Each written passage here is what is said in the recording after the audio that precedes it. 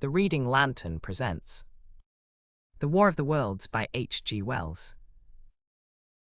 Book 1, The Coming of the Martians, the Eve of the War.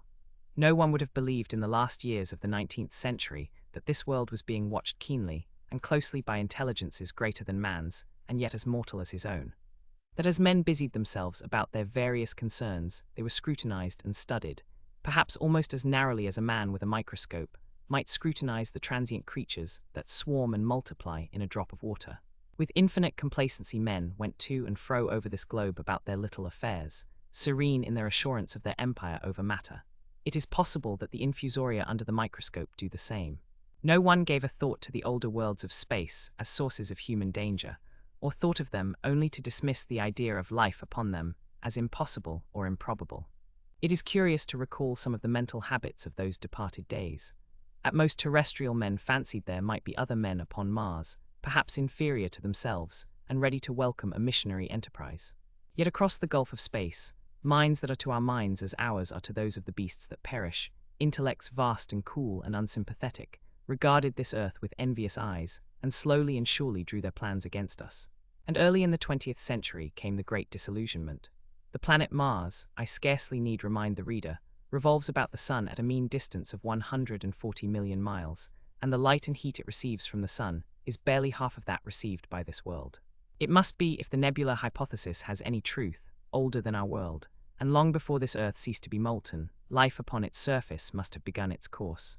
The fact that it is scarcely 1/7 of the volume of the Earth must have accelerated its cooling to the temperature at which life could begin.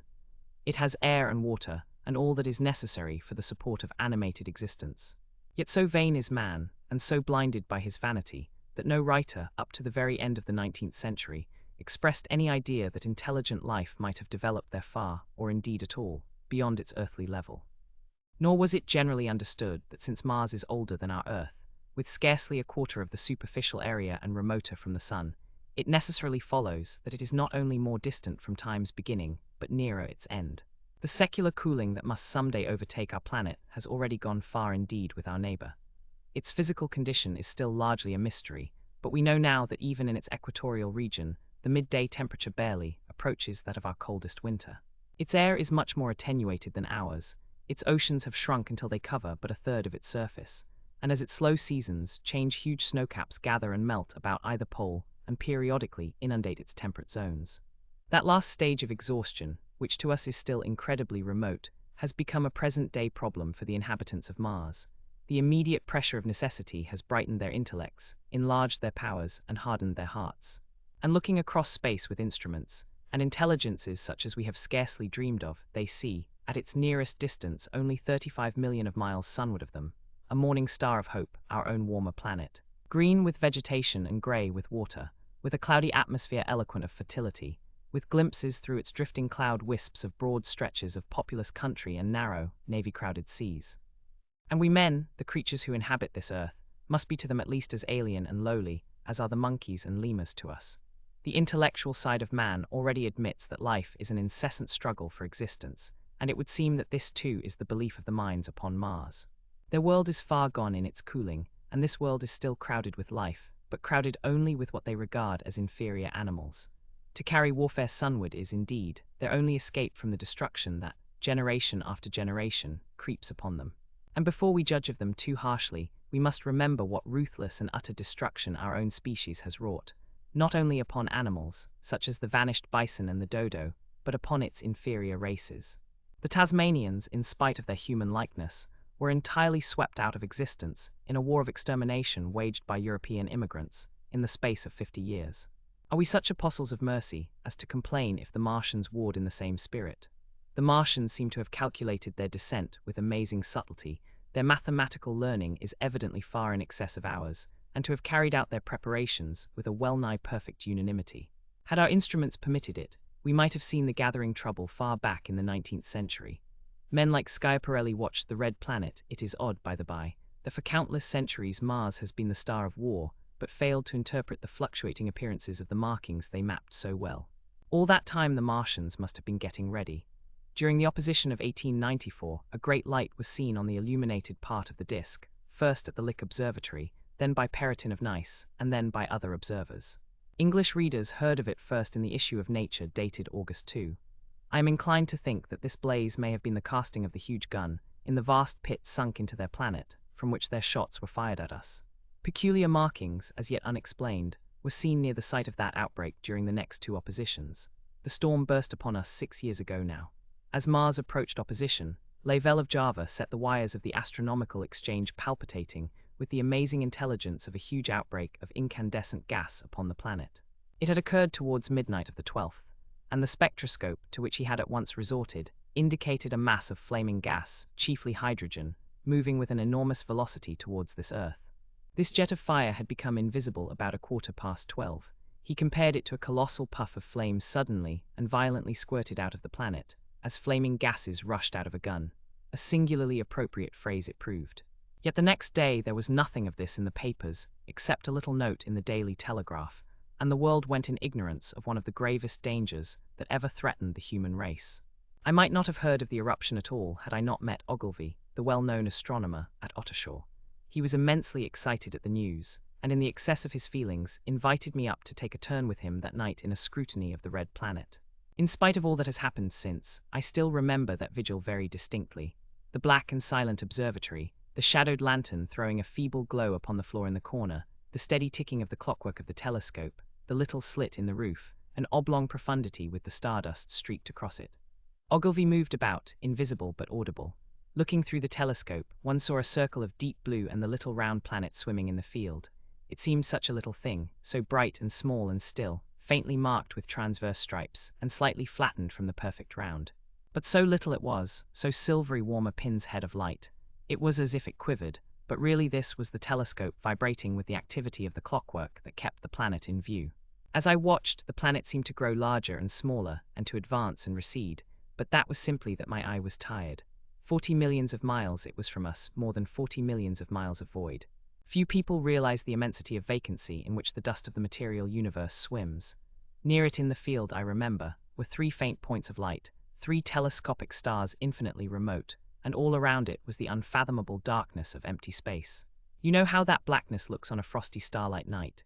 In a telescope it seems far profounder, and invisible to me because it was so remote and small, flying swiftly and steadily towards me across that incredible distance, drawing nearer every minute by so many thousands of miles, came the thing they were sending us, the thing that was to bring so much struggle and calamity and death to the Earth. I never dreamed of it then as I watched. No one on Earth dreamed of that unerring missile. That night, too, there was another jetting out of gas from the distant planet. I saw it. A reddish flash at the edge, the slightest projection of the outline just as the chronometer struck midnight, and at that I told Ogilvy and he took my place. The night was warm and I was thirsty, and I went stretching my legs clumsily and feeling my way in the darkness, to the little table where the siphon stood, while Ogilvy exclaimed at the streamer of gas that came out towards us. That night another invisible missile started on its way to the Earth from Mars, just a second or so under 24 hours after the first one. I remember how I sat on the table there in the blackness, with patches of green and crimson swimming before my eyes. I wished I had a light to smoke by, little suspecting the meaning of the minute gleam I had seen and all that it would presently bring me.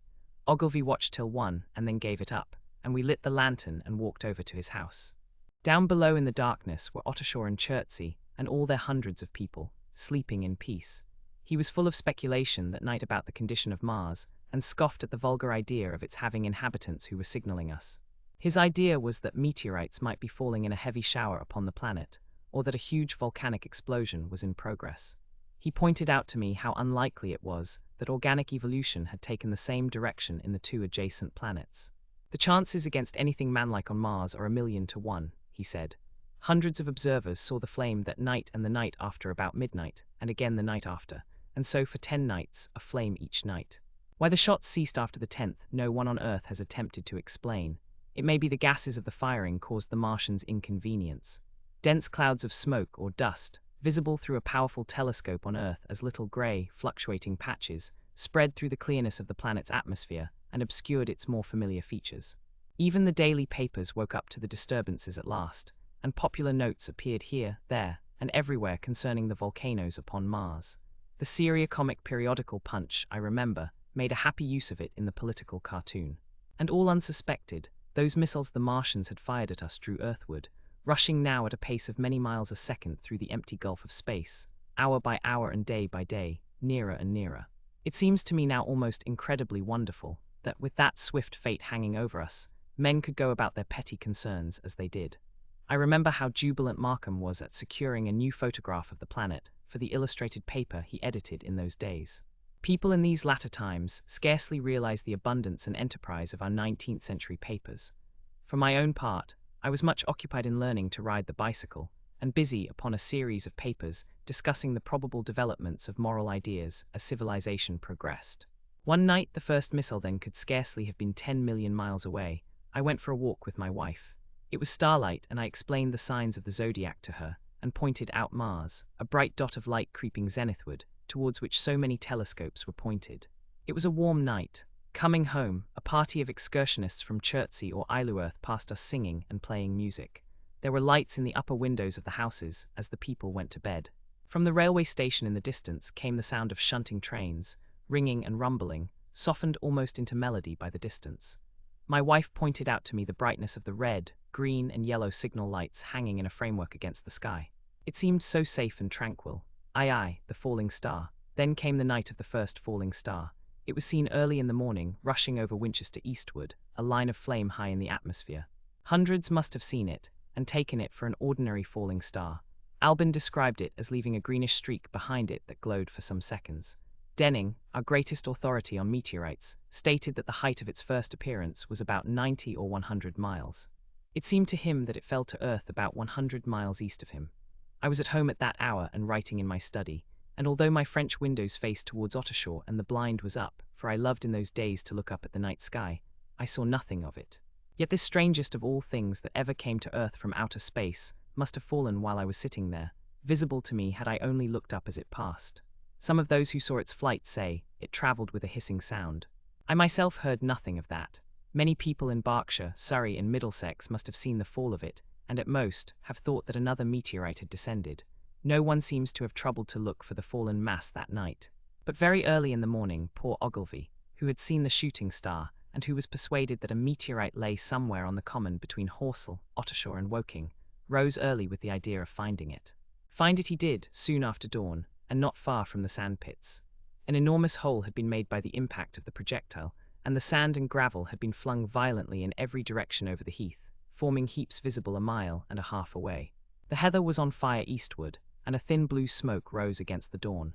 The thing itself lay almost entirely buried in sand, amidst the scattered splinters of a fir tree it had shivered to fragments in its descent. The uncovered part had the appearance of a huge cylinder, caked over and its outline softened by a thick scaly dung-coloured incrustation. It had a diameter of about 30 yards. He approached the mass, surprised at the size and more so at the shape, since most meteorites are rounded more or less completely. It was, however, still so hot from its flight through the air as to forbid his near approach. A stirring noise within its cylinder he ascribed to the unequal cooling of its surface, for at that time it had not occurred to him that it might be hollow. He remained standing at the edge of the pit that the thing had made for itself, staring at its strange appearance, astonished chiefly at its unusual shape and colour, and dimly perceiving even then some evidence of design in its arrival. The early morning was wonderfully still, and the sun, just clearing the pine trees towards Weybridge, was already warm. He did not remember hearing any birds that morning, there was certainly no breeze stirring, and the only sounds were the faint movements from within the cindery cylinder. He was all alone on the common. Then suddenly he noticed with a start that some of the grey clinker, the ashy incrustation that covered the meteorite, was falling off the circular edge of the end. It was dropping off in flakes and raining down upon the sand. A large piece suddenly came off and fell with a sharp noise that brought his heart into his mouth. For a minute he scarcely realized what this meant, and, although the heat was excessive, he clambered down into the pit close to the bulk to see the thing more clearly. He fancied even then that the cooling of the body might account for this, but what disturbed that idea was the fact that the ash was falling only from the end of the cylinder. And then he perceived that, very slowly, the circular top of the cylinder was rotating on its body.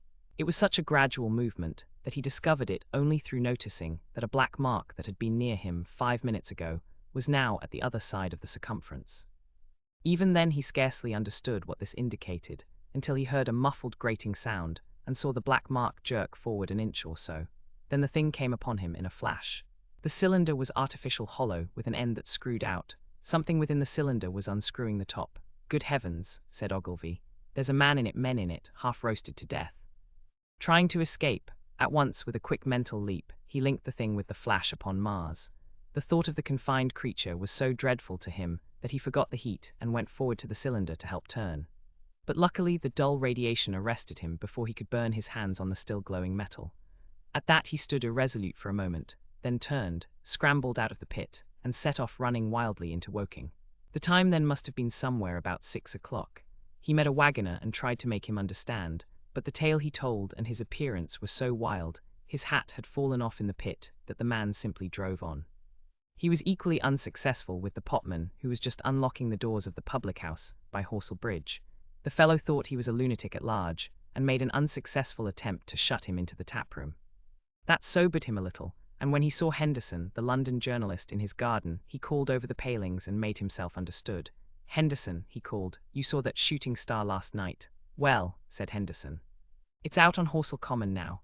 "Good Lord," said Henderson. "Fallen meteorite, that's good. But it's something more than a meteorite. It's a cylinder, an artificial cylinder, man. And there's something inside." Henderson stood up with his spade in his hand. "What's that?" he said. He was deaf in one ear. Ogilvy told him all that he had seen. Henderson was a minute or so taking it in. Then he dropped his spade, snatched up his jacket, and came out into the road. The two men hurried back at once to the common, and found the cylinder still lying in the same position. But now the sounds inside had ceased, and a thin circle of bright metal showed between the top and the body of the cylinder. Air was either entering or escaping at the rim with a thin, sizzling sound. They listened, rapped on the scaly burnt metal with a stick, and meeting with no response, they both concluded the man or men inside must be insensible or dead. Of course the two were quite unable to do anything. They shouted consolation and promises, and went off back to the town again to get help. One can imagine them, covered with sand, excited and disordered, running up the little street in the bright sunlight, just as the shop folks were taking down their shutters, and people were opening their bedroom windows. Henderson went into the railway station at once, in order to telegraph the news to London. The newspaper articles had prepared men's minds for the reception of the idea. By 8 o'clock, a number of boys and unemployed men had already started for the common to see the dead men from Mars. That was the form the story took. I heard of it first from my newspaper boy about 8:45, when I went out to get my daily chronicle. I was naturally startled, and lost no time in going out and across the Ottershaw Bridge to the sandpits. Onhorsell Common. I found a little crowd of perhaps 20 people surrounding the huge hole in which the cylinder lay. I have already described the appearance of that colossal bulk, embedded in the ground. The turf and gravel about it seemed charred as if by a sudden explosion. No doubt its impact had caused a flash of fire. Henderson and Ogilvy were not there. I think they perceived that nothing was to be done for the present, and had gone away to breakfast at Henderson's house. There were 4 or 5 boys sitting on the edge of the pit, with their feet dangling, and amusing themselves until I stopped them by throwing stones at the giant mass. After I had spoken to them about it, they began playing at touch in and out of the group of bystanders. Among these were a couple of cyclists, a jobbing gardener I employed sometimes, a girl carrying a baby, Greg the butcher and his little boy, and 2 or 3 loafers and golf caddies who were accustomed to hang about the railway station. There was very little talking. Few of the common people in England had anything but the vaguest astronomical ideas in those days. Most of them were staring quietly at the big table-like end of the cylinder, which was still as Ogilvy and Henderson had left it. I fancy the popular expectation of a heap of charred corpses was disappointed at this inanimate bulk. Some went away while I was there, and other people came. I clambered into the pit, and fancied I heard a faint movement under my feet. The top had certainly ceased to rotate. It was only when I got thus close to it that the strangeness of this object was at all evident to me. At the first glance, it was really no more exciting than an overturned carriage or a tree blown across the road. Not so much so, indeed. It looked like a rusty gas float. It required a certain amount of scientific education to perceive that the grey scale of the thing was no common oxide, that the yellowish-white metal that gleamed in the crack between the lid and the cylinder had an unfamiliar hue. Extraterrestrial had no meaning for most of the onlookers. At that time it was quite clear in my own mind that the thing had come from the planet Mars, but I judged it improbable that it contained any living creature. I thought the unscrewing might be automatic. In spite of Ogilvy, I still believed that there were men in Mars. My mind ran fancifully on the possibilities of its containing manuscript, on the difficulties in translation that might arise, whether we should find coins and models in it, and so forth. Yet it was a little too large for assurance on this idea. I felt an impatience to see it opened. About 11, as nothing seemed happening, I walked back, full of such thought, to my home in Maybury. but I found it difficult to get to work upon my abstract investigations. In the afternoon, the appearance of the common had altered very much. The early editions of the evening papers had startled London with enormous headlines. A message received from Mars, remarkable story from Woking, and so forth. In addition, Ogilvy's wire to the Astronomical Exchange had roused every observatory in the three kingdoms. There were half a dozen flies or more from the Woking station standing in the road by the sandpits, a basket chaise from Chobham, and a rather lordly carriage. Besides that, there was quite a heap of bicycles. In addition, a large number of people must have walked, in spite of the heat of the day, from Woking and Chertsey, so that there was altogether quite a considerable crowd, one or two gaily dressed ladies among the others. It was glaringly hot, not a cloud in the sky nor a breath of wind, and the only shadow was that of the few scattered pine trees. The burning heather had been extinguished, but the level ground towards Ottershaw was blackened as far as one could see, and still giving off vertical streamers of smoke. An enterprising sweetstuff dealer in the Chobham Road had sent up his son with a barrowload of green apples and ginger beer. Going to the edge of the pit, I found it occupied by a group of about half a dozen men: Henderson, Ogilvy, and a tall, fair-haired man that I afterwards learned was Stent, the astronomer royal, with several workmen wielding spades and pickaxes. Stent was giving directions in a clear, high-pitched voice. He was standing on the cylinder, which was now evidently much cooler. His face was crimson and streaming with perspiration, and something seemed to have irritated him. A large portion of the cylinder had been uncovered, though its lower end was still embedded. As soon as Ogilvy saw me among the staring crowd on the edge of the pit, he called to me to come down, and asked me if I would mind going over to see Lord Hilton, the lord of the manor. The growing crowd, he said, was becoming a serious impediment to their excavations, especially the boys. They wanted a light railing put up, and help to keep the people back. He told me that a faint stirring was occasionally still audible within the case, but that the workmen had failed to unscrew the top, as it afforded no grip to them. The case appeared to be enormously thick, and it was possible that the faint sounds we heard represented a noisy tumult in the interior. I was very glad to do as he asked, and so become one of the privileged spectators within the contemplated enclosure.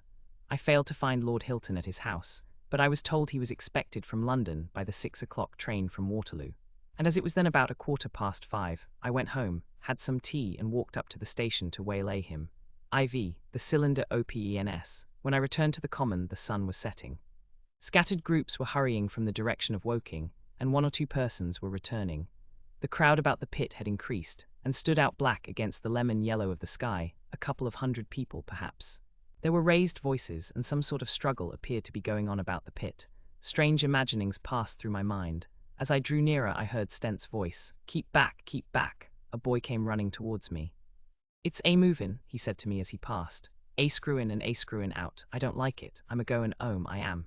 I went on to the crowd. There were really, I should think, 200 or 300 people elbowing and jostling one another, the one or two ladies there being by no means the least active. "He's fallen in the pit," cried someone. "Keep back," said several. The crowd swayed a little, and I elbowed my way through. Everyone seemed greatly excited. I heard a peculiar humming sound from the pit. "I say," said Ogilvy, "help keep these idiots back. We don't know what's in the confounded thing, you know." I saw a young man, a shop assistant in Woking I believe he was, standing on the cylinder and trying to scramble out of the hole again. The crowd had pushed him in. The end of the cylinder was being screwed out from within. Nearly 2 feet of shining screw projected. Somebody blundered against me, and I narrowly missed being pitched onto the top of the screw. I turned, and as I did so the screw must have come out, for the lid of the cylinder fell upon the gravel with a ringing concussion. I stuck my elbow into the person behind me, and turned my head towards the thing again. For a moment that circular cavity seemed perfectly black. I had the sunset in my eyes. I think everyone expected to see a man emerge, possibly something a little unlike us terrestrial men, but in all essentials a man. I know I did. But looking, I presently saw something stirring within the shadow, greyish billowy movements, one above another, and then 2 luminous discs like eyes. Then something resembling a little grey snake, about the thickness of a walking stick, coiled up out of the writhing middle, and wriggled in the air towards me, and then another. A sudden chill came over me. There was a loud shriek from a woman behind. I half turned, keeping my eyes fixed upon the cylinder still, from which other tentacles were now projecting, and began pushing my way back from the edge of the pit. I saw astonishment giving place to horror on the faces of the people about me. I heard inarticulate exclamations on all sides. There was a general movement backwards. I saw the shopman struggling still on the edge of the pit. I found myself alone, and saw the people on the other side of the pit running off, Stent among them. I looked again at the cylinder, and ungovernable terror gripped me. I stood petrified and staring. A big greyish rounded bulk, the size, perhaps, of a bear, was rising slowly and painfully out of the cylinder. As it bulged up and caught the light, it glistened like wet leather. Two large dark-colored eyes were regarding me steadfastly. The mass that framed them, the head of the thing, was rounded and had, one might say, a face. There was a mouth under the eyes, the lipless brim of which quivered and panted and dropped saliva. The whole creature heaved and pulsated convulsively. A lank tentacular appendage gripped the edge of the cylinder, another swayed in the air. Those who have never seen a living Martian can scarcely imagine the strange horror of its appearance.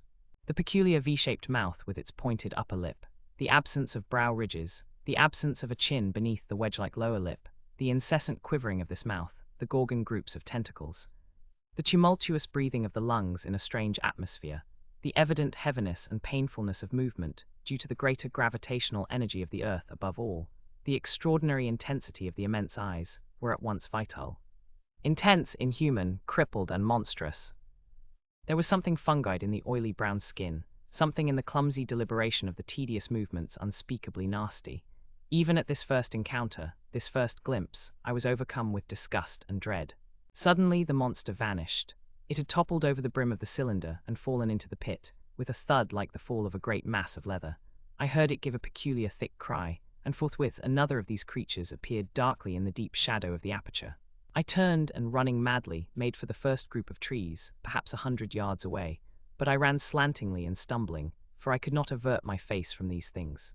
There, among some young pine trees and furze bushes, I stopped, panting, and waited further developments. The common round the sand pits was dotted with people, standing like myself in a half-fascinated terror, staring at these creatures, or rather at the heaped gravel at the edge of the pit in which they lay. And then, with a renewed horror, I saw a round, black object bobbing up and down on the edge of the pit. It was the head of the shopman who had fallen in, but showing as a little black object against the hot western sun. Now he got his shoulder and knee up, and again he seemed to slip back until only his head was visible. Suddenly he vanished, and I could have fancied a faint shriek had reached me. I had a momentary impulse to go back and help him that my fears overruled. Everything was then quite invisible, hidden by the deep pit and the heap of sand that the fall of the cylinder had made.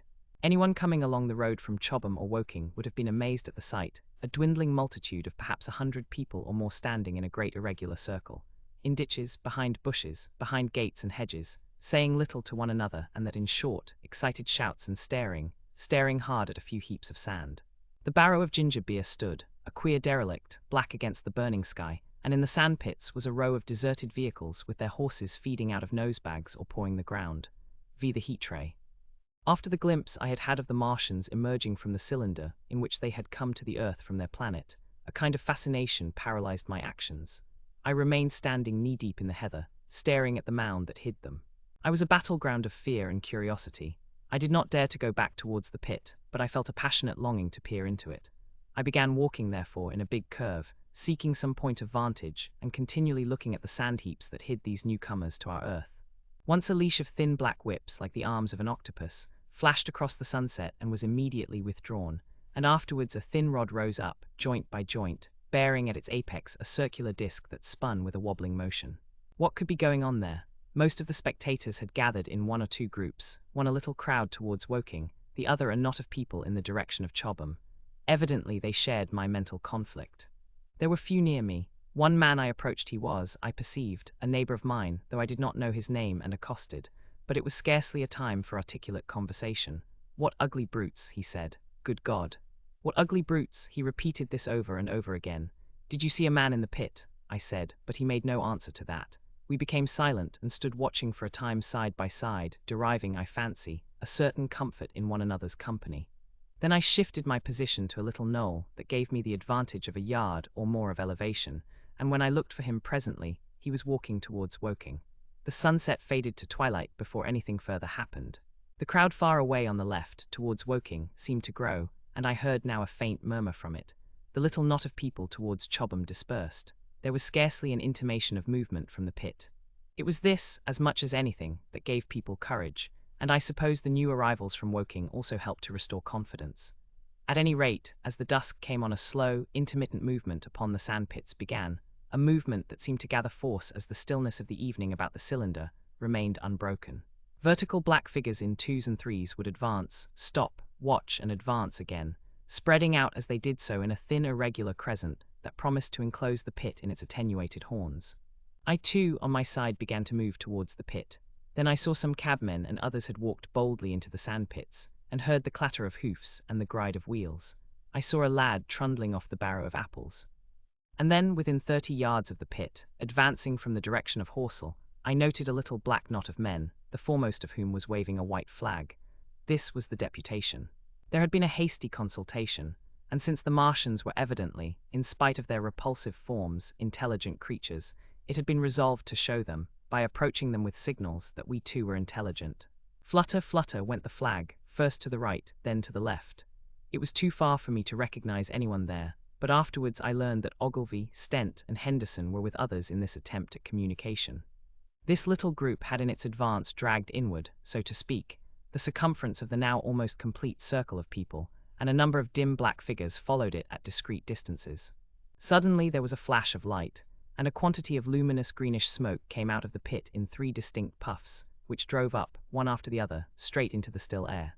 This smoke, or flame perhaps would be the better word for it, was so bright that the deep blue sky overhead and the hazy stretches of brown common towards Chertsey, set with black pine trees, seemed to darken abruptly as these puffs arose, and to remain the darker after their dispersal. At the same time, a faint hissing sound became audible. Beyond the pit stood the little wedge of people with the white flag at its apex, arrested by these phenomena, a little knot of small vertical black shapes upon the black ground. As the green smoke arose, their faces flashed out pallid green, and faded again as it vanished. Then slowly the hissing passed into a humming, into a long, loud, droning noise. Slowly a humped shape rose out of the pit, and the ghost of a beam of light seemed to flicker out from it. Forthwith flashes of actual flame, a bright glare leaping from one to another, sprang from the scattered group of men. It was as if some invisible jet impinged upon them and flashed into white flame. It was as if each man were suddenly and momentarily turned to fire. Then, by the light of their own destruction, I saw them staggering and falling, and their supporters turning to run. I stood staring, not as yet realizing that this was death leaping from man to man in that little distant crowd. All I felt was that it was something very strange, an almost noiseless and blinding flash of light, and a man fell headlong and lay still.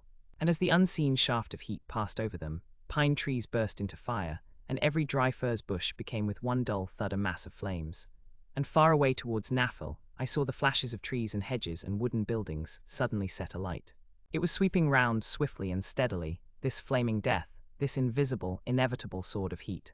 I perceived it coming towards me by the flashing bushes it touched, and was too astounded and stupefied to stir. I heard the crackle of fire in the sandpits, and the sudden squeal of a horse that was as suddenly stilled. Then it was as if an invisible yet intensely heated finger were drawn through the heather between me and the Martians, and all along a curving line beyond the sandpits, the dark ground smoked and crackled. Something fell with a crash far away to the left where the road from Woking Station opens out on the common. Forth, with the hissing and humming ceased, and the black, dome-like object sank slowly out of sight into the pit. All this had happened with such swiftness that I had stood motionless, dumbfounded and dazzled by the flashes of light. Had that death swept through a full circle, it must inevitably have slain me in my surprise. But it passed and spared me, and left the night about me suddenly dark and unfamiliar. The undulating common seemed now dark almost to blackness, except where its roadways lay grey and pale under the deep blue sky of the early night. It was dark and suddenly void of men. Overhead the stars were mustering, and in the west the sky was still a pale, bright, almost greenish blue. The tops of the pine trees and the roofs of Horsell came out sharp and black against the western afterglow. The Martians and their appliances were altogether invisible, save for that thin mast upon which their restless mirror wobbled.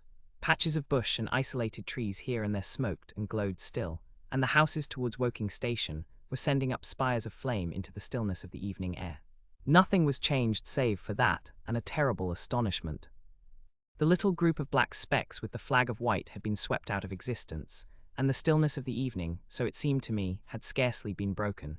It came to me that I was upon this dark common, helpless, unprotected, and alone. Suddenly, like a thing falling upon me from without, came fear. With an effort I turned and began a stumbling run through the heather. The fear I felt was no rational fear, but a panic terror not only of the Martians, but of the dusk and stillness all about me.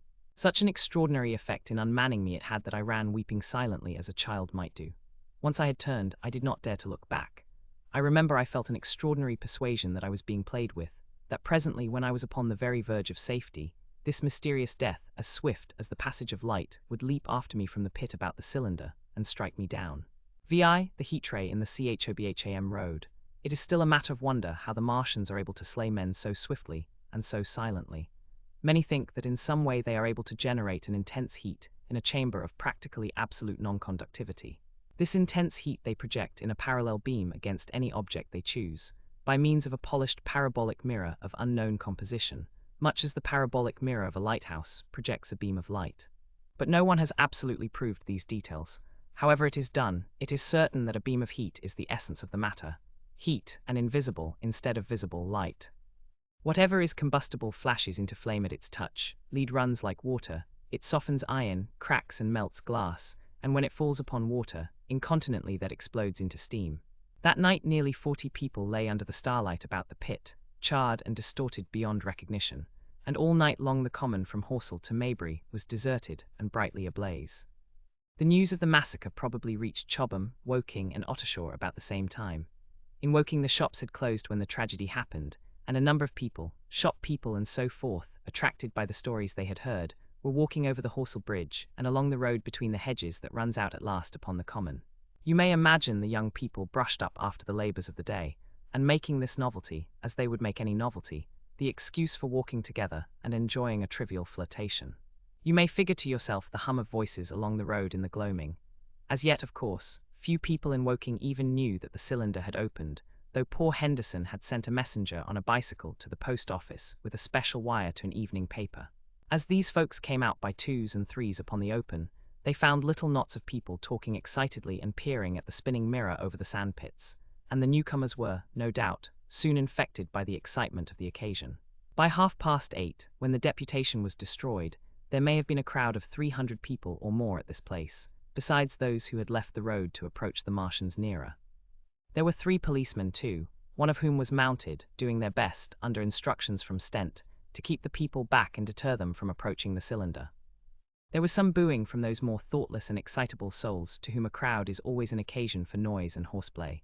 Stent and Ogilvy, anticipating some possibilities of a collision, had telegraphed from Horsell to the barracks as soon as the Martians emerged, for the help of a company of soldiers to protect these strange creatures from violence. After that they returned to lead that ill-fated advance. The description of their death, as it was seen by the crowd, tallies very closely with my own impressions, the 3 puffs of green smoke, the deep humming note, and the flashes of flame. But that crowd of people had a far narrower escape than mine. Only the fact that a hummock of heathery sand intercepted the lower part of the heat ray saved them. Had the elevation of the parabolic mirror been a few yards higher, none could have lived to tell the tale. They saw the flashes and the men falling, and an invisible hand, as it were, lit the bushes as it hurried towards them through the twilight. Then, with a whistling note that rose above the droning of the pit, the beam swung close over their heads, lighting the tops of the beech trees that line the road, and splitting the bricks, smashing the windows, firing the window frames, and bringing down in crumbling ruin a portion of the gable of the house nearest the corner. In the sudden thud, hiss, and glare of the igniting trees, the panic-stricken crowd seems to have swayed hesitatingly for some moments. Sparks and burning twigs began to fall into the road, and single leaves like puffs of flame. Hats and dresses caught fire. Then came a crying from the common. There were shrieks and shouts, and suddenly a mounted policeman came galloping through the confusion with his hands clasped over his head, screaming. "They're coming!" a woman shrieked, and incontinently everyone was turning and pushing at those behind, in order to clear their way to Woking again. They must have bolted as blindly as a flock of sheep. Where the road grows narrow and black between the high banks the crowd jammed, and a desperate struggle occurred. All that crowd did not escape. 3 persons at least, 2 women and a little boy, were crushed and trampled there, and left to die amid the terror and the darkness. VII, how I reached home.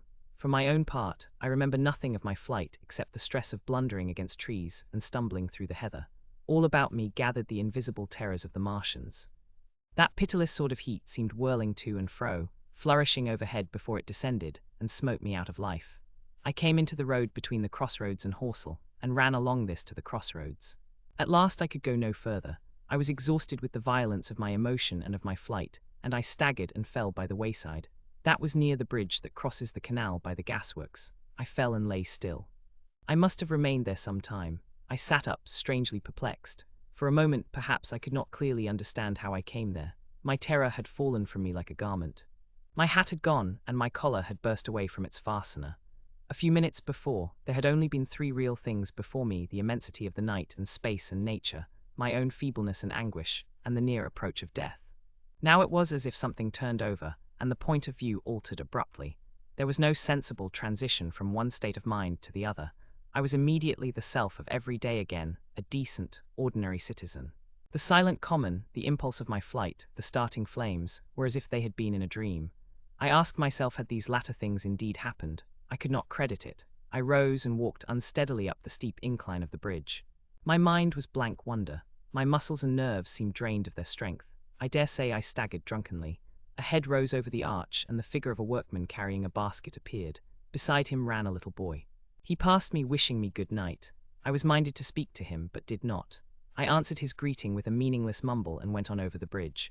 Over the Maybury Archer train, a billowing tumult of white, firelit smoke and a long caterpillar of lighted windows went flying south, clatter, clatter, clap, rap, and it had gone. A dim group of people talked in the gate of one of the houses in the pretty little row of gables that was called Oriental Terrace. It was all so real and so familiar. And that behind me, it was frantic, fantastic. Such things, I told myself, could not be. Perhaps I am a man of exceptional moods. I do not know how far my experience is common. At times I suffer from the strangest sense of detachment from myself and the world about me. I seem to watch it all from the outside, from somewhere inconceivably remote, out of time, out of space, out of the stress and tragedy of it all. This feeling was very strong upon me that night. Here was another side to my dream. But the trouble was the blank incongruity of this serenity and the swift death flying yonder, not 2 miles away. There was a noise of business from the gasworks, and the electric lamps were all alight. I stopped at the group of people. "What news from the common?" said I. There were 2 men and a woman at the gate. "Eh," said one of the men, turning. "What news from the common?" I said. "Ain't you just been there?" asked the men. "People seem fair silly about the common," said the woman over the gate. "What's it all about? Haven't you heard of the men from Mars?" said I. "The creatures from Mars? Quite enough," said the woman over the gate. "Thanks." And all 3 of them laughed. I felt foolish and angry. I tried and found I could not tell them what I had seen. They laughed again at my broken sentences. "You'll hear more yet," I said, and went on to my home. I startled my wife at the doorway. So haggard was I went into the dining room, sat down, drank some wine, and so soon as I could collect myself sufficiently, I told her the things I had seen.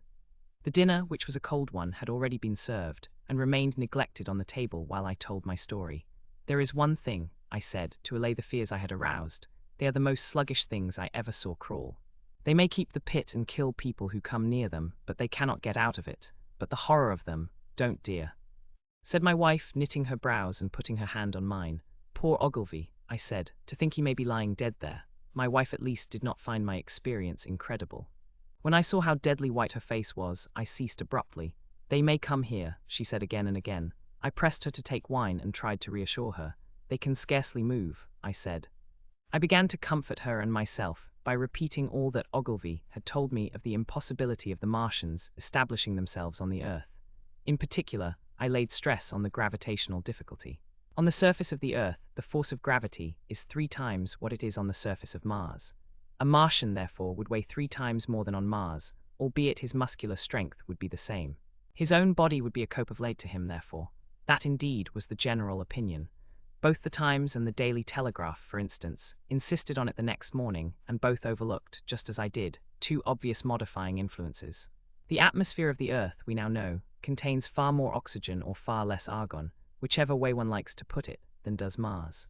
The invigorating influences of this excess of oxygen upon the Martians indisputably did much to counterbalance the increased weight of their bodies.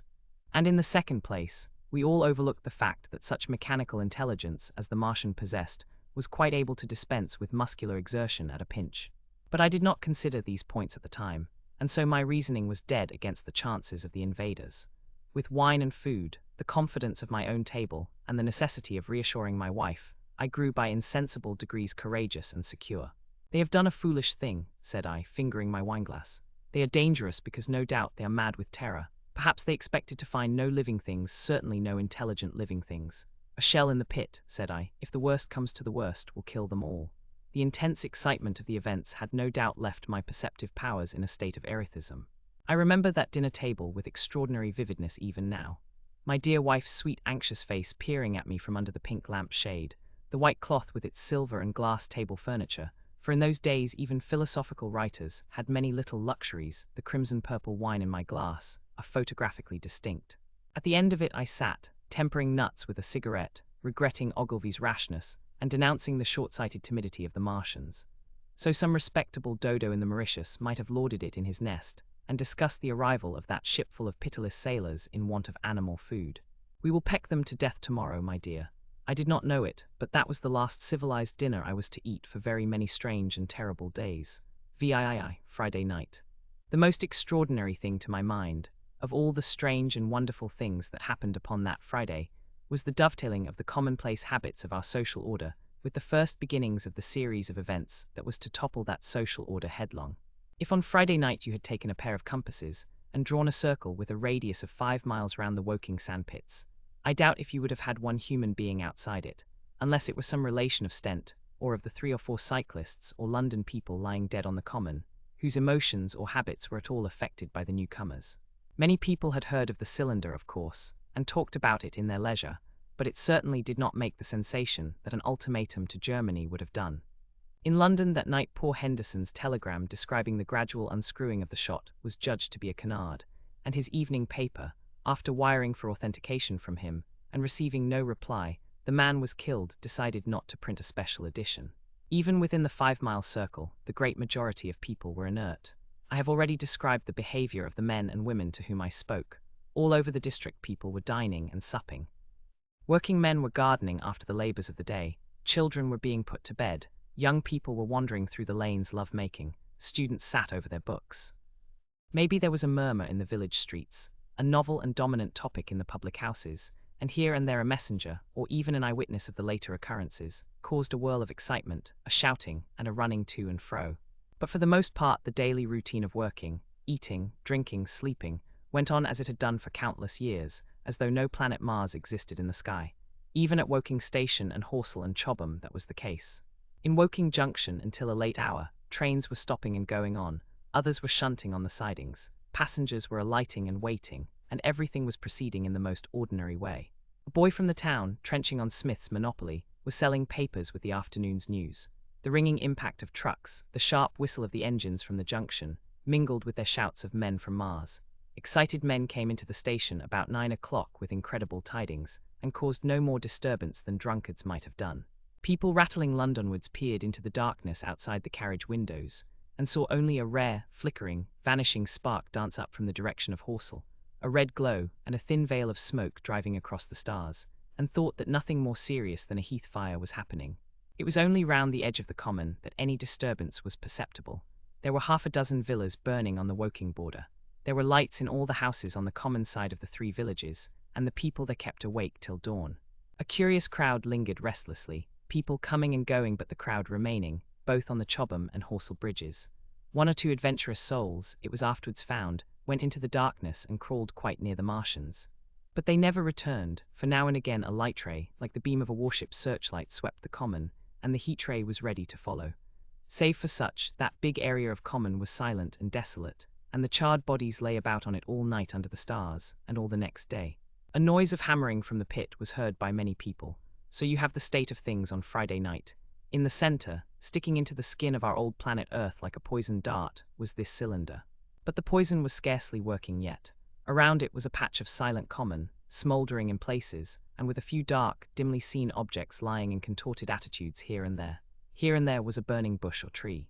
Beyond was a fringe of excitement, and farther than that fringe, the inflammation had not crept as yet.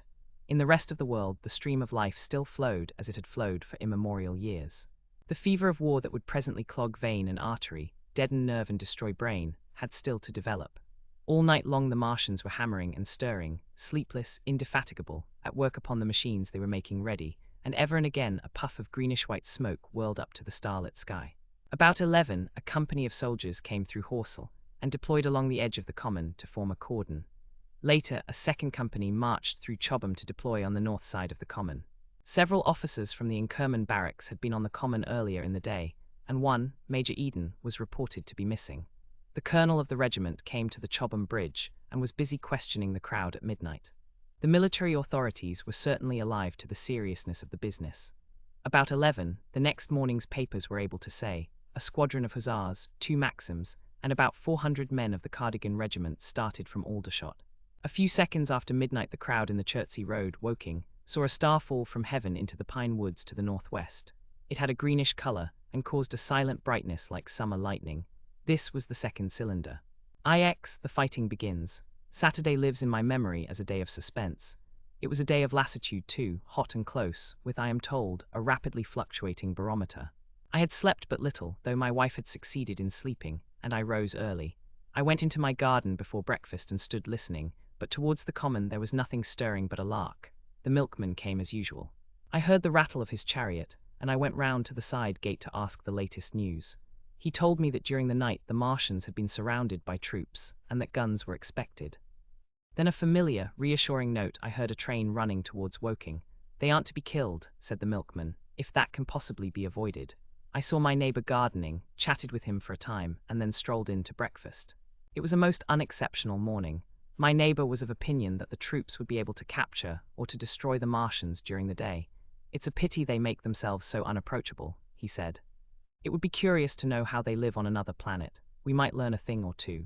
He came up to the fence and extended a handful of strawberries, for his gardening was as generous as it was enthusiastic.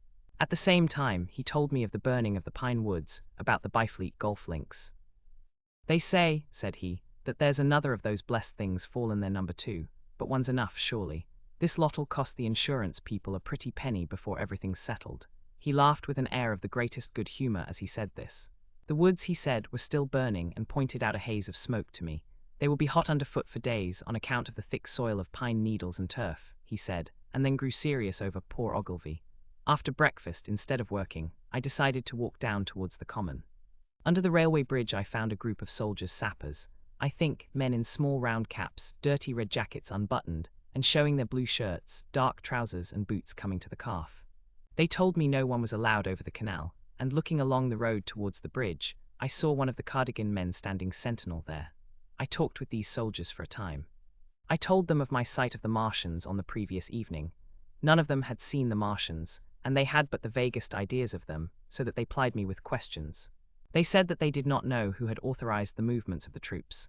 Their idea was that a dispute had arisen at the Horse Guards. The ordinary sapper is a great deal better educated than the common soldier, and they discussed the peculiar conditions of the possible fight with some acuteness. I described the heat ray to them, and they began to argue among themselves. Crawl up under cover and rush 'em, say I, said one. Get art, said another. What's cover against this air eat, sticks to cook yer. What we got to do is to go as near as the ground'll let us, and then drive a trench. Blow your trenches, you always want trenches, you ought to ha' been born a rabbit snippy. Ain't they got any necks then, said a third, abruptly, a little, contemplative, dark man, smoking a pipe. I repeated my description. Octopuses, said he, that's what I calls 'em. Talk about fishers of men, fighters of fish it is this time. It ain't no murder-killing beasts like that, said the first speaker. Why not shell the darn things straight off and finish 'em, said the little dark man. You can't tell what they might do. Where's your shells, said the first speaker. There ain't no time. Do it in a rush, that's my tip, and do it at once. So they discussed it. After a while I left them, and went on to the railway station to get as many morning papers as I could. But I will not weary the reader with a description of that long morning, and of the longer afternoon. I did not succeed in getting a glimpse of the common, for even Horsell and Chobham church towers were in the hands of the military authorities. The soldiers I addressed didn't know anything. The officers were mysterious as well as busy. I found people in the town quite secure again in the presence of the military, and I heard for the first time from Marshall, the tobacconist, that his son was among the dead on the common. The soldiers had made the people on the outskirts of Horsell lock up and leave their houses. I got back to lunch about 2, very tired for, as I have said, the day was extremely hot and dull. And in order to refresh myself, I took a cold bath in the afternoon. About 4:30 I went up to the railway station to get an evening paper, for the morning papers had contained only a very inaccurate description of the killing of Stent, Henderson, Ogilvy, and the others. But there was little I didn't know. The Martians did not show an inch of themselves. They seemed busy in their pit, and there was a sound of hammering and an almost continuous streamer of smoke. Apparently they were busy getting ready for a struggle. Fresh attempts have been made to signal, but without success, was the stereotyped formula of the papers. A sapper told me it was done by a man in a ditch with a flag on a long pole. The Martians took as much notice of such advances as we should of the lowing of a cow. I must confess the sight of all this armament, all this preparation, greatly excited me. My imagination became belligerent, and defeated the invaders in a dozen striking ways. Something of my schoolboy dreams of battle and heroism came back. it hardly seemed a fair fight to me at that time. They seemed very helpless in that pit of theirs. About 3 o'clock, there began the thud of a gun at measured intervals from Chertsey or Addlestone. I learned that the smouldering pine wood into which the second cylinder had fallen was being shelled, in the hope of destroying that object before it opened. It was only about 5, however, that a field gun reached Chobham for use against the first body of Martians. About 6 in the evening, as I sat at tea with my wife in the summer house talking vigorously about the battle that was lowering upon us, I heard a muffled detonation from the common, and immediately after a gust of firing. Close on the heels of that came a violent rattling crash, quite close to us, that shook the ground, and starting out upon the lawn, I saw the tops of the trees about the Oriental College burst into smoky red flame, and the tower of the little church beside it slide down into ruin. The pinnacle of the mosque had vanished, and the roof line of the college itself looked as if a 100-ton gun had been at work upon it. One of our chimneys cracked as if a shot had hit it, flew, and a piece of it came clattering down the tiles and made a heap of broken red fragments upon the flower bed by my study window. I and my wife stood amazed. Then I realized that the crest of Maybury Hill must be within range of the Martian's heat ray now that the college was cleared out of the way. At that I gripped my wife's arm, and without ceremony ran her out into the road. Then I fetched out the servant, telling her I would go upstairs myself for the box she was clamoring for. "We can't possibly stay here," I said. And as I spoke the firing reopened for a moment upon the common. "But where are we to go?" said my wife in terror. I thought, perplexed. Then I remembered her cousins at Leatherhead. "Leatherhead," I shouted above the sudden noise. She looked away from me downhill. The people were coming out of their houses, astonished. "How are we to get to Leatherhead?" she said. Down the hill I saw a bevy of hussars ride under the railway bridge. 3 galloped through the open gates of the Oriental College, 2 others dismounted, and began running from house to house. The sun, shining through the smoke that drove up from the tops of the trees, seemed blood-red, and threw an unfamiliar lurid light upon everything. "Stop here," said I. "You are safe here." And I started off at once for the Spotted Dog, for I knew the landlord had a horse and dog cart. I ran, for I perceived that in a moment everyone upon this side of the hill would be moving. I found him in his bar, quite unaware of what was going on behind his house. A man stood with his back to me talking to him. "I must have £1," said the landlord, "and I've no one to drive it." "I'll give you 2, said I, over the stranger's shoulder. "What for? And I'll bring it back by midnight," I said. "Lord," said the landlord, "what's the hurry? I'm selling my bit of a pig. £2 and you bring it back. What's going on now?" I explained hastily that I had to leave my home, and so secured the dog cart. At the time it did not seem to me nearly so urgent that the landlord should leave his.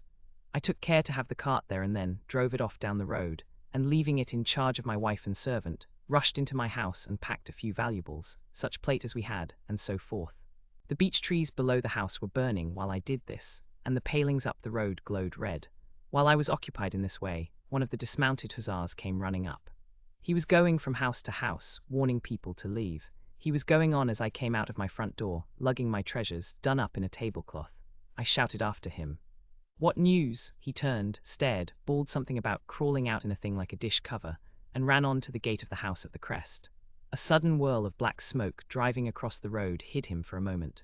I ran to my neighbour's door and rapped to satisfy myself of what I already knew, that his wife had gone to London with him and had locked up their house.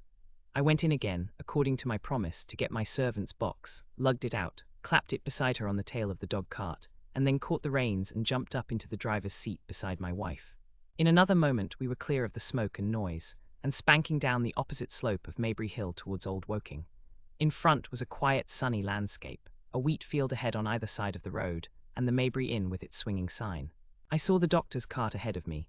At the bottom of the hill, I turned my head to look at the hillside I was leaving. Thick streamers of black smoke shot with threads of red fire were driving up into the still air, and throwing dark shadows upon the green treetops eastward. The smoke already extended far away to the east and west, to the Byfleet pine woods eastward, and to Woking on the west. The road was dotted with people running towards us. And very faint now, but very distinct through the hot, quiet air, one heard the whir of a machine gun that was presently stilled, and an intermittent cracking of rifles. Apparently the Martians were setting fire to everything within range of their heat ray. I am not an expert driver, and I had immediately to turn my attention to the horse. When I looked back again, the second hill had hidden the black smoke. I slashed the horse with the whip, and gave him a loose rein until Woking and Send lay between us and that quivering tumult. I overtook and passed the doctor between Woking and Send. X in the storm. Leatherhead is about 12 miles from Maybury Hill. The scent of hay was in the air through the lush meadows beyond Pufford, and the hedges on either side were sweet and gay with multitudes of dog roses. The heavy firing that had broken out while we were driving down Maybury Hill ceased as abruptly as it began, leaving the evening very peaceful and still. We got to Leatherhead without misadventure about 9 o'clock, and the horse had an hour's rest while I took supper with my cousins and commended my wife to their care. My wife was curiously silent throughout the drive and seemed oppressed with forebodings of evil. I talked to her reassuringly, pointing out that the Martians were tied to the pit by sheer heaviness, and at the utmost could but crawl a little out of it. But she answered only in monosyllables. Had it not been for my promise to the innkeeper, she would, I think, have urged me to stay in Leatherhead that night. Would that I had. Her face, I remember, was very white as we parted. For my own part, I had been feverishly excited all day. Something very like the war fever that occasionally runs through a civilized community had got into my blood, and in my heart I was not so very sorry that I had to return to Maybury that night. I was even afraid that that last fusillade I had heard might mean the extermination of our invaders from Mars. I can best express my state of mind by saying that I wanted to be in at the death. It was nearly 11 when I started to return. The night was unexpectedly dark. To me, walking out of the lighted passage of my cousin's house, it seemed indeed black, and it was as hot and close as the day. Overhead the clouds were driving fast, albeit not a breath stirred the shrubs about us. My cousin's man lit both lamps. Happily, I knew the road intimately. My wife stood in the light of the doorway and watched me until I jumped up into the dog cart. Then abruptly she turned and went in, leaving my cousins side by side wishing me good hap. I was a little depressed at first with the contagion of my wife's fears, but very soon my thoughts reverted to the Martians.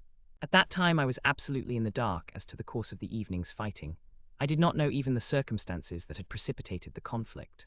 As I came through Ockham, for that was the way I returned, and not through Send and Old Woking, I saw along the western horizon a blood-red glow, which as I drew nearer, crept slowly up the sky. The driving clouds of the gathering thunderstorm mingled there with masses of black and red smoke. Ripley Street was deserted, and except for a lighted window or so, the village showed not a sign of life. But I narrowly escaped an accident at the corner of the road to Pufford, where a knot of people stood with their backs to me. They said nothing to me as I passed. I do not know what they knew of the things happening beyond the hill, nor do I know if the silent houses I passed on my way were sleeping securely, or deserted and empty, or harassed and watching against the terror of the night. From Ripley until I came through Pufford I was in the valley of the Wey, and the red glare was hidden from me. As I ascended the little hill beyond Pufford Church the glare came into view again, and the trees about me shivered with the first intimation of the storm that was upon me. Then I heard midnight pealing out from Pufford Church behind me, and then came the silhouette of Maybury Hill, with its treetops and roofs black and sharp against the red.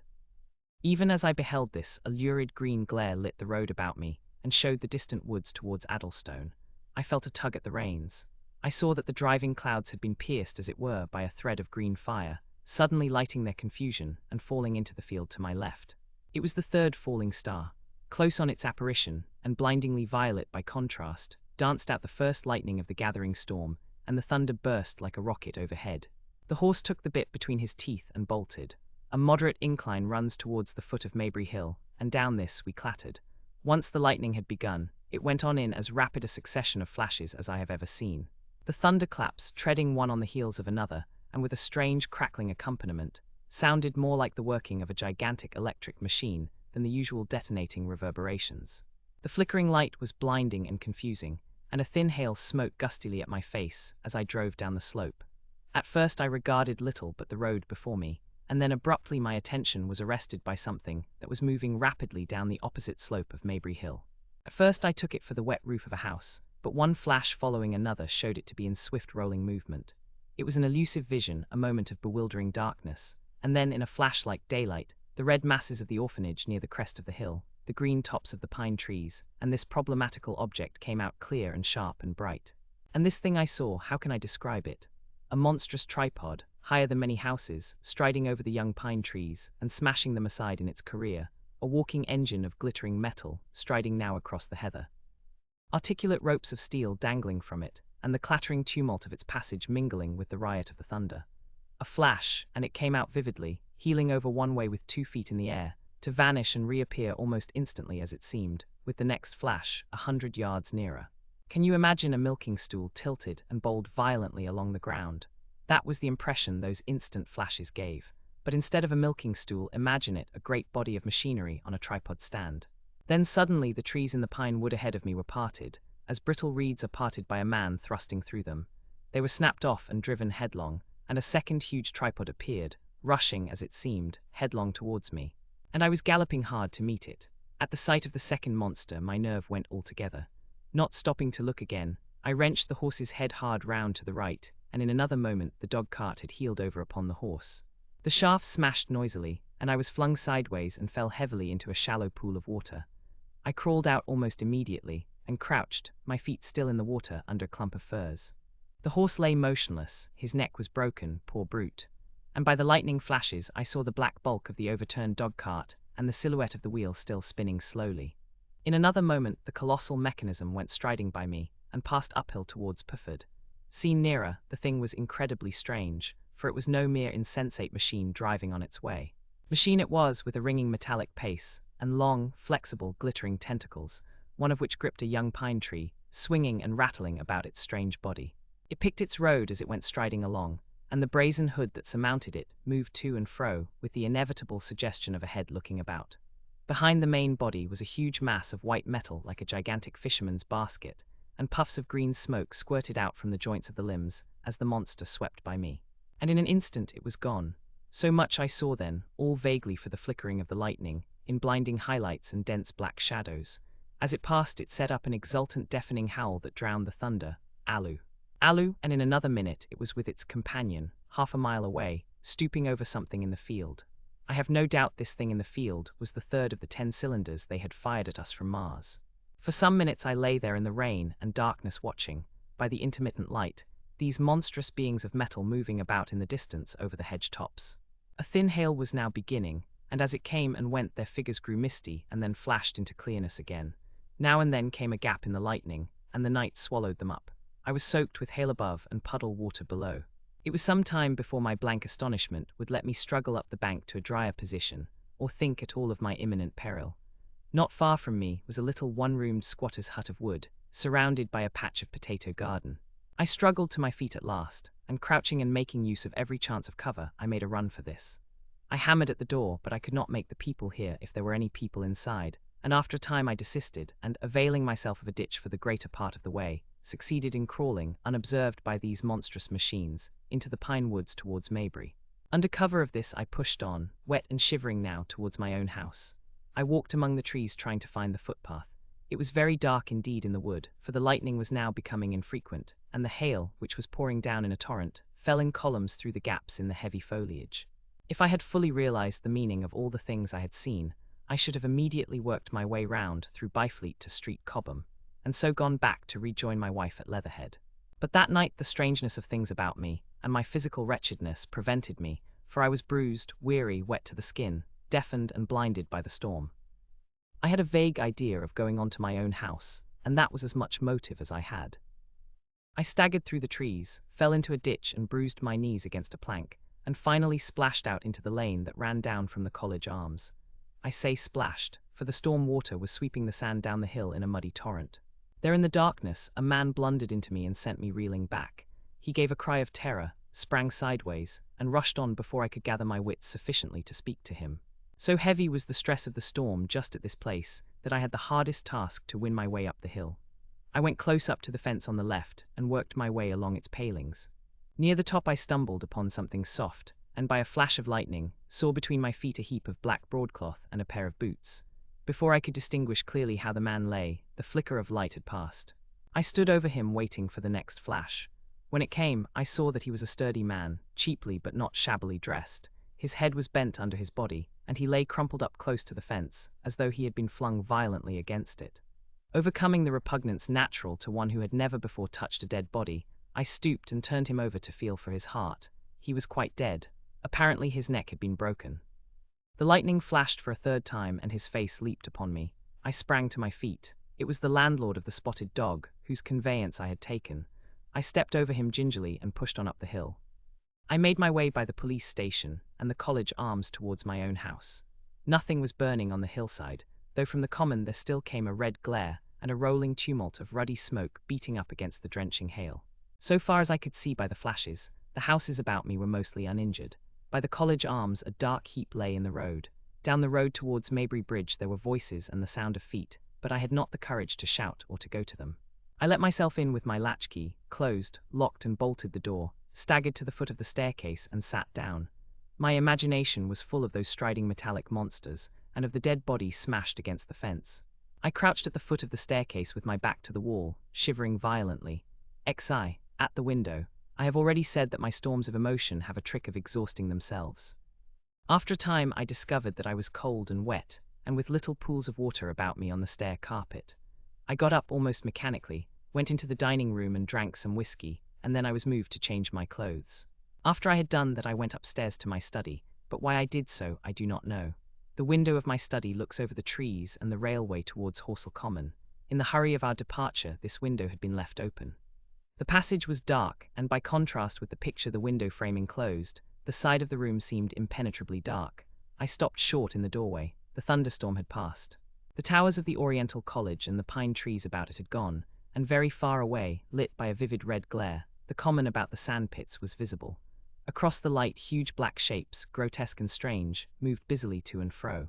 It seemed indeed as if the whole country in that direction was on fire, a broad hillside set with minute tongues of flame, swaying and writhing with the gusts of the dying storm, and throwing a red reflection upon the cloud scud above. Every now and then a haze of smoke from some nearer conflagration drove across the window and hid the Martian shapes.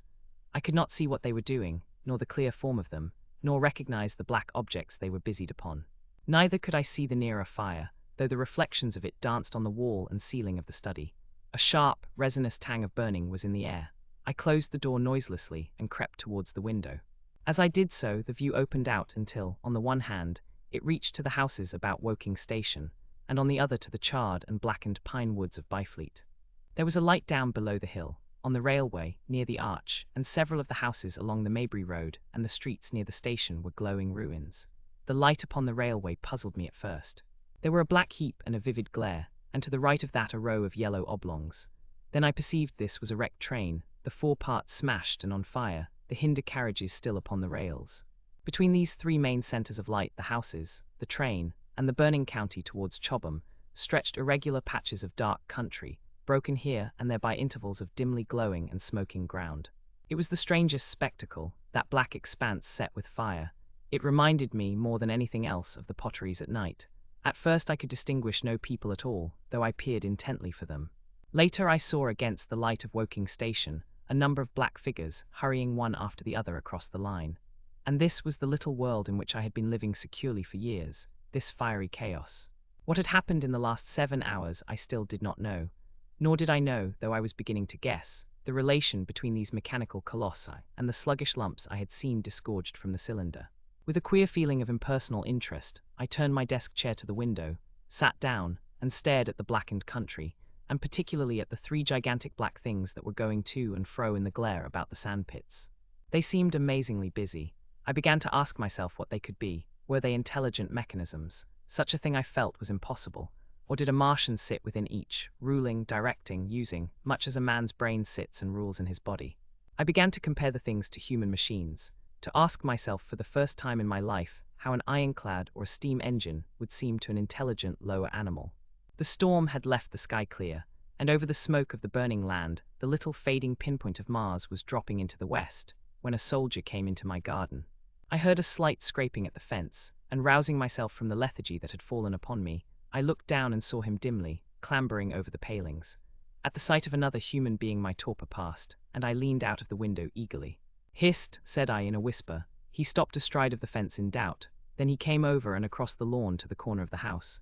He bent down and stepped softly. "Who's there?" he said, also whispering, standing under the window and peering up. "Where are you going?" I asked. "God knows. Are you trying to hide?" "That's it. Come into the house," I said. I went down, unfastened the door, and let him in and locked the door again. I could not see his face. He was hatless and his coat was unbuttoned. "My God," he said as I drew him in. "What has happened?" I asked. "What hasn't?" In the obscurity I could see he made a gesture of despair. "They wiped us out, simply wiped us out," he repeated again and again. He followed me, almost mechanically, into the dining room. "Take some whiskey," I said, pouring out a stiff dose. He drank it. Then abruptly he sat down before the table, put his head on his arms, and began to sob and weep like a little boy, in a perfect passion of emotion, while I, with a curious forgetfulness of my own recent despair, stood beside him, wondering. It was a long time before he could steady his nerves to answer my questions, and then he answered perplexingly and brokenly. He was a driver in the artillery, and had only come into action about 7. At that time firing was going on across the common, and it was said the first party of Martians were crawling slowly towards their second cylinder under cover of a metal shield. Later this shield staggered up on tripod legs and became the first of the fighting machines I had seen. The gun he drove had been unlimbered near Horsell in order to command the sandpits, and its arrival it was that had precipitated the action. As the limber gunners went to the rear, his horse trod in a rabbit hole and came down, throwing him into a depression of the ground. At the same moment the gun exploded behind him, the ammunition blew up, there was fire all about him, and he found himself lying under a heap of charred dead men and dead horses. I lay still, he said, scared out of my wits with the forequarter of a horse atop of me. We'd been wiped out, and the smell, good God, like burnt meat. I was hurt across the back by the fall of the horse, and there I had to lie until I felt better. Just like parade it had been a minute before then stumble, bang, swish. Wiped out, he said. He had hid under the dead horse for a long time, peeping out furtively across the common. The Cardigan men had tried a rush, in skirmishing order at the pit, simply to be swept out of existence. Then the monster had risen to its feet, and had begun to walk leisurely to and fro across the common among the few fugitives, with its head-like hood turning about exactly like the head of a cowled human being. A kind of arm carried a complicated metallic case, about which green flashes scintillated, and out of the funnel of this there smoked the heat ray. In a few minutes there was, so far as the soldier could see, not a living thing left upon the common, and every bush and tree upon it that was not already a blackened skeleton was burning. The hussars had been on the road beyond the curvature of the ground, and he saw nothing of them. He heard the Maxims rattle for a time, and then become still. The giants saved Woking Station and its cluster of houses until the last. Then in a moment the heat ray was brought to bear, and the town became a heap of fiery ruins. Then the thing shut off the heat ray, and turning its back upon the artilleryman, began to waddle away towards the smouldering pine woods that sheltered the second cylinder. As it did so, a second glittering titan built itself up out of the pit. The second monster followed the first, and at that the artilleryman began to crawl very cautiously across the hot heather ash towards Horsell. He managed to get alive into the ditch by the side of the road, and so escaped to Woking. There his story became ejaculatory. The place was impassable. It seems there were a few people alive there, frantic for the most part, and many burned and scalded. He was turned aside by the fire, and hid among some almost scorching heaps of broken wall as one of the Martian giants returned. He saw this one pursue a man, catch him up in one of its steely tentacles, and knock his head against the trunk of a pine tree. At last, after nightfall, the artilleryman made a rush for it and got over the railway embankment. Since then he had been skulking along towards Maybury, in the hope of getting out of danger Londonward. People were hiding in trenches and cellars, and many of the survivors had made off towards Woking village and Send. He had been consumed with thirst until he found one of the water mains near the railway arch smashed, and the water bubbling out like a spring upon the road. That was the story I got from him, bit by bit. He grew calmer telling me and trying to make me see the things he had seen. He had eaten no food since midday, he told me early in his narrative, and I found some mutton and bread in the pantry and brought it into the room. We lit no lamp for fear of attracting the Martians, and ever and again our hands would touch upon bread or meat. As he talked, things about us came darkly out of the darkness, and the trampled bushes and broken rose trees outside the window grew distinct. It would seem that a number of men or animals had rushed across the lawn. I began to see his face, blackened and haggard, as no doubt mine was also. When we had finished eating, we went softly upstairs to my study, and I looked again out of the open window. In one night the valley had become a valley of ashes. The fires had dwindled now. Where flames had been there were now streamers of smoke, but the countless ruins of shattered and gutted houses and blasted and blackened trees that the night had hidden stood out now gaunt and terrible in the pitiless light of dawn. Yet here and there some object had had the luck to escape, a white railway signal here, the end of a greenhouse there, white and fresh amid the wreckage. Never before in the history of warfare had destruction been so indiscriminate and so universal.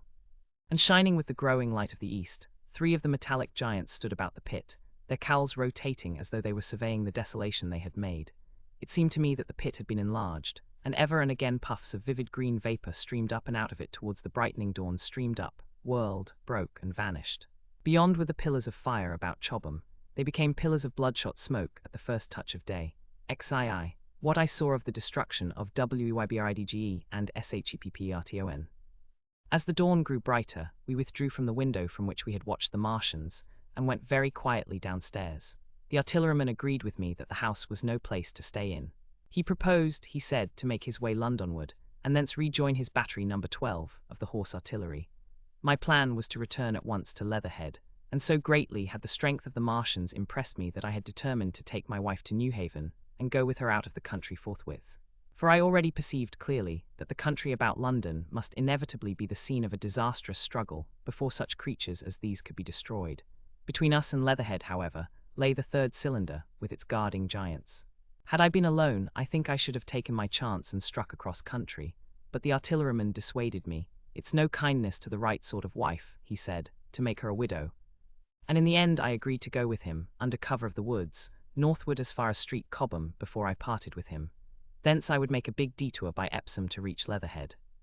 I should have started at once, but my companion had been in active service, and he knew better than that.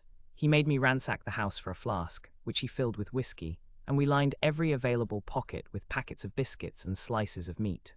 Then we crept out of the house, and ran as quickly as we could down the ill-made road by which I had come overnight. The houses seemed deserted. In the road lay a group of 3 charred bodies close together, struck dead by the heat ray.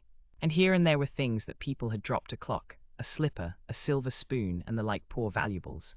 At the corner turning up towards the post office, a little cart, filled with boxes and furniture, and horseless, heeled over on a broken wheel. A cash box had been hastily smashed open and thrown under the debris. Except the lodge at the orphanage, which was still on fire, none of the houses had suffered very greatly here. The heat ray had shaved the chimney tops and passed. Yet, save ourselves, there did not seem to be a living soul on Maybury Hill. The majority of the inhabitants had escaped, I suppose, by way of the old Woking road, the road I had taken when I drove to Leatherhead, or they had hidden. We went down the lane, by the body of the man in black, sodden now from the overnight hail, and broke into the woods at the foot of the hill. We pushed through these towards the railway without meeting a soul. The woods across the line were but the scarred and blackened ruins of woods. For the most part the trees had fallen, but a certain proportion still stood, dismal grey stems, with dark brown foliage instead of green. On our side the fire had done no more than scorch the nearer trees. It had failed to secure its footing. In one place the woodmen had been at work on Saturday. Trees, felled and freshly trimmed, lay in a clearing, with heaps of sawdust by the sawing machine and its engine. Hard by was a temporary hut, deserted. There was not a breath of wind this morning, and everything was strangely still. Even the birds were hushed, and as we hurried along I and the artilleryman talked in whispers and looked now and again over our shoulders. Once or twice we stopped to listen. After a time we drew near the road, and as we did so we heard the clatter of hoofs and saw through the tree stems 3 cavalry soldiers riding slowly towards Woking. We hailed them and they halted while we hurried towards them. It was a lieutenant and a couple of privates of the 8th Hussars, with a stand like a theodolite, which the artilleryman told me was a heliograph. "You are the first men I've seen coming this way this morning," said the lieutenant. "What's brewing?" His voice and face were eager. The men behind him stared curiously. The artilleryman jumped down the bank into the road and saluted. "Gun destroyed last night, sir. Have been hiding. Trying to rejoin battery, sir. You'll come in sight of the Martians, I expect, about half a mile along this road." "What the dickens are they like?" asked the lieutenant. "Giants in armour, sir. 100 feet high, 3 legs and a body like aluminium, with a mighty great head and a hood, sir." "Get out," said the lieutenant. "What confounded nonsense." "You'll see, sir. They carry a kind of box, sir, that shoots fire and strikes you dead." "What do you mean, a gun?" "No, sir," and the artilleryman began a vivid account of the heat ray. Halfway through, the lieutenant interrupted him and looked up at me. I was still standing on the bank by the side of the road. "It's perfectly true," I said. "Well," said the lieutenant, "I suppose it's my business to see it too. Look here," to the artilleryman, "we're detailed here clearing people out of their houses. You'd better go along and report yourself to Brigadier General Marvin and tell him all you know. He's at Weybridge. Know the way?" "I do," I said, and he turned his horse southward again. "Half a mile, you say?" said he. "At most," I answered, and pointed over the treetops southward. He thanked me and rode on, and we saw them no more. Farther along, we came upon a group of 3 women and 2 children in the road, busy clearing out a labourer's cottage. They had got hold of a little hand truck, and were piling it up with unclean-looking bundles and shabby furniture. They were all too assiduously engaged to talk to us as we passed. By Byfleet Station we emerged from the pine trees, and found the country calm and peaceful under the morning sunlight. We were far beyond the range of the heat ray there, and had it not been for the silent desertion of some of the houses, the stirring movement of packing in others, and the knot of soldiers standing on the bridge over the railway and staring down the line towards Woking, the day would have seemed very like any other Sunday. Several farm wagons and carts were moving creakily along the road to Addlestone, and suddenly through the gate of a field we saw, across a stretch of flat meadow, 6 12-pounders standing neatly at equal distances pointing towards Woking. The gunners stood by the guns waiting, and the ammunition wagons were at a business-like distance. The men stood almost as if under inspection. "That's good," said I, "they will get one fair shot at any rate." The artilleryman hesitated at the gate. "I shall go on," he said. Farther on towards Weybridge, just over the bridge, there were a number of men in white fatigue jackets throwing up a long rampart, and more guns behind. "It's bows and arrows against the lightning anyhow," said the artilleryman. "They haven't seen that firebeam yet." The officers who were not actively engaged stood and stared over the treetops southwestward, and the men digging would stop every now and again to stare in the same direction. Byfleet was in a tumult. People packing and a score of hussars, some of them dismounted, some on horseback, were hunting them about. 3 or 4 black government wagons, with crosses in white circles, and an old omnibus among other vehicles, were being loaded in the village street. There were scores of people, most of them sufficiently sabbatical to have assumed their best clothes. The soldiers were having the greatest difficulty in making them realize the gravity of their position. We saw one shriveled old fellow with a huge box, and a score or more of flower pots containing orchids, angrily expostulating with the corporal who would leave them behind. I stopped and gripped his arm. "Do you know what's over there?" I said, pointing at the pine tops that hid the Martians. Said he, turning. "I was explainin' these is valuable." "Death," I shouted. "Death is coming." Death, and leaving him to digest that if he could, I hurried on after the artilleryman. At the corner I looked back. The soldier had left him, and he was still standing by his box, with the pots of orchids on the lid of it, and staring vaguely over the trees. No one in Weybridge could tell us where the headquarters were established. The whole place was in such confusion as I had never seen in any town before. Carts, carriages everywhere, the most astonishing miscellany of conveyances and horseflesh. The respectable inhabitants of the place, men in golf and boating costumes, wives prettily dressed, were packing, riverside loafers energetically helping, children excited, and for the most part, highly delighted at this astonishing variation of their Sunday experiences. In the midst of it all the worthy vicar was very pluckily holding an early celebration, and his bell was jangling out above the excitement. I and the artilleryman, seated on the step of the drinking fountain, made a very passable meal upon what we had brought with us. Patrols of soldiers, here no longer hussars, but grenadiers in white, were warning people to move now or to take refuge in their cellars as soon as the firing began. We saw as we crossed the railway bridge that a growing crowd of people had assembled in and about the railway station, and the swarming platform was piled with boxes and packages. The ordinary traffic had been stopped, I believe, in order to allow of the passage of troops and guns to Chertsey, and I have heard since that a savage struggle occurred for places in the special trains that were put on at a later hour. We remained at Weybridge until midday, and at that hour we found ourselves at the place near Shepperton Lock, where the Wey and Thames join. Part of the time we spent helping 2 old women to pack a little cart. The Wey has a treble mouth, and at this point boats are to be hired, and there was a ferry across the river. On the Shepperton side was an inn with a lawn, and beyond that the tower of Shepperton Church. It has been replaced by a spire rose above the trees. Here we found an excited and noisy crowd of fugitives. As yet the flight had not grown to a panic, but there were already far more people than all the boats going to and fro could enable to cross. People came panting along under heavy burdens. One husband and wife were even carrying a small outhouse door between them, with some of their household goods piled thereon. One man told us he meant to try to get away from Shepperton Station. There was a lot of shouting, and one man was even jesting. The idea people seemed to have here was that the Martians were simply formidable human beings, who might attack and sack the town, to be certainly destroyed in the end.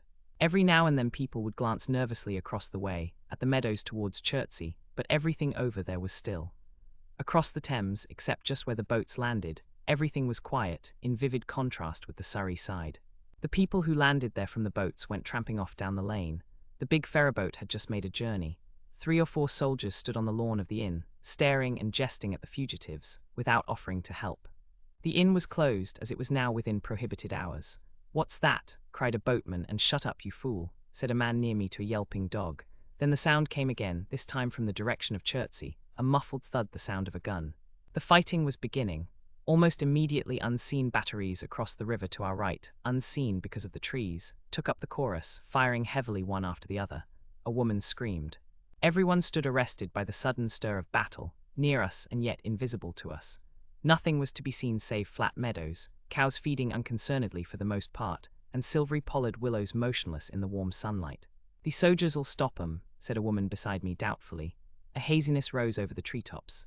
Then suddenly we saw a rush of smoke far away up the river, a puff of smoke that jerked up into the air and hung. And forthwith the ground heaved underfoot, and a heavy explosion shook the air, smashing 2 or 3 windows in the houses near, and leaving us astonished.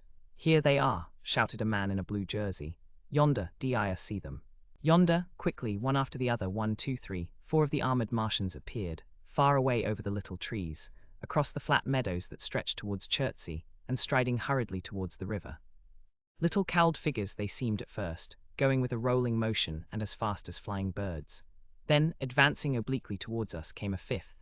Their armored bodies glittered in the sun as they swept swiftly forward upon the guns, growing rapidly larger as they drew nearer. One on the extreme left, the remotest that is, flourished a huge case high in the air, and the ghostly, terrible heat-ray I had already seen on Friday night smote towards Chertsey and struck the town. At sight of these strange, swift, and terrible creatures, the crowd near the water's edge seemed to me to be for a moment horror-struck.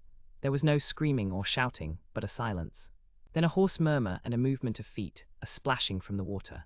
A man, too frightened to drop the portmanteau he carried on his shoulder, swung round and sent me staggering with a blow from the corner of his burden. A woman thrust at me with her hand and rushed past me.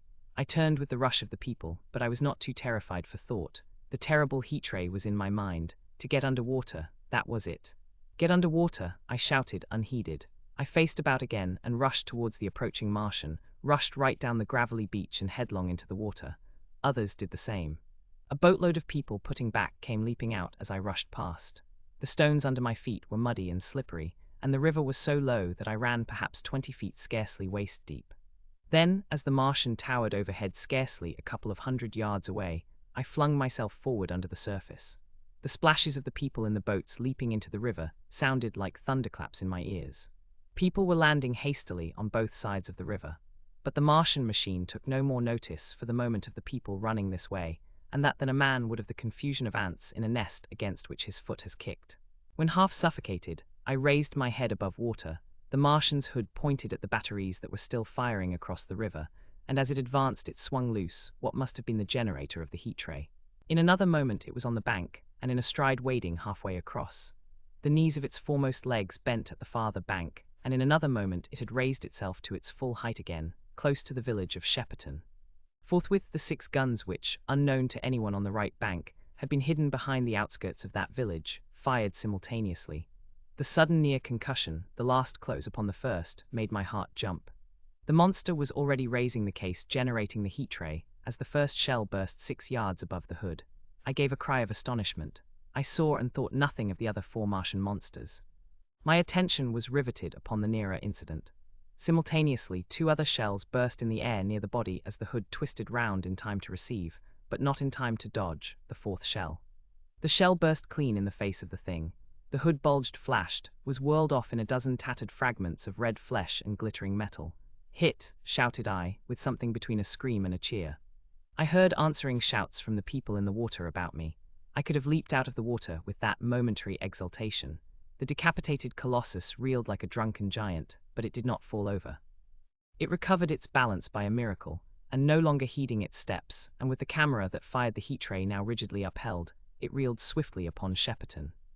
The living intelligence, the Martian within the hood, was slain and splashed to the 4 winds of heaven, and the thing was now but a mere intricate device of metal whirling to destruction. It drove along in a straight line, incapable of guidance. It struck the tower of Shepperton Church, smashing it down as the impact of a battering ram might have done, swerved aside, blundered on, and collapsed with tremendous force into the river out of my sight.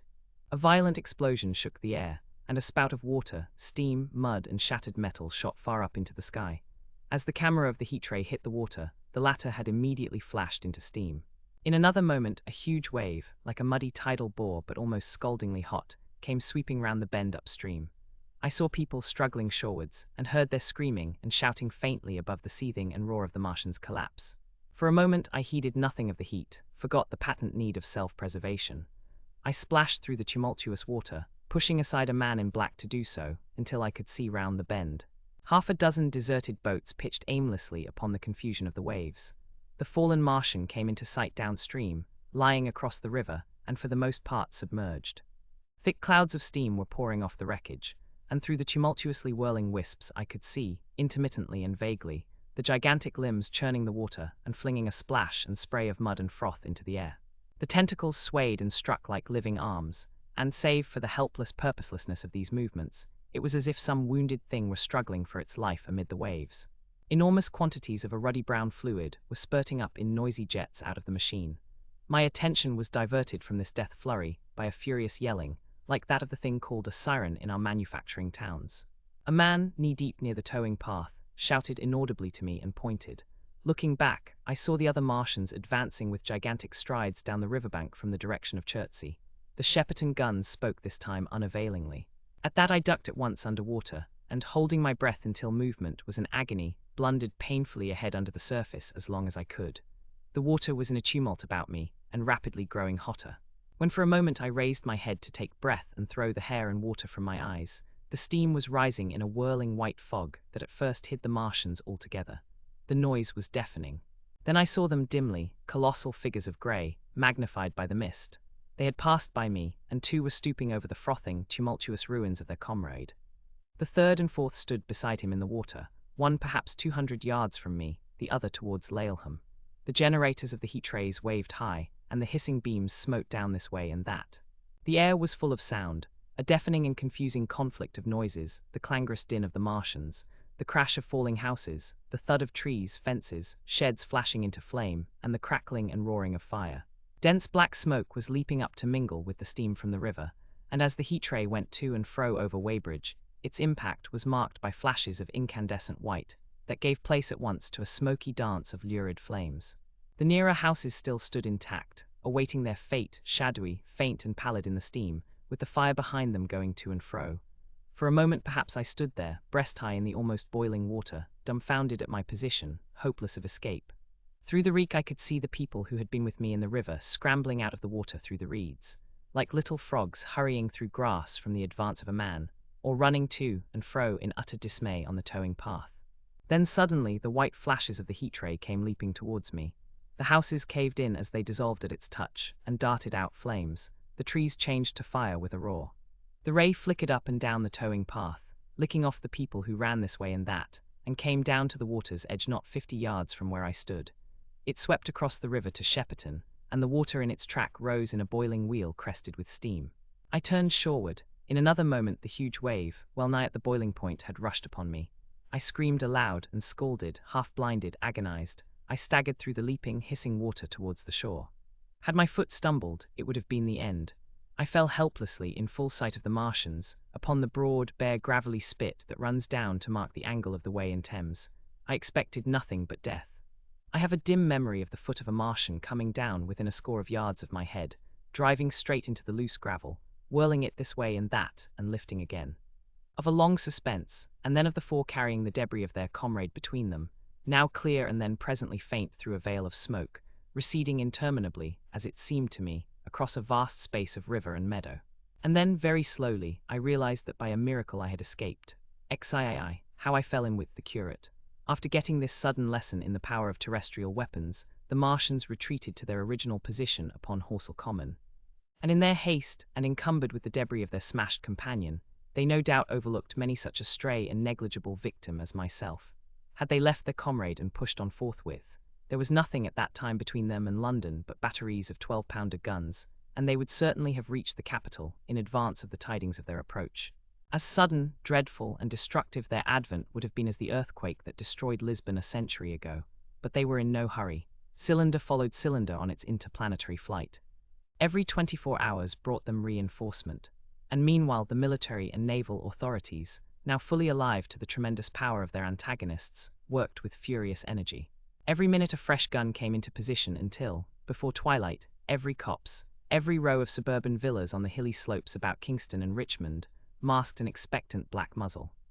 And through the charred and desolated area, perhaps 20 square miles altogether, that encircled the Martian encampment on Horsell Common, through charred and ruined villages among the green trees, through the blackened and smoking arcades that had been but a day ago pine spinneys, crawled the devoted scouts with the heliographs that were presently to warn the gunners of the Martian approach. But the Martians now understood our command of artillery and the danger of human proximity, and not a man ventured within a mile of either cylinder, save at the price of his life. It would seem that these giants spent the earlier part of the afternoon in going to and fro, transferring everything from the second and third cylinders, the second in Addlestone golf links and the third at Pufford, to their original pit on Horsell Common. Over that, above the blackened heather and ruined buildings that stretched far and wide, stood one as sentinel, while the rest abandoned their vast fighting machines and descended into the pit. They were hard at work there far into the night, and the towering pillar of dense green smoke that rose therefrom could be seen from the hills about Merrow, and even, it is said, from Banstead and Epsom Downs. And while the Martians behind me were thus preparing for their next sally, and in front of me humanity gathered for the battle, I made my way with infinite pains and labour from the fire and smoke of burning Weybridge towards London. I saw an abandoned boat, very small and remote, drifting downstream, and throwing off the most of my sodden clothes, I went after it, gained it, and so escaped out of that destruction. There were no oars in the boat, but I contrived to paddle, as well as my parbled hands would allow, down the river towards Halliford and Walton, going very tediously and continually looking behind me, as you may well understand.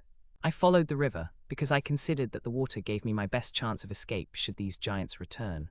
The hot water from the Martian's overthrow drifted downstream with me, so that for the best part of a mile I could see little of either bank. Once, however, I made out a string of black figures hurrying across the meadows from the direction of Weybridge. Halliford, it seemed, was deserted, and several of the houses facing the river were on fire. It was strange to see the place quite tranquil, quite desolate under the hot blue sky, with the smoke and little threads of flame going straight up into the heat of the afternoon. Never before had I seen houses burning without the accompaniment of an obstructive crowd. A little farther on the dry reeds up the bank was smoking and glowing, and a line of fire inland was marching steadily across a late field of hay. For a long time I drifted, so painful and weary was I after the violence I had been through, and so intense the heat upon the water. Then my fears got the better of me again, and I resumed my paddling. The sun scorched my bare back. At last, as the bridge at Walton was coming into sight round the bend, my fever and faintness overcame my fears, and I landed on the Middlesex bank and lay down, deadly sick, amid the long grass. I suppose the time was then about 4 or 5 o'clock. I got up presently, walked perhaps half a mile without meeting a soul, and then lay down again in the shadow of a hedge. I seem to remember talking, wonderingly, to myself during that last spurt. I was also very thirsty, and bitterly regretful I had drunk no more water. It is a curious thing that I felt angry with my wife. I cannot account for it, but my impotent desire to reach Leatherhead worried me excessively. I do not clearly remember the arrival of the curate, so that probably I dozed. I became aware of him as a seated figure in soot-smudged shirt-sleeves, and with his upturned, clean-shaven face staring at a faint flickering that danced over the sky. The sky was what is called a mackerel sky, rows and rows of faint downplumes of cloud, just tinted with the midsummer sunset. I sat up, and at the rustle of my motion he looked at me quickly. "Have you any water?" I asked abruptly. He shook his head. "You have been asking for water for the last hour," he said. For a moment we were silent, taking stock of each other. I dare say he found me a strange enough figure, naked, save for my water-soaked trousers and socks, scalded, and my face and shoulders blackened by the smoke. His face was a fair weakness, his chin retreated, and his hair lay in crisp, almost flaxen curls on his low forehead. His eyes were rather large, pale blue and blankly staring. He spoke abruptly, looking vacantly away from me. "What does it mean?" he said. "What do these things mean?" I stared at him and made no answer. He extended a thin white hand and spoke in almost a complaining tone.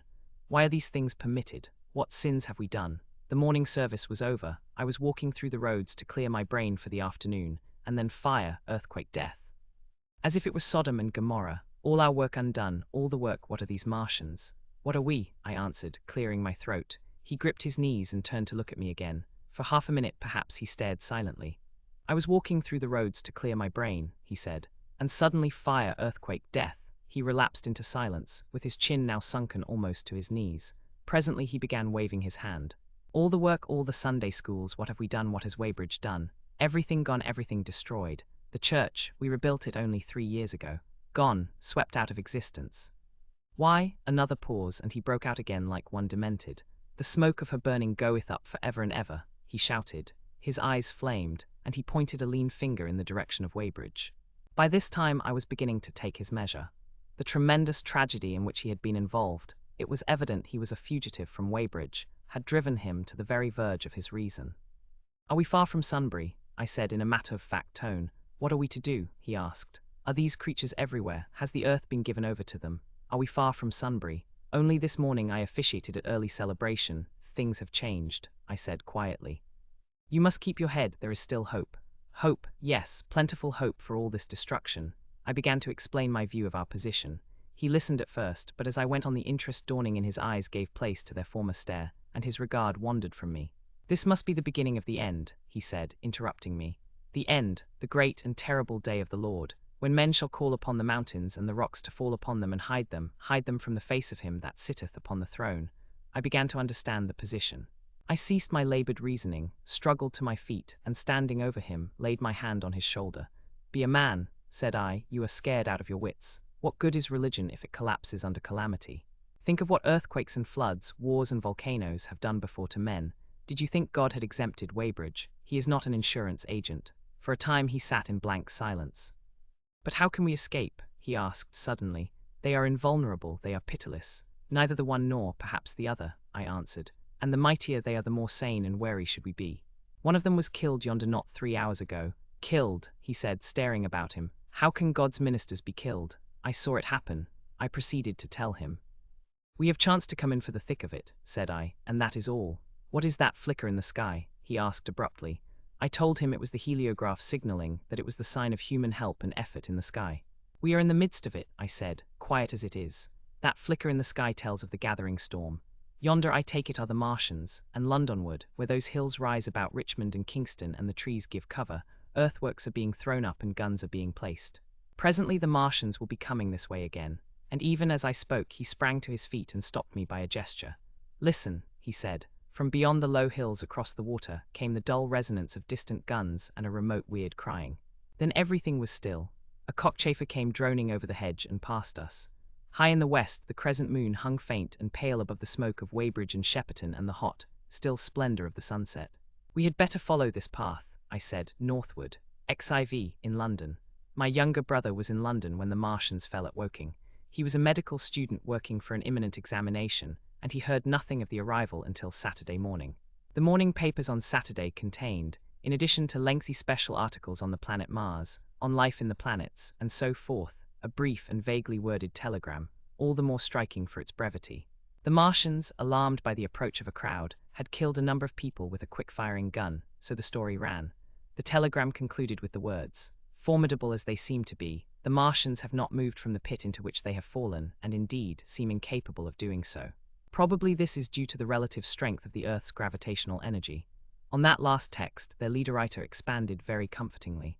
Of course, all the students in the Crammers biology class, to which my brother went that day, were intensely interested, but there were no signs of any unusual excitement in the streets. The afternoon papers puffed scraps of news under big headlines. They had nothing to tell beyond the movements of troops about the common, and the burning of the pine woods between Woking and Weybridge, until 8. Then the St.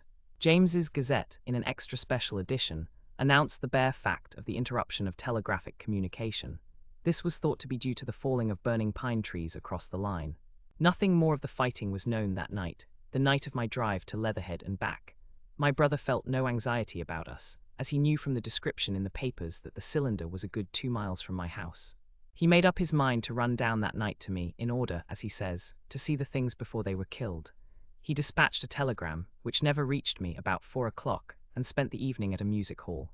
In London, also, on Saturday night there was a thunderstorm, and my brother reached Waterloo in a cab. On the platform from which the midnight train usually starts he learned, after some waiting, that an accident prevented trains from reaching Woking that night.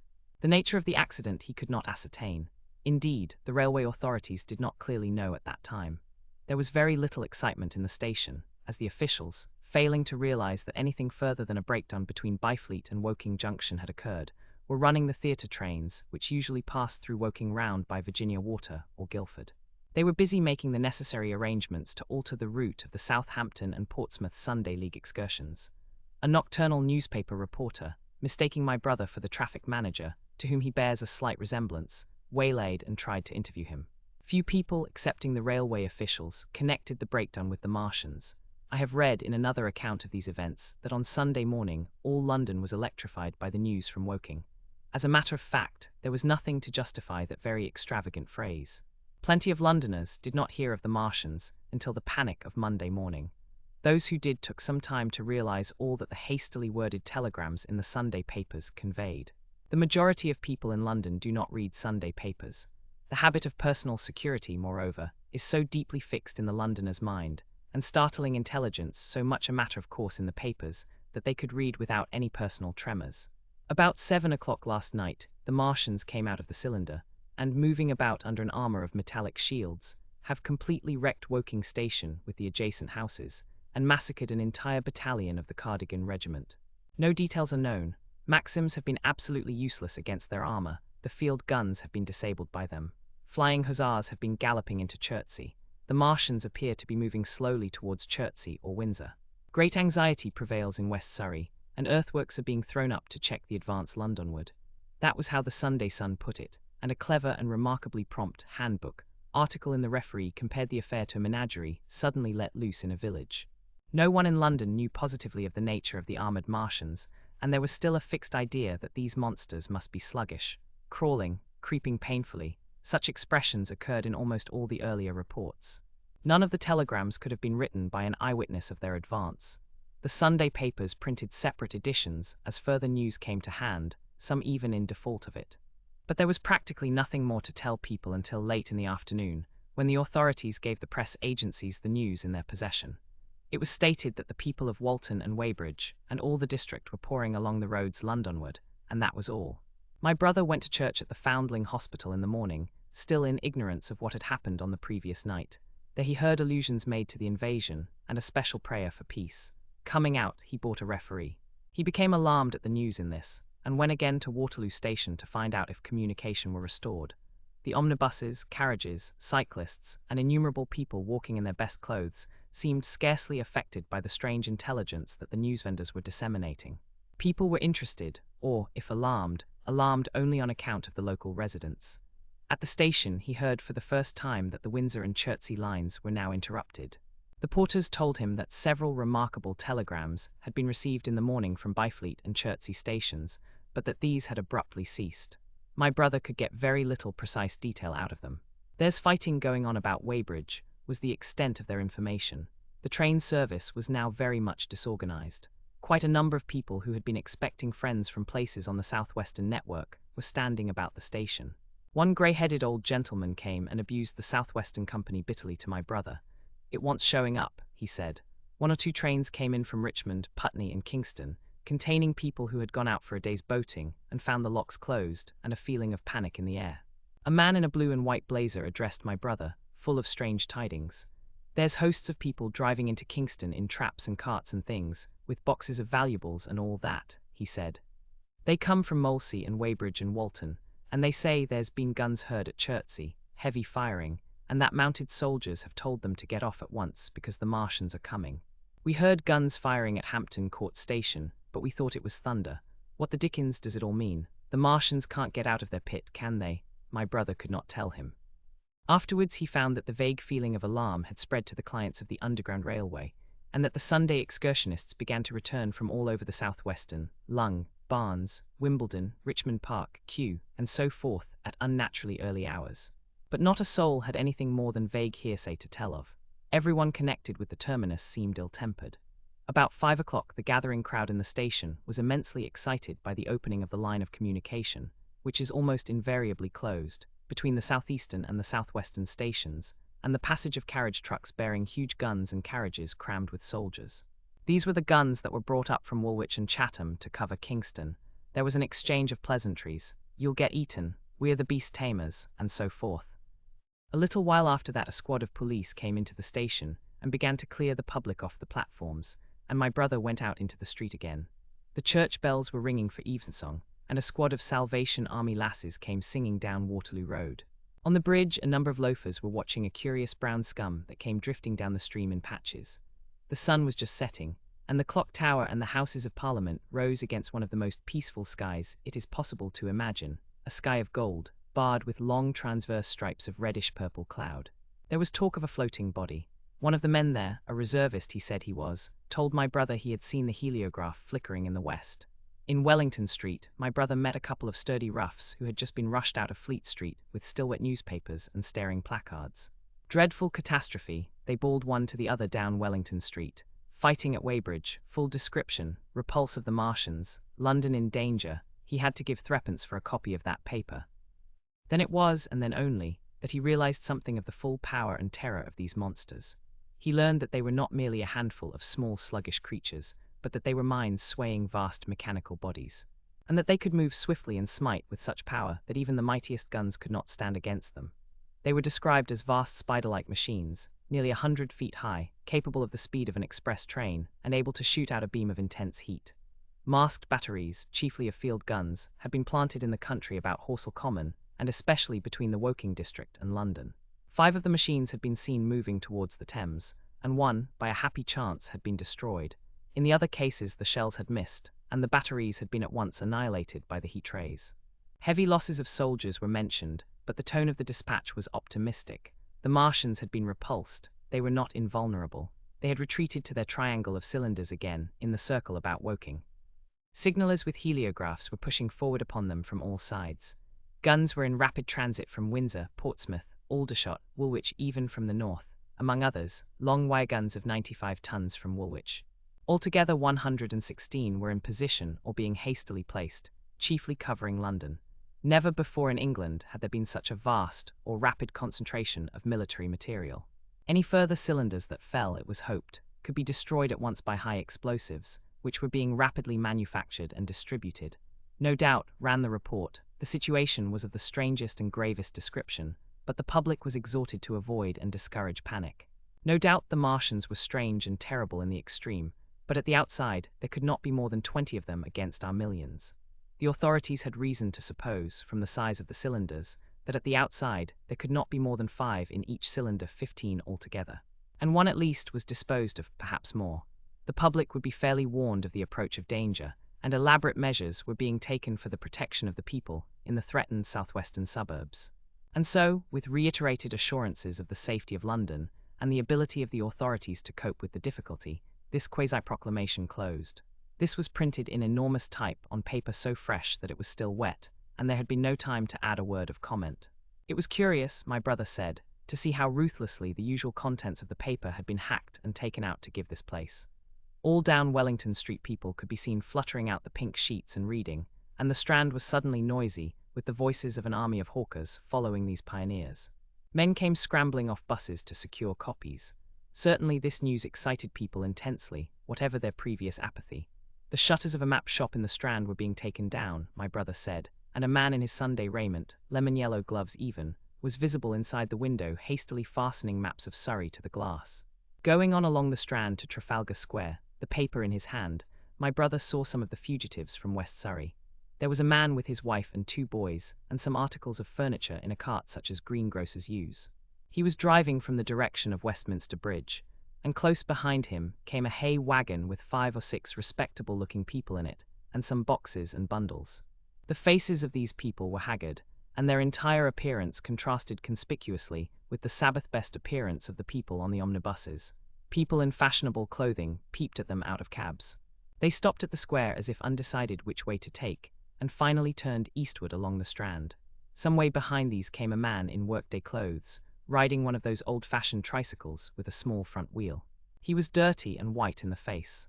My brother turned down towards Victoria and met a number of such people. He had a vague idea that he might see something of me. He noticed an unusual number of police regulating the traffic. Some of the refugees were exchanging news with the people on the omnibuses. One was professing to have seen the Martians. Boilers on stilts, I tell you, striding along like men. Most of them were excited and animated by their strange experience. Beyond Victoria, the public houses were doing a lively trade with these arrivals. At all the street corners groups of people were reading papers, talking excitedly, or staring at these unusual Sunday visitors. They seemed to increase as night drew on, until at last the roads, my brother said, were like Epsom High Street on a Derby day. My brother addressed several of these fugitives, and got unsatisfactory answers from most. None of them could tell him any news of Woking except one man, who assured him that Woking had been entirely destroyed on the previous night. I come from Byfleet, he said. A man on a bicycle came through the place in the early morning, and ran from door to door warning us to come away. Then came soldiers. We went out to look, and there were clouds of smoke to the south, nothing but smoke, and not a soul coming that way. Then we heard the guns at Chertsey, and folks coming from Weybridge, so I've locked up my house and come on. At that time, there was a strong feeling in the streets that the authorities were to blame for their incapacity to dispose of the invaders without all this inconvenience. About 8 o'clock, a noise of heavy firing was distinctly audible all over the south of London. My brother could not hear it for the traffic in the main thoroughfares, but by striking through the quiet back streets to the river, he was able to distinguish it quite plainly. He walked from Westminster to his apartments near Regent's Park about 2. He was now very anxious on my account, and disturbed at the evident magnitude of the trouble. His mind was inclined to run, even as mine had run on Saturday, on military details. He thought of all those silent, expectant guns, of the suddenly nomadic countryside. He tried to imagine boilers on stilts, 100 feet high. There were 1 or 2 cartloads of refugees passing along Oxford Street, and several in the Marylebone Road, but so slowly was the news spreading that Regent Street and Portland Place were full of their usual Sunday night promenaders, albeit they talked in groups, and along the edge of Regent's Park there were as many silent couples, walking out together under the scattered gas lamps as ever there had been. The night was warm and still, and a little oppressive. The sound of guns continued intermittently, and after midnight there seemed to be sheet lightning in the south. He read and reread the paper, fearing the worst had happened to me. He was restless, and after supper prowled out again aimlessly. He returned and tried in vain to divert his attention to his examination notes. He went to bed a little after midnight, and was awakened from lurid dreams in the small hours of Monday by the sound of door knockers, feet running in the street, distant drumming, and a clamour of bells. Red reflections danced on the ceiling. For a moment he lay astonished, wondering whether day had come or the world gone mad. Then he jumped out of bed and ran to the window. His room was an attic, and as he thrust his head out, up and down the street there were a dozen echoes to the noise of his window sash, and heads in every kind of night disarray appeared. Inquiries were being shouted. "They are coming," bawled a policeman, hammering at the door. "The Martians are coming," and hurried to the next door. The sound of drumming and trumpeting came from the Albany Street barracks, and every church within earshot was hard at work killing sleep with a vehement, disorderly tocsin. There was a noise of doors opening, and window after window in the houses opposite flashed from darkness into yellow illumination. Up the street came galloping a closed carriage, bursting abruptly into noise at the corner, rising to a clattering climax under the window, and dying away slowly in the distance. Close on the rear of this came a couple of cabs, the forerunners of a long procession of flying vehicles, going for the most part to Chalk Farm Station, where the Northwestern special trains were loading up, instead of coming down the gradient into Euston. For a long time my brother stared out of the window in blank astonishment, watching the policemen hammering at door after door, and delivering their incomprehensible message. Then the door behind him opened, and the man who lodged across the landing came in, dressed only in shirt, trousers, and slippers, his braces loose about his waist, his hair disordered from his pillow. "What the devil is it?" he asked. "A fire, what a devil of a row." They both craned their heads out of the window, straining to hear what the policemen were shouting. People were coming out of the side streets, and standing in groups at the corners talking. "What the devil is it all about?" said my brother's fellow lodger. My brother answered him vaguely and began to dress, running with each garment to the window in order to miss nothing of the growing excitement. And presently men selling unnaturally early newspapers came bawling into the street. London in danger of suffocation. The Kingston and Richmond defences forced. Fearful massacres in the Thames Valley. And all about him in the rooms below, in the houses on each side and across the road, and behind in the park terraces, and in the 100 other streets of that part of Marylebone, and the Westbourne Park district and St. Pancras, and westward and northward in Kilburn and St. John's Wood and Hampstead, and eastward in Shoreditch and Highbury and Haggerston and Hoxton, and indeed, through all the vastness of London from Ealing to East Ham people were rubbing their eyes, and opening windows to stare out and ask aimless questions, dressing hastily, as the first breath of the coming storm of fear blew through the streets. It was the dawn of the great panic. London, which had gone to bed on Sunday night oblivious and inert, was awakened, in the small hours of Monday morning, to a vivid sense of danger. Unable from his window to learn what was happening, my brother went down and out into the street, just as the sky between the parapets of the houses grew pink with the early dawn. The flying people on foot and in vehicles grew more numerous every moment. Black smoke, he heard people crying, and again, black smoke. The contagion of such a unanimous fear was inevitable. As my brother hesitated on the doorstep, he saw another newsvendor approaching, and got a paper forthwith. The man was running away with the rest, and selling his papers for $1 each as he ran a grotesque mingling of profit and panic. And from this paper my brother read that catastrophic dispatch of the Commander-in-Chief. The Martians are able to discharge enormous clouds of a black and poisonous vapor by means of rockets. They have smothered our batteries, destroyed Richmond, Kingston, and Wimbledon, and are advancing slowly towards London, destroying everything on the way. It is impossible to stop them. There is no safety from the black smoke but in instant flight. That was all, but it was enough. The whole population of the great 6 million city was stirring, slipping, running. Presently it would be pouring en masse northward. Black smoke, the voices cried. Fire, the bells of the neighboring church made a jangling tumult. A cart carelessly driven smashed, amid shrieks and curses, against the water trough up the street. Sickly yellow lights went to and fro in the houses, and some of the passing cabs flaunted unextinguished lamps. And overhead the dawn was growing brighter, clear and steady and calm. He heard footsteps running to and fro in the rooms, and up and down stairs behind him. His landlady came to the door, loosely wrapped in dressing gown and shawl. Her husband followed, ejaculating. As my brother began to realize the import of all these things, he turned hastily to his own room, put all his available money, some £10 altogether, into his pockets, and went out again into the streets. XV. What had happened in Surrey? It was while the curate had sat and talked so wildly to me under the hedge in the flat meadows near Halliford, and while my brother was watching the fugitives stream over Westminster Bridge, that the Martians had resumed the offensive. So far as one can ascertain from the conflicting accounts that have been put forth, the majority of them remained busied with preparations in the Horsell pit until 9 that night, hurrying on some operation that disengaged huge volumes of green smoke. But 3 certainly came out about 8 o'clock, and advancing slowly and cautiously, made their way through Byfleet and puffered towards Ripley and Weybridge, and so came in sight of the expectant batteries against the setting sun. These Martians did not advance in a body, but in a line, each perhaps a mile and a half from his nearest fellow. They communicated with one another by means of siren-like howls, running up and down the scale from one note to another.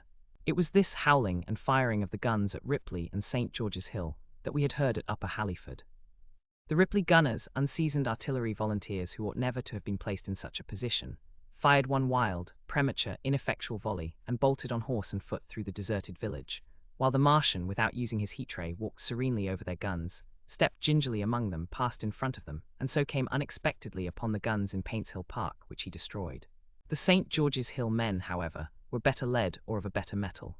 Hidden by a pine wood as they were, they seemed to have been quite unsuspected by the Martian nearest to them. They laid their guns as deliberately as if they had been on parade, and fired at about 1,000 yards range. The shells flashed all round him, and he was seen to advance a few paces, stagger, and go down. Everybody yelled together, and the guns were reloaded in frantic haste. The overthrown Martian set up a prolonged ululation, and immediately a second glittering giant, answering him, appeared over the trees to the south. It would seem that a leg of the tripod had been smashed by one of the shells. The whole of the second volley flew wide of the Martian on the ground, and simultaneously, both his companions brought their heat-rays to bear on the battery. The ammunition blew up, the pine trees all about the guns flashed into fire, and only 1 or 2 of the men who were already running over the crest of the hill escaped. After this, it would seem that the 3 took counsel together and halted, and the scouts who were watching them report that they remained absolutely stationary for the next half hour. The Martian who had been overthrown crawled tediously out of his hood, a small brown figure, oddly suggestive from that distance of a speck of blight, and apparently engaged in the repair of his support. About 9 he had finished, for his cowl was then seen above the trees again. It was a few minutes past 9 that night when these 3 sentinels were joined by 4 other Martians, each carrying a thick black tube. A similar tube was handed to each of the 3, and the 7 proceeded to distribute themselves at equal distances along a curved line between St. George's Hill, Weybridge, and the village of Send, southwest of Ripley. A dozen rockets sprang out of the hills before them so soon as they began to move, and warned the waiting batteries about Ditton and Esher. At the same time 4 of their fighting machines, similarly armed with tubes, crossed the river, and 2 of them, black against the western sky, came into sight of myself and the curate as we hurried wearily and painfully along the road that runs northward out of Halliford. They moved, as it seemed to us, upon a cloud, for a milky mist covered the fields and rose to 1/3 of their height. At this sight the curate cried faintly in his throat and began running. But I knew it was no good running from a Martian, and I turned aside and crawled through dewy nettles and brambles into the broad ditch by the side of the road. He looked back, saw what I was doing, and turned to join me. The 2 halted, the nearer to us standing and facing Sunbury, the remoter being a grey indistinctness towards the evening star, away towards Staines.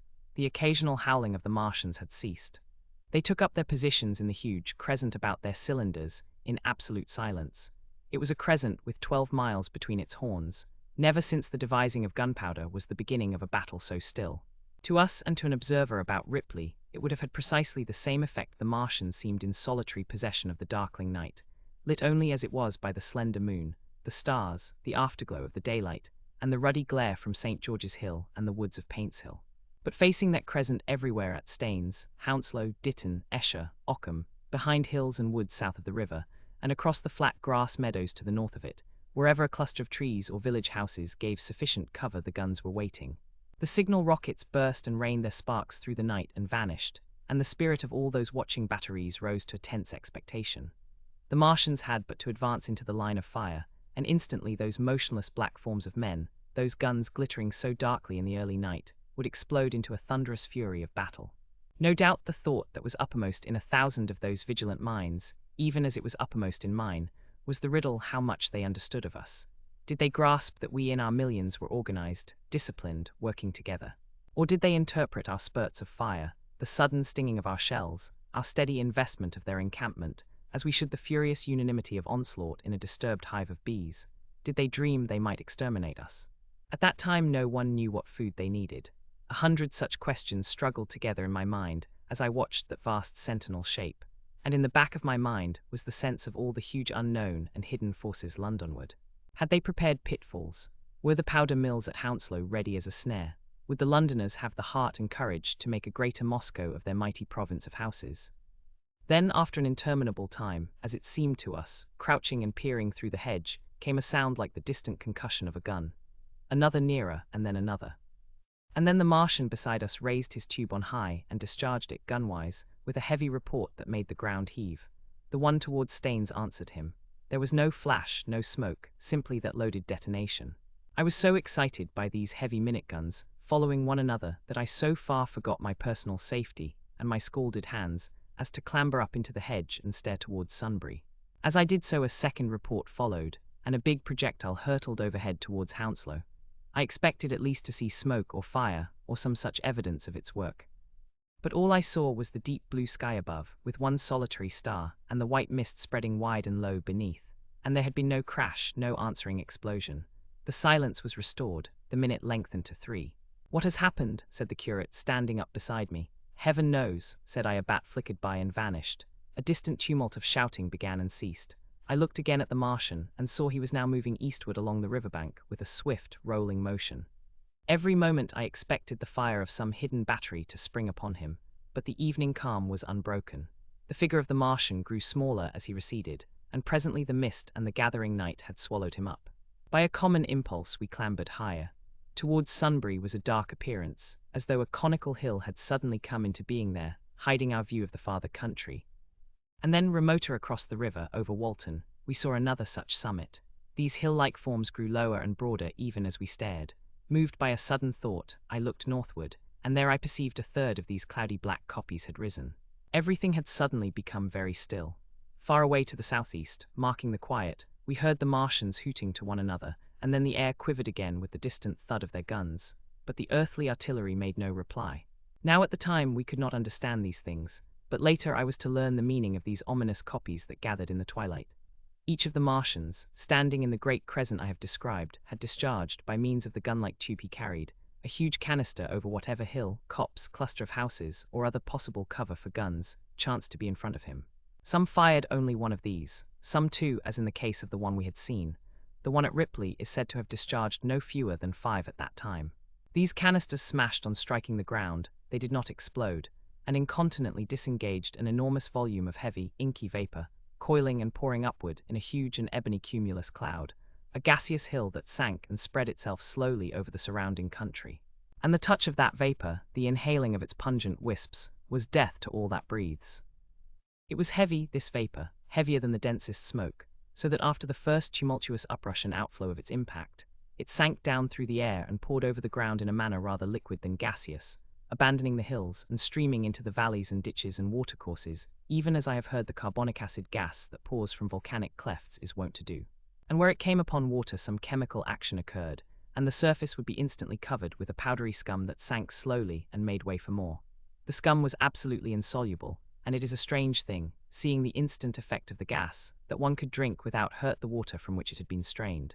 The vapor did not diffuse as a true gas would do. It hung together in banks, flowing sluggishly down the slope of the land and driving reluctantly before the wind, and very slowly it combined with the mist and moisture of the air, and sank to the earth in the form of dust. Save that an unknown element giving a group of 4 lines in the blue of the spectrum is concerned, we are still entirely ignorant of the nature of this substance. Once the tumultuous upheaval of its dispersion was over, the black smoke clung so closely to the ground, even before its precipitation, that 50 feet up in the air, on the roofs and upper stories of high houses and on great trees, there was a chance of escaping its poison altogether, as was proved even that night at Street Cobham and Ditton. The man who escaped at the former place tells a wonderful story of the strangeness of its coiling flow, and how he looked down from the church spire and saw the houses of the village rising like ghosts out of its inky nothingness. For a day and a half he remained there, weary, starving and sun-scorched, the earth under the blue sky and against the prospect of the distant hills a velvet-black expanse, with red roofs, green trees and later, black-veiled shrubs and gates, barns, outhouses and walls, rising here and there into the sunlight. But that was at Street Cobham, where the black vapor was allowed to remain until it sank of its own accord into the ground. As a rule, the Martians, when it had served its purpose, cleared the air of it again by wading into it and directing a jet of steam upon it. This they did with the vapor banks near us, as we saw in the starlight from the window of a deserted house at Upper Halliford, whither we had returned. From there we could see the searchlights on Richmond Hill and Kingston Hill going to and fro, and about 11 the windows rattled, and we heard the sound of the huge siege guns that had been put in position there. These continued intermittently for the space of a quarter of an hour, sending chance shots at the invisible Martians at Hampton and Ditton, and then the pale beams of the electric light vanished and were replaced by a bright red glow. Then the 4th cylinder fell a brilliant green meteor, as I learned afterwards, in Bushy Park. Before the guns on the Richmond and Kingston line of hills began, there was a fitful cannonade far away in the southwest, due, I believe, to guns being fired haphazard before the black vapor could overwhelm the gunners. So setting about it as methodically as men might smoke out a wasp's nest, the Martians spread this strange stifling vapor over the Londonward country. The horns of the crescent slowly moved apart, until at last they formed a line from Hanwell to Combe and Malden. All night through their destructive tubes advanced. Never once, after the Martian at St. George's Hill was brought down, did they give the artillery the ghost of a chance against them.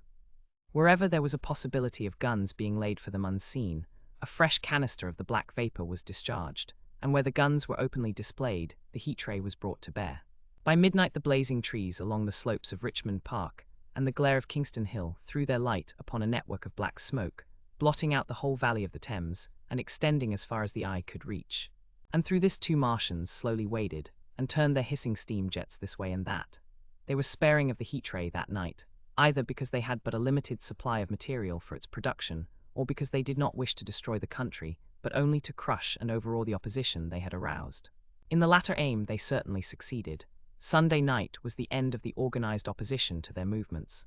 After that no body of men would stand against them, so hopeless was the enterprise. Even the crews of the torpedo boats and destroyers that had brought their quick firers up the Thames refused to stop, mutinied, and went down again. The only offensive operation men ventured upon after that night was the preparation of mines and pitfalls, and even in that their energies were frantic and spasmodic. One has to imagine, as well as one may, the fate of those batteries towards Esher, waiting so tensely in the twilight. Survivors there were none. One may picture the orderly expectation, the officers alert and watchful, the gunners ready, the ammunition piled to hand, the limber gunners with their horses and wagons, the groups of civilian spectators standing as near as they were permitted, the evening stillness, the ambulances and hospital tents with the burned and wounded from Weybridge. Then the dull resonance of the shots the Martians fired, and the clumsy projectile whirling over the trees and houses and smashing amid the neighboring fields. One may picture, too, the sudden shifting of the attention, the swiftly spreading coils and bellyings of that blackness advancing headlong, towering heavenward, turning the twilight to a palpable darkness. A strange and horrible antagonist of vapor striding upon its victims. Men and horses near it seen dimly, running, shrieking, falling headlong, shouts of dismay, the guns suddenly abandoned, men choking and writhing on the ground, and the swift broadening out of the opaque cone of smoke. And then night and extinction, nothing but a silent mass of impenetrable vapor hiding its dead. Before dawn the black vapor was pouring through the streets of Richmond, and the disintegrating organism of government was, with a last expiring effort, rousing the population of London to the necessity of flight. XVI, the exodus from London. So you understand the roaring wave of fear that swept through the greatest city in the world, just as Monday was dawning, the stream of flight rising swiftly to a torrent, lashing in a foaming tumult round the railway stations, banked up into a horrible struggle about the shipping in the Thames, and hurrying by every available channel northward and eastward. By 10 o'clock the police organisation, and by midday even the railway organisations, were losing coherency, losing shape and efficiency, guttering, softening, running at last in that swift liquefaction of the social body. All the railway lines north of the Thames, and the southeastern people at Cannon Street, had been warned by midnight on Sunday, and trains were being filled. People were fighting savagely for standing room in the carriages, even at 2 o'clock. By 3, people were being trampled and crushed even in Bishopsgate Street, a couple of 100 yards or more from Liverpool Street Station. Revolvers were fired, people stabbed, and the policemen who had been sent to direct the traffic, exhausted and infuriated, were breaking the heads of the people they were called out to protect. And as the day advanced, and the engine drivers and stokers refused to return to London, the pressure of the flight drove the people in an ever-thickening multitude away from the stations and along the northward-running roads. By midday a Martian had been seen at Barnes, and a cloud of slowly sinking black vapour drove along the Thames and across the flats of Lambeth, cutting off all escape over the bridges in its sluggish advance. Another bank drove over Ealing, and surrounded a little island of survivors on Castle Hill, alive, but unable to escape. After a fruitless struggle to get aboard a northwestern train at Chalk Farm, the engines of the trains that had loaded in the goods yard there ploughed through shrieking people, and a dozen stalwart men fought to keep the crowd from crushing the driver against his furnace. My brother emerged upon the Chalk Farm road, dodged across through a hurrying swarm of vehicles, and had the luck to be foremost in the sack of a cycle shop. The front tire of the machine he got was punctured in dragging it through the window, but he got up and off, notwithstanding, with no further injury than a cut wrist. The steep foot of Haverstock Hill was impassable owing to several overturned horses, and my brother struck into Belsize Road. So he got out of the fury of the panic, and skirting the Edgware Road, reached Edgware about 7, fasting and wearied, but well ahead of the crowd. Along the road people were standing in the roadway, curious, wondering. He was passed by a number of cyclists, some horsemen and 2 motor cars. A mile from Edgware the rim of the wheel broke, and the machine became unrideable. He left it by the roadside and trudged through the village. There were shops half opened in the main street of the place, and people crowded on the pavement and in the doorways and windows, staring astonished at this extraordinary procession of fugitives that was beginning. He succeeded in getting some food at an inn. For a time he remained in Edgware, not knowing what next to do. The flying people increased in number. Many of them, like my brother, seemed inclined to loiter in the place. There was no fresh news of the invaders from Mars. At that time the road was crowded, but as yet far from congested. Most of the fugitives at that hour were mounted on cycles, but there were soon motor cars, hansom cabs and carriages hurrying along, and the dust hung in heavy clouds along the road to St. Albans. It was perhaps a vague idea of making his way to Chelmsford, where some friends of his lived, that at last induced my brother to strike into a quiet lane running eastward. Presently he came upon a stile, and crossing it, followed a footpath northeastward. He passed near several farmhouses and some little places whose names he did not learn. He saw few fugitives until, in a grass lane towards High Barnet, he happened upon 2 ladies who became his fellow travellers. He came upon them just in time to save them. He heard their screams, and hurrying round the corner, saw a couple of men struggling to drag them out of the little pony chaise in which they had been driving, while a third with difficulty held the frightened pony's head. One of the ladies, a short woman dressed in white, was simply screaming. The other, a dark, slender figure, slashed at the man who gripped her arm with a whip she held in her disengaged hand. My brother immediately grasped the situation, shouted, and hurried towards the struggle. One of the men desisted and turned towards him, and my brother, realizing from his antagonist's face that a fight was unavoidable, and being an expert boxer, went into him forthwith and sent him down against the wheel of the chaise.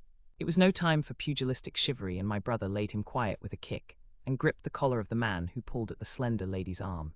He heard the clatter of hoofs, the whip strung across his face. A third antagonist struck him between the eyes, and the man he held wrenched himself free and made off down the lane in the direction from which he had come. Partly stunned, he found himself facing the man who had held the horse's head, and became aware of the chaise receding from him down the lane, swaying from side to side, and with the women in it looking back. The man before him, a burly rough, tried to close, and he stopped him with a blow in the face.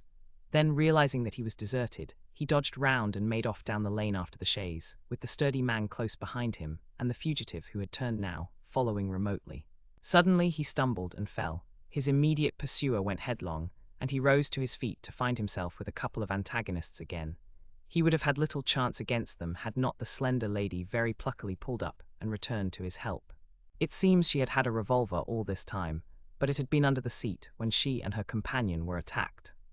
She fired at 6 yards distance, narrowly missing my brother. The less courageous of the robbers made off, and his companion followed him, cursing his cowardice. They both stopped in sight down the lane, where the third man lay insensible. "Take this," said the slender lady, and she gave my brother her revolver. "Go back to the chaise," said my brother, wiping the blood from his split lip. She turned without a word. They were both panting, and they went back to where the lady in white struggled to hold back the frightened pony. The robbers had evidently had enough of it. When my brother looked again, they were retreating. "I'll sit here," said my brother, "if I may," and he got upon the empty front seat. The lady looked over her shoulder. "Give me the reins," she said, and laid the whip along the pony's side. In another moment a bend in the road hid the 3 men from my brother's eyes. So quite unexpectedly, my brother found himself, panting, with a cut mouth, a bruised jaw and blood-stained knuckles, driving along an unknown lane with these 2 women. He learned they were the wife and the younger sister of a surgeon living at Stanmore, who had come in the small hours from a dangerous case at Pinner, and heard at some railway station on his way of the Martian advance. He had hurried home, roused the women their servant had left them 2 days before, packed some provisions, put his revolver under the seat, luckily for my brother, and told them to drive on to Edgware, with the idea of getting a train there. He stopped behind to tell the neighbours. He would overtake them, he said, at about 4:30 in the morning, and now it was nearly 9 and they had seen nothing of him. They could not stop in Edgware because of the growing traffic through the place, and so they had come into this side lane. That was the story they told my brother in fragments when presently they stopped again, nearer to New Barnet. He promised to stay with them, at least until they could determine what to do, or until the missing man arrived, and professed to be an expert shot with the revolver, a weapon strange to him, in order to give them confidence. They made a sort of encampment by the wayside, and the pony became happy in the hedge. He told them of his own escape out of London, and all that he knew of these Martians and their ways. The sun crept higher in the sky, and after a time their talk died out and gave place to an uneasy state of anticipation. Several wayfarers came along the lane, and of these my brother gathered such news as he could. Every broken answer he had deepened his impression of the great disaster that had come on humanity, deepened his persuasion of the immediate necessity for prosecuting this flight. He urged the matter upon them. "We have money," said the slender woman, and hesitated. Her eyes met my brother's, and her hesitation ended. "So have I," said my brother. She explained that they had as much as £30 in gold, besides a £5 note, and suggested that with that they might get upon a train at St. Albans or New Barnet. My brother thought that was hopeless, seeing the fury of the Londoners to crowd upon the trains, and broached his own idea of striking across Essex towards Harwich, and thence escaping from the country altogether. Mrs. Elphinstone, that was the name of the woman in white, would listen to no reasoning, and kept calling upon George, but her sister-in-law was astonishingly quiet and deliberate, and at last agreed to my brother's suggestion. So, designing to cross the Great North Road, they went on towards Barnet, my brother leading the pony to save it as much as possible. As the sun crept up the sky, the day became excessively hot, and underfoot a thick, whitish sand grew burning and blinding, so that they travelled only very slowly. The hedges were grey with dust, and as they advanced towards Barnet a tumultuous murmuring grew stronger. They began to meet more people. For the most part these were staring before them, murmuring indistinct questions, jaded, haggard, unclean. One man in evening dress passed them on foot, his eyes on the ground. They heard his voice, and looking back at him, saw one hand clutched in his hair and the other beating invisible things. His paroxysm of rage over, he went on his way without once looking back. As my brother's party went on towards the crossroads to the south of Barnet, they saw a woman approaching the road across some fields on their left, carrying a child and with 2 other children. And then passed a man in dirty black, with a thick stick in one hand and a small portmanteau in the other. Then round the corner of the lane, from between the villas that guarded it at its confluence with the high road, came a little cart drawn by a sweating black pony and driven by a sallow youth in a bowler hat, grey with dust. There were 3 girls, East End factory girls, and a couple of little children crowded in the cart. "This'll take us round Edgware?" asked the driver, wild-eyed, white-faced. And when my brother told him it would if he turned to the left, he whipped up at once without the formality of thanks. My brother noticed a pale grey smoke or haze rising among the houses in front of them, and veiling the white far Atilda section Adair of a terrace beyond the road that appeared between the backs of the villas. Mrs. Elphinstone suddenly cried out at a number of tongues of smoky red flame, leaping up above the houses in front of them against the hot blue sky. The tumultuous noise resolved itself now into the disorderly mingling of many voices, the gride of many wheels, the creaking of wagons, and the staccato of hoofs. The lane came round sharply not 50 yards from the crossroads. "Good heavens," cried Mrs. Elphinstone. "What is this you are driving us into?" My brother stopped. For the main road was a boiling stream of people, a torrent of human beings rushing northward, one pressing on another. A great bank of dust, white and luminous in the blaze of the sun, made everything within 20 feet of the ground grey and indistinct, and was perpetually renewed by the hurrying feet of a dense crowd of horses and of men and women on foot, and by the wheels of vehicles of every description. "Way," my brother heard voices crying. "Make way." It was like riding into the smoke of a fire to approach the meeting point of the lane and road. The crowd roared like a fire, and the dust was hot and pungent. And indeed, a little way up the road a villa was burning, and sending rolling masses of black smoke across the road to add to the confusion. 2 men came past them. Then a dirty woman, carrying a heavy bundle and weeping. A lost retriever dog, with hanging tongue, circled dubiously round them, scared and wretched, and fled at my brother's threat. So much as they could see of the road Londonward between the houses to the right was a tumultuous stream of dirty, hurrying people, pent in between the villas on either side. The black heads, the crowded forms, grew into distinctness as they rushed towards the corner, hurried past, and merged their individuality again in a receding multitude that was swallowed up at last in a cloud of dust. "Go on. Go on," cried the voices. "Way, way." One man's hands pressed on the back of another. My brother stood at the pony's head. Irresistibly attracted, he advanced slowly, pace by pace, down the lane. Edgware had been a scene of confusion, Chalk Farm a riotous tumult, but this was a whole population in movement. It is hard to imagine that host. It had no character of its own. The figures poured out past the corner, and receded with their backs to the group in the lane. Along the margin came those who were on foot, threatened by the wheels, stumbling in the ditches, blundering into one another. The carts and carriages crowded close upon one another, making little way for those swifter and more impatient vehicles that darted forward every now and then when an opportunity showed itself of doing so, sending the people scattering against the fences and gates of the villas. "Push on," was the cry. "Push on, they are coming." In one cart stood a blind man in the uniform of the Salvation Army, gesticulating with his crooked fingers and bawling, "Eternity! Eternity!" His voice was hoarse and very loud, so that my brother could hear him long after he was lost to sight in the dust. Some of the people who crowded in the carts whipped stupidly at their horses and quarreled with other drivers. Some sat motionless, staring at nothing with miserable eyes. Some gnawed their hands with thirst, or lay prostrate in the bottoms of their conveyances. The horses' bits were covered with foam, their eyes bloodshot. There were cabs, carriages, shop carts, wagons, beyond counting. A mail cart, a road cleaner's cart marked Vestry of St. Pancras, a huge timber wagon crowded with roughs. A brewer's dray rumbled by with its 2 near wheels splashed with fresh blood. "Clear the way," cried the voices. "Clear the way." "Eternity, eternity," came echoing down the road. There were sad, haggard women tramping by, well dressed, with children that cried and stumbled, their dainty clothes smothered in dust, their weary faces smeared with tears. With many of these came men, sometimes helpful, sometimes lowering and savage. Fighting side by side with them pushed some weary street outcast in faded black rags, wide-eyed, loud-voiced, and foul-mouthed. There were sturdy workmen thrusting their way along, wretched, unkempt men, clothed like clerks or shopmen, struggling spasmodically. A wounded soldier my brother noticed, men dressed in the clothes of railway porters, one wretched creature in a nightshirt with a coat thrown over it. But varied as its composition was, certain things all that host had in common.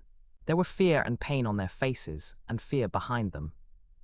A tumult up the road, a quarrel for a place in a wagon, sent the whole host of them quickening their pace. Even a man so scared and broken that his knees bent under him was galvanized for a moment into renewed activity.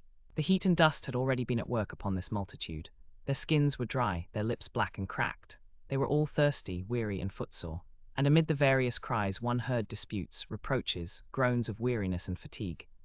The voices of most of them were hoarse and weak. Through it all ran a refrain: "Way, way, the Martians are coming." Few stopped and came aside from that flood. The lane opened slantingly into the main road with a narrow opening, and had a delusive appearance of coming from the direction of London. Yet a kind of eddy of people drove into its mouth, weaklings elbowed out of the stream, who for the most part rested but a moment before plunging into it again. A little way down the lane, with 2 friends bending over him, lay a man with a bare leg, wrapped about with bloody rags. He was a lucky man to have friends. A little old man, with a grey military moustache and a filthy black frock coat, limped out and sat down beside the trap, removed his boot, his sock was blood-stained, shook out a pebble, and hobbled on again. And then a little girl of 8 or 9, all alone, threw herself under the hedge close by my brother, weeping. I can't go on, I can't go on. My brother woke from his torpor of astonishment and lifted her up, speaking gently to her, and carried her to Miss Elphinstone. So soon as my brother touched her, she became quite still, as if frightened. Ellen, shrieked a woman in the crowd, with tears in her voice, Ellen, and the child suddenly darted away from my brother, crying, Mother, they are coming, said a man on horseback, riding past along the lane. Out of the way there, bawled a coachman, towering high, and my brother saw a closed carriage turning into the lane. The people crushed back on one another to avoid the horse. My brother pushed the pony and chaise back into the hedge, and the man drove by and stopped at the turn of the way. It was a carriage, with a pole for a pair of horses, but only one was in the traces. My brother saw dimly through the dust that two men lifted out something on a white stretcher and put it gently on the grass beneath the privet hedge. One of the men came running to my brother. Where is there any water? He said. He is dying fast and very thirsty. It is Lord Garrick. Lord Garrick, said my brother, the Chief Justice. The water, he said. There may be a tap, said my brother, in some of the houses. We have no water. I dare not leave my people. The man pushed against the crowd towards the gate of the corner house. Go on, said the people, thrusting at him. They are coming, go on. Then my brother's attention was distracted by a bearded, eagle-faced man lugging a small handbag, which split even as my brother's eyes rested on it and disgorged a mass of sovereigns that seemed to break up into separate coins as it struck the ground. They rolled hither and thither among the struggling feet of men and horses. The man stopped and looked stupidly at the heap, and the shaft of a cab struck his shoulder and sent him reeling. He gave a shriek and dodged back, and a cartwheel shaved him narrowly. Way, cried the men all about him. Make way. So soon as the cab had passed, he flung himself, with both hands open, upon the heap of coins, and began thrusting handfuls in his pocket. A horse rose close upon him, and in another moment, half rising, he had been borne down under the horse's hoofs. Stop, screamed my brother, and pushing a woman out of his way, tried to clutch the bit of the horse. Before he could get to it, he heard a scream under the wheels, and saw through the dust the rim passing over the poor wretch's back. The driver of the cart slashed his whip at my brother, who ran round behind the cart. The multitudinous shouting confused his ears. The man was writhing in the dust among his scattered money, unable to rise, for the wheel had broken his back, and his lower limbs lay limp and dead. My brother stood up and yelled at the next driver, and a man on a black horse came to his assistance. Get him out of the road, said he, and clutching the man's collar with his free hand, my brother lugged him sideways. But he still clutched after his money and regarded my brother fiercely, hammering at his arm with a handful of gold. Go on, shouted angry voices behind. Way. There was a smash as the pole of a carriage crashed into the cart that the man on horseback stopped. My brother looked up, and the man with the gold twisted his head round and bit the wrist that held his collar. There was a concussion, and the black horse came staggering sideways, and the cart horse pushed beside it. A hoof missed my brother's foot by a hair's breadth. He released his grip on the fallen man and jumped back.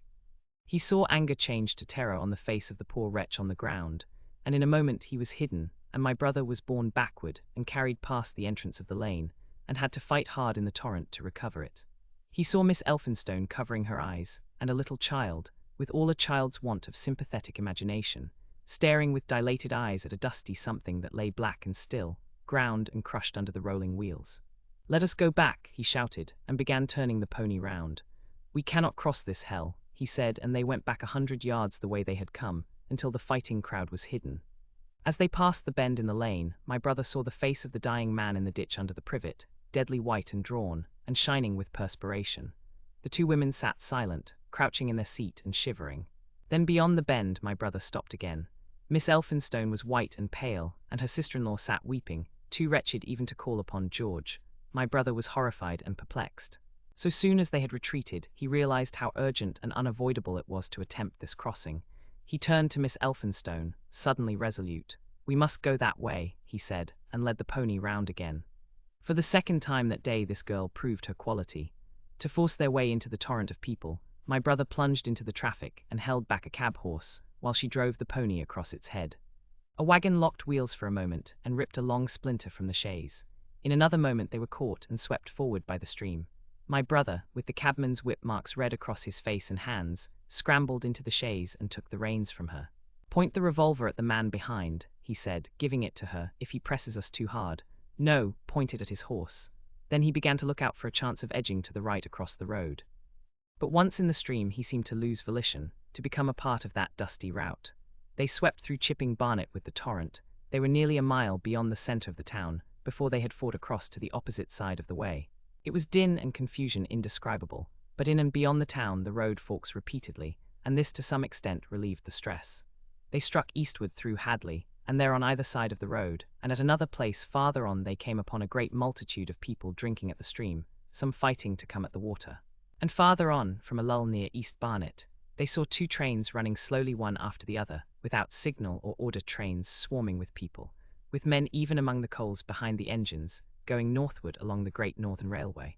My brother supposes they must have filled outside London, for at that time the furious terror of the people had rendered the central termini impossible. Near this place they halted for the rest of the afternoon, for the violence of the day had already utterly exhausted all 3 of them. They began to suffer the beginnings of hunger, the night was cold, and none of them dared to sleep. And in the evening many people came hurrying along the road nearby their stopping place, fleeing from unknown dangers before them, and going in the direction from which my brother had come. XVII, the Thunder Child. Had the Martians aimed only at destruction, they might on Monday have annihilated the entire population of London, as it spread itself slowly through the home counties. Not only along the road through Barnet, but also through Edgware and Waltham Abbey, and along the roads eastward to Southend and Shoeburyness, and south of the Thames to Deal and Broadstairs, poured the same frantic rout.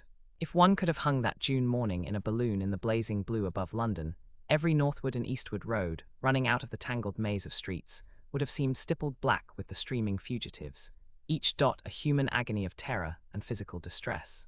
I have set forth at length in the last chapter my brother's account of the road through Chipping Barnet, in order that my readers may realize how that swarming of black dots appeared to one of those concerned. Never before in the history of the world had such a mass of human beings moved and suffered together. The legendary hosts of Goths and Huns, the hugest armies Asia has ever seen, would have been but a drop in that current. And this was no disciplined march. It was a stampede gigantic and terrible, without order and without a goal, 6 million people unarmed and unprovisioned, driving headlong. It was the beginning of the rout of civilization, of the massacre of mankind. Directly below him the balloonist would have seen the network of streets far and wide, houses, churches, squares, crescents, gardens already derelict, spread out like a huge map, and in the southward blotted. Over Ealing, Richmond, Wimbledon, it would have seemed as if some monstrous pen had flung ink upon the chart. Steadily, incessantly, each black splash grew and spread, shooting out ramifications this way and that, now banking itself against rising ground, now pouring swiftly over crest into a new-found valley, exactly as a gout of ink would spread itself upon blotting paper. And beyond, over the blue hills that rise southward of the river, the glittering Martians went to and fro, calmly and methodically spreading their poison cloud over this patch of country, and then over that, laying it again with their steam jets when it had served its purpose, and taking possession of the conquered country. They do not seem to have aimed at extermination so much as at complete demoralization and the destruction of any opposition. They exploded any stores of powder they came upon, cut every telegraph, and wrecked the railways here and there. They were hamstringing mankind. They seemed in no hurry to extend the field of their operations, and did not come beyond the central part of London all that day. It is possible that a very considerable number of people in London stuck to their houses through Monday morning. Certain it is that many died at home suffocated by the black smoke. Until about midday the Pool of London was an astonishing scene. Steamboats and shipping of all sorts lay there, tempted by the enormous sums of money offered by fugitives, and it is said that many who swam out to these vessels were thrust off with boat-hooks and drowned. About 1 o'clock in the afternoon, the thinning remnant of a cloud of the black vapour appeared between the arches of Blackfriars Bridge. At that the pool became a scene of mad confusion, fighting and collision, and for some time a multitude of boats and barges jammed in the northern arch of the Tower Bridge, and the sailors and lightermen had to fight savagely against the people who swarmed upon them from the riverfront. People were actually clambering down the piers of the bridge from above. When an hour later, a Martian appeared beyond the clock tower and waded down the river, nothing but wreckage floated above Limehouse. Of the falling of the 5th cylinder I have presently to tell. The 6th star fell at Wimbledon. My brother, keeping watch beside the women in the chaise in a meadow, saw the green flash of it far beyond the hills. On Tuesday the little party, still set upon getting across the sea, made its way through the swarming country towards Colchester. The news that the Martians were now in possession of the whole of London was confirmed. They had been seen at Highgate, and even, it was said, at Neaston, but they did not come into my brother's view until the morrow. That day the scattered multitudes began to realize the urgent need of provisions. As they grew hungry, the rights of property ceased to be regarded. Farmers were out to defend their cattle sheds, granaries, and ripening root crops with arms in their hands.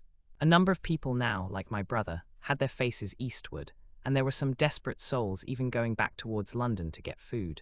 These were chiefly people from the northern suburbs, whose knowledge of the black smoke came by hearsay. He heard that about half the members of the government had gathered at Birmingham, and that enormous quantities of high explosives were being prepared to be used in automatic mines across the Midland counties.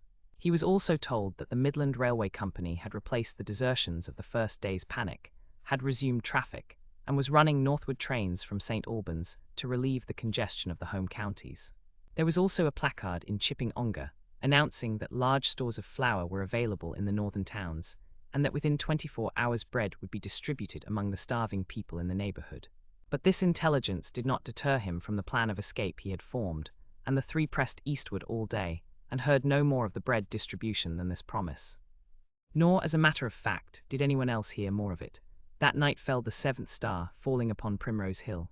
It fell while Miss Elphinstone was watching, for she took that duty alternately with my brother. She saw it.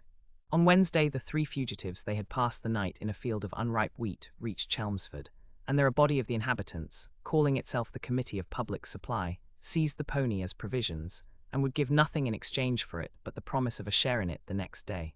Here there were rumours of Martians at Epping, and news of the destruction of Waltham Abbey powder mills in a vain attempt to blow up one of the invaders. People were watching for Martians here from the church towers. My brother, very luckily for him as it chanced, preferred to push on at once to the coast rather than wait for food, although all three of them were very hungry. By midday they passed through Tillingham, which, strangely enough, seemed to be quite silent and deserted, save for a few furtive plunderers hunting for food. Near Tillingham they suddenly came in sight of the sea, and the most amazing crowd of shipping of all sorts that it is possible to imagine. For after the sailors could no longer come up the Thames, they came on to the Essex coast, to Harwich and Walton and Clacton, and afterwards to Foulness and Shoebury, to bring off the people.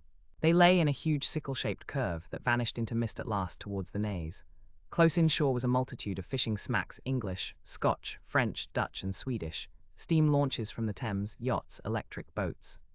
And beyond were ships of larger burden, a multitude of filthy colliers, trim merchantmen, cattle ships, passenger boats, petroleum tanks, ocean tramps, an old white transport even, neat white and grey liners from Southampton and Hamburg.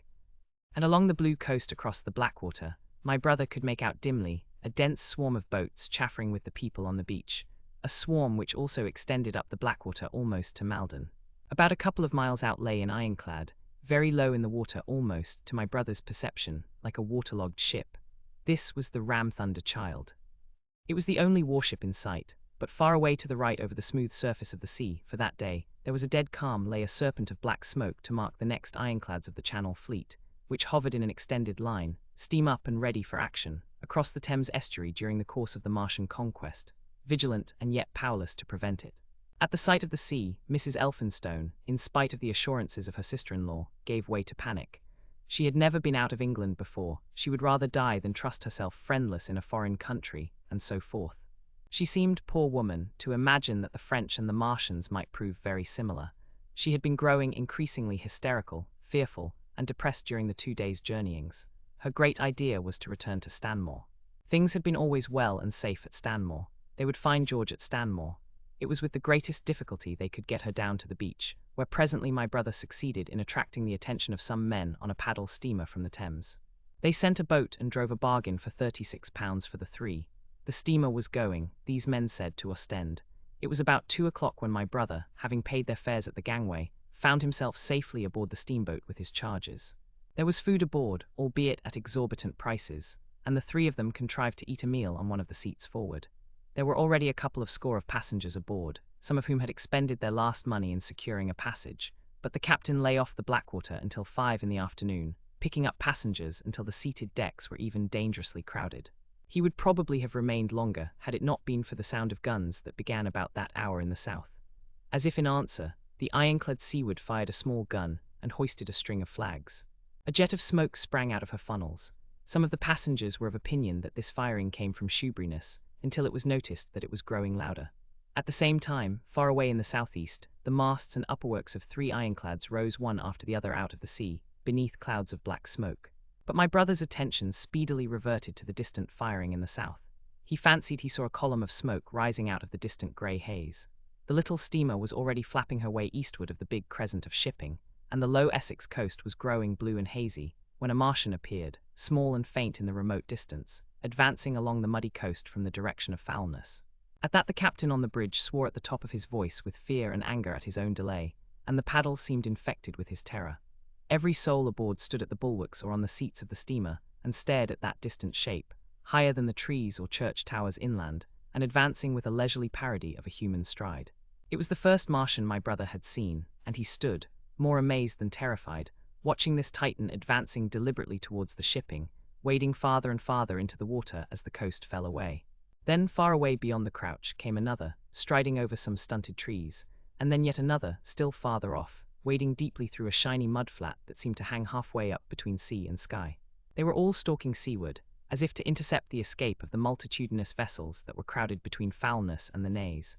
In spite of the throbbing exertions of the engines of the little paddle boat, and the pouring foam that her wheels flung behind her, she receded with terrifying slowness from this ominous advance.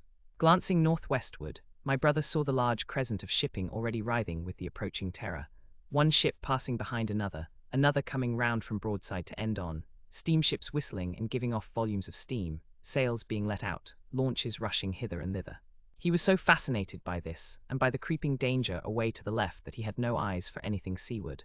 And then a swift movement of the steamboat, she had suddenly come round to avoid being run down, flung him headlong from the seat upon which he was standing. There was a shouting all about him, a trampling of feet, and a cheer that seemed to be answered faintly. The steamboat lurched and rolled him over upon his hands. He sprang to his feet and saw to starboard, and not 100 yards from their heeling, pitching boat, a vast iron bulk like the blade of a plough tearing through the water, tossing it on either side in huge waves of foam that leaped towards the steamer, flinging her paddles helplessly in the air, and then sucking her deck down almost to the waterline. A douche of spray blinded my brother for a moment. When his eyes were clear again, he saw the monster had passed and was rushing landward. Big iron upperworks rose out of this headlong structure, and from that twin funnels projected and spat a smoking blast shot with fire. It was the torpedo ram, Thunder Child, steaming headlong, coming to the rescue of the threatened shipping.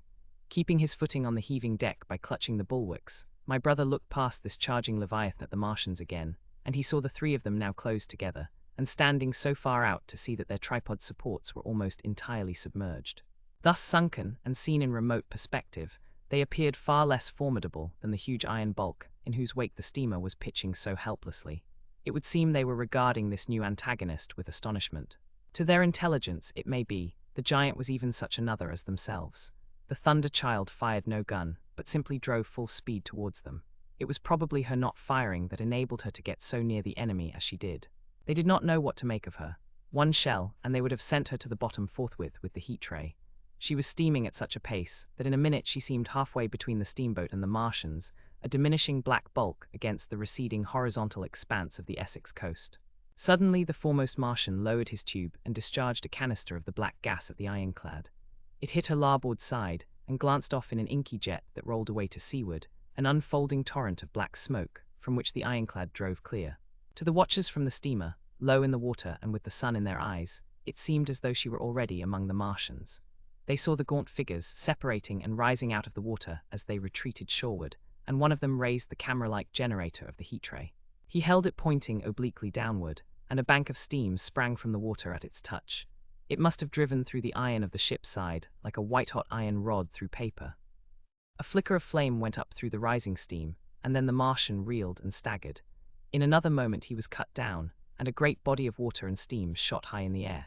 The guns of the Thunder Child sounded through the reek, going off one after the other, and one shot splashed the water high close by the steamer, ricocheted towards the other flying ships to the north, and smashed a smack to matchwood. But no one heeded that very much. At the sight of the Martians, collapsed the captain on the bridge yelled inarticulately, and all the crowding passengers on the steamer's stern shouted together, and then they yelled again. For surging out beyond the white tumult, drove something long and black, the flames streaming from its middle parts, its ventilators and funnels spouting fire. She was alive still. The steering gear, it seems, was intact and her engines working. She headed straight for a second Martian, and was within 100 yards of him when the heat ray came to bear. Then with a violent thud, a blinding flash, her decks, her funnels, leaped upward. The Martian staggered with the violence of her explosion, and in another moment the flaming wreckage, still driving forward with the impetus of its pace, had struck him and crumpled him up like a thing of cardboard. My brother shouted involuntarily. A boiling tumult of steam hid everything again. 2 yelled the captain. Everyone was shouting. The whole steamer from end to end rang with frantic cheering that was taken up first by one and then by all in the crowding multitude of ships and boats that was driving out to sea. The steam hung upon the water for many minutes, hiding the third Martian and the coast altogether. And all this time, the boat was paddling steadily out to sea and away from the fight. And when at last the confusion cleared, the drifting bank of black vapor intervened, and nothing of the Thunder Child could be made out, nor could the third Martian be seen. But the ironclads to seaward were now quite close and standing in towards shore past the steamboat. The little vessel continued to beat its way seaward, and the ironclads receded slowly towards the coast, which was hidden still by a marbled bank of vapor, part steam, part black gas, eddying and combining in the strangest way. The fleet of refugees was scattering to the northeast. Several smacks were sailing between the ironclads and the steamboat. After a time, and before they reached the sinking cloud bank, the warships turned northward, and then abruptly went about and passed into the thickening haze of evening southward. The coast grew faint, and at last indistinguishable amid the low banks of clouds that were gathering about the sinking sun. Then suddenly out of the golden haze of the sunset came the vibration of guns, and a form of black shadows moving. Everyone struggled to the rail of the steamer, and peered into the blinding furnace of the west, but nothing was to be distinguished clearly. A mass of smoke rose slanting and barred the face of the sun. The steamboat throbbed on its way through an interminable suspense. The sun sank into grey clouds, the sky flushed and darkened, the evening star trembled into sight. It was deep twilight when the captain cried out and pointed. My brother strained his eyes. Something rushed up into the sky out of the greyness, rushed slantingly upward, and very swiftly into the luminous clearness above the clouds in the western sky. Something flat and broad, and very large that swept round in a vast curve, grew smaller, sank slowly, and vanished again into the grey mystery of the night. And as it flew it rained down darkness upon the land. Book 2, The Earth Under the Martians. I Underfoot. In the first book I have wandered so much from my own adventures to tell of the experiences of my brother that all through the last 2 chapters I and the curate have been lurking in the empty house at Halliford, whither we fled to escape the black smoke. There I will resume. We stopped there all Sunday night, and all the next day the day of the panic, in a little island of daylight, cut off by the black smoke from the rest of the world. We could do nothing but wait in aching inactivity during those 2 weary days. My mind was occupied by anxiety for my wife. I figured her at Leatherhead, terrified, in danger, mourning me already as a dead man. I paced the rooms and cried aloud when I thought of how I was cut off from her, of all that might happen to her in my absence. My cousin I knew was brave enough for any emergency, but he was not the sort of man to realize danger quickly, to rise promptly. What was needed now was not bravery, but circumspection. My only consolation was to believe that the Martians were moving Londonward and away from her. Such vague anxieties keep the mind sensitive and painful. I grew very weary and irritable with the curate's perpetual ejaculations. I tired of the sight of his selfish despair. After some ineffectual remonstrance, I kept away from him, staying in a room evidently a children's schoolroom, containing globes, forms, and copperbooks. When he followed me thither, I went to a box room at the top of the house, and in order to be alone with my aching miseries, locked myself in. We were hopelessly hemmed in by the black smoke all that day and the morning of the next. There were signs of people in the next house on Sunday evening, a face at a window and moving lights, and later the slamming of a door. But I do not know who these people were, nor what became of them. We saw nothing of them next day. The black smoke drifted slowly riverward all through Monday morning, creeping nearer and nearer to us, driving at last along the roadway outside the house that hid us. A Martian came across the fields about midday, laying the stuff with a jet of superheated steam that hissed against the walls, smashed all the windows it touched, and scalded the curate's hand as he fled out of the front room. When at last we crept across the sodden rooms and looked out again, the country northward was as though a black snowstorm had passed over it. Looking towards the river, we were astonished to see an unaccountable redness mingling with the black of the scorched meadows. For a time we did not see how this change affected our position, save that we were relieved of our fear of the black smoke. But later I perceived that we were no longer hemmed in, that now we might get away. So soon as I realized that the way of escape was open, my dream of action returned. But the curate was lethargic, unreasonable. "We are safe here," he repeated. "Safe here." I resolved to leave him, would that I had. Wiser now for the artilleryman's teaching, I sought out food and drink. I had found oil and rags for my burns, and I also took a hat and a flannel shirt that I found in one of the bedrooms. When it was clear to him that I meant to go alone, had reconciled myself to going alone, he suddenly roused himself to come. And all being quiet throughout the afternoon, we started about 5 o'clock, as I should judge, along the blackened road to Sunbury. In Sunbury, and at intervals along the road, were dead bodies lying in contorted attitudes. horses as well as men, overturned carts and luggage, all covered thickly with black dust. That pool of cindery powder made me think of what I had read of the destruction of Pompeii. We got to Hampton Court without misadventure, our minds full of strange and unfamiliar appearances, and at Hampton Court our eyes were relieved to find a patch of green that had escaped the suffocating drift. We went through Bushy Park, with its deer going to and fro under the chestnuts, and some men and women hurrying in the distance towards Hampton, and so we came to Twickenham. These were the first people we saw. Away across the road, the woods beyond Ham and Petersham were still afire. Twickenham was uninjured by either heat ray or black smoke, and there were more people about here, though none could give us news. For the most part they were like ourselves, taking advantage of a lull to shift their quarters. I have an impression that many of the houses here were still occupied by scared inhabitants, too frightened even for flight.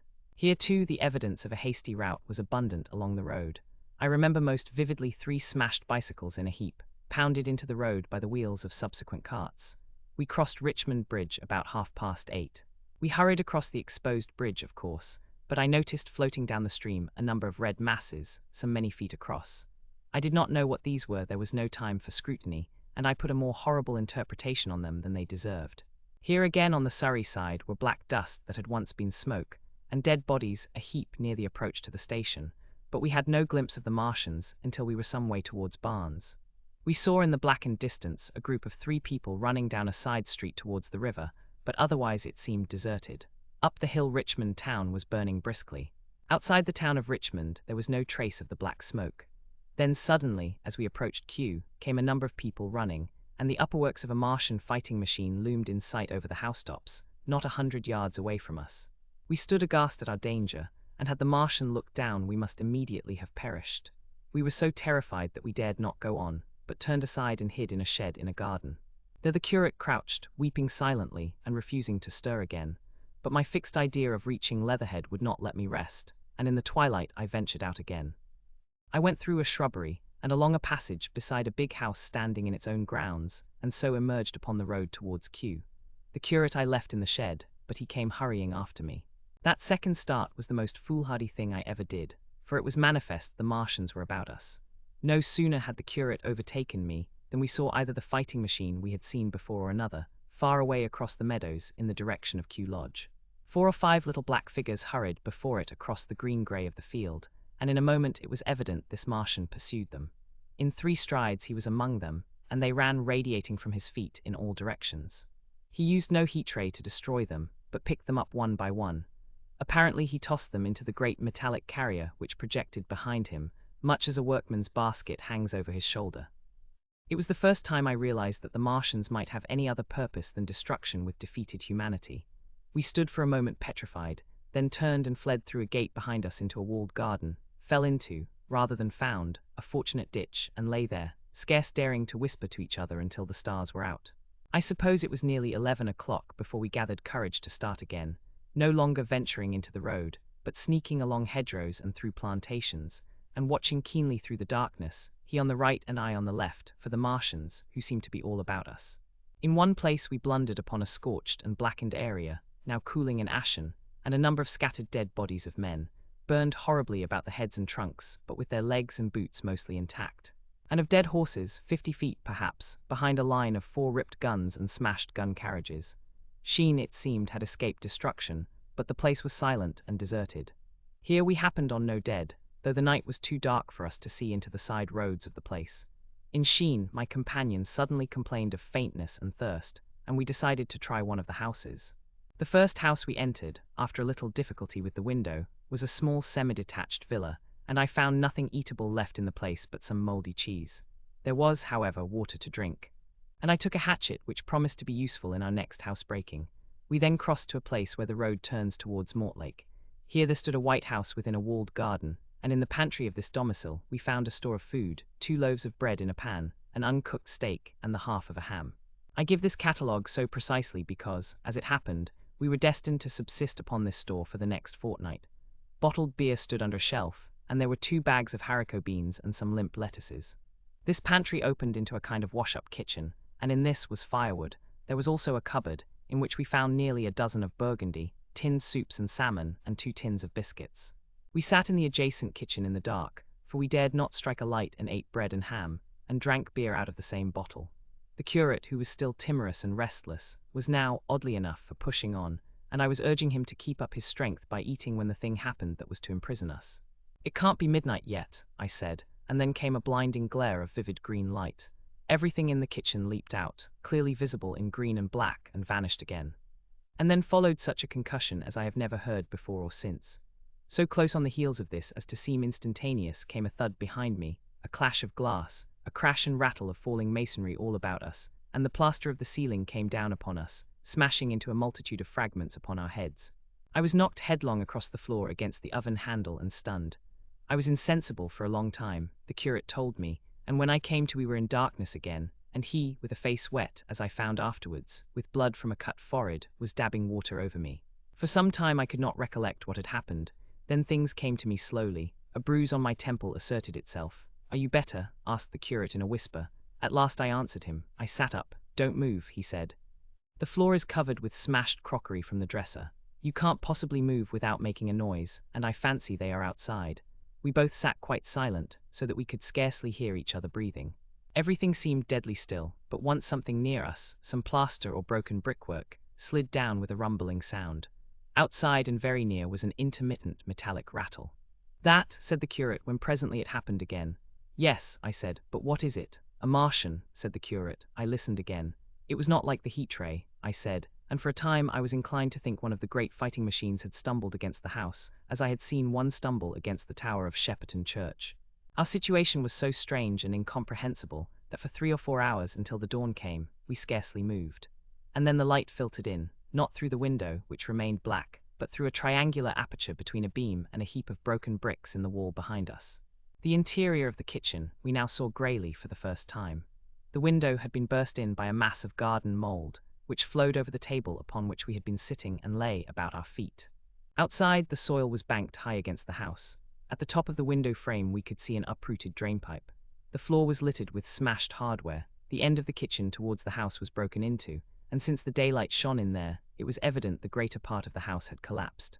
Contrasting vividly with this ruin was the neat dresser, stained in the fashion, pale green, and with a number of copper and tin vessels below it, the wallpaper imitating blue and white tiles, and a couple of coloured supplements fluttering from the walls above the kitchen range. As the dawn grew clearer, we saw through the gap in the wall the body of a Martian, standing sentinel, I suppose, over the still glowing cylinder.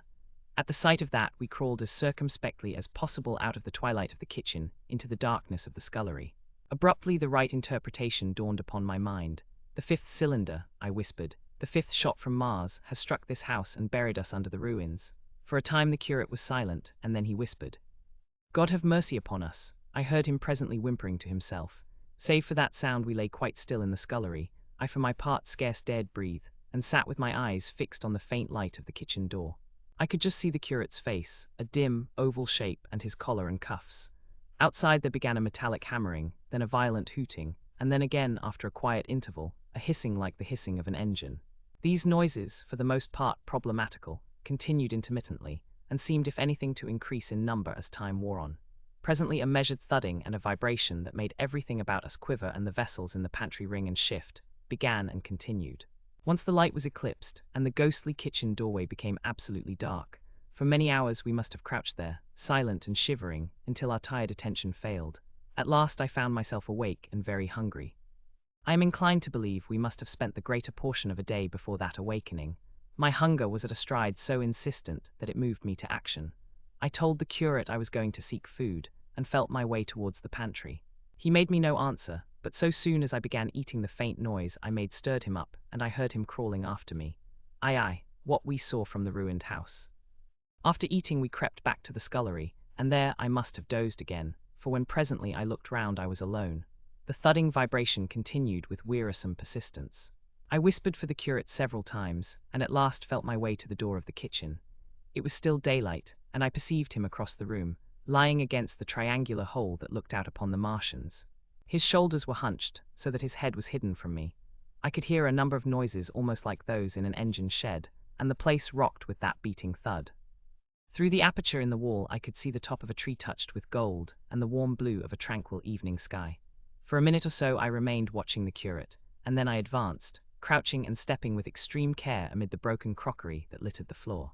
I touched the curate's leg, and he started so violently that a mass of plaster went sliding down outside and fell with a loud impact. I gripped his arm, fearing he might cry out, and for a long time we crouched motionless. Then I turned to see how much of our rampart remained. The detachment of the plaster had left a vertical slit open in the debris, and by raising myself cautiously across a beam, I was able to see out of this gap into what had been overnight a quiet suburban roadway. Vast indeed was the change that we beheld. The fifth cylinder must have fallen right into the midst of the house we had first visited. The building had vanished, completely smashed, pulverized, and dispersed by the blow. The cylinder lay now far beneath the original foundations, deep in a hole, already vastly larger than the pit I had looked into at Woking. The earth all round it had splashed under that tremendous impact. Splashed is the only word, and lay in heaped piles that hid the masses of the adjacent houses. It had behaved exactly like mud under the violent blow of a hammer. Our house had collapsed backward. The front portion, even on the ground floor, had been destroyed completely.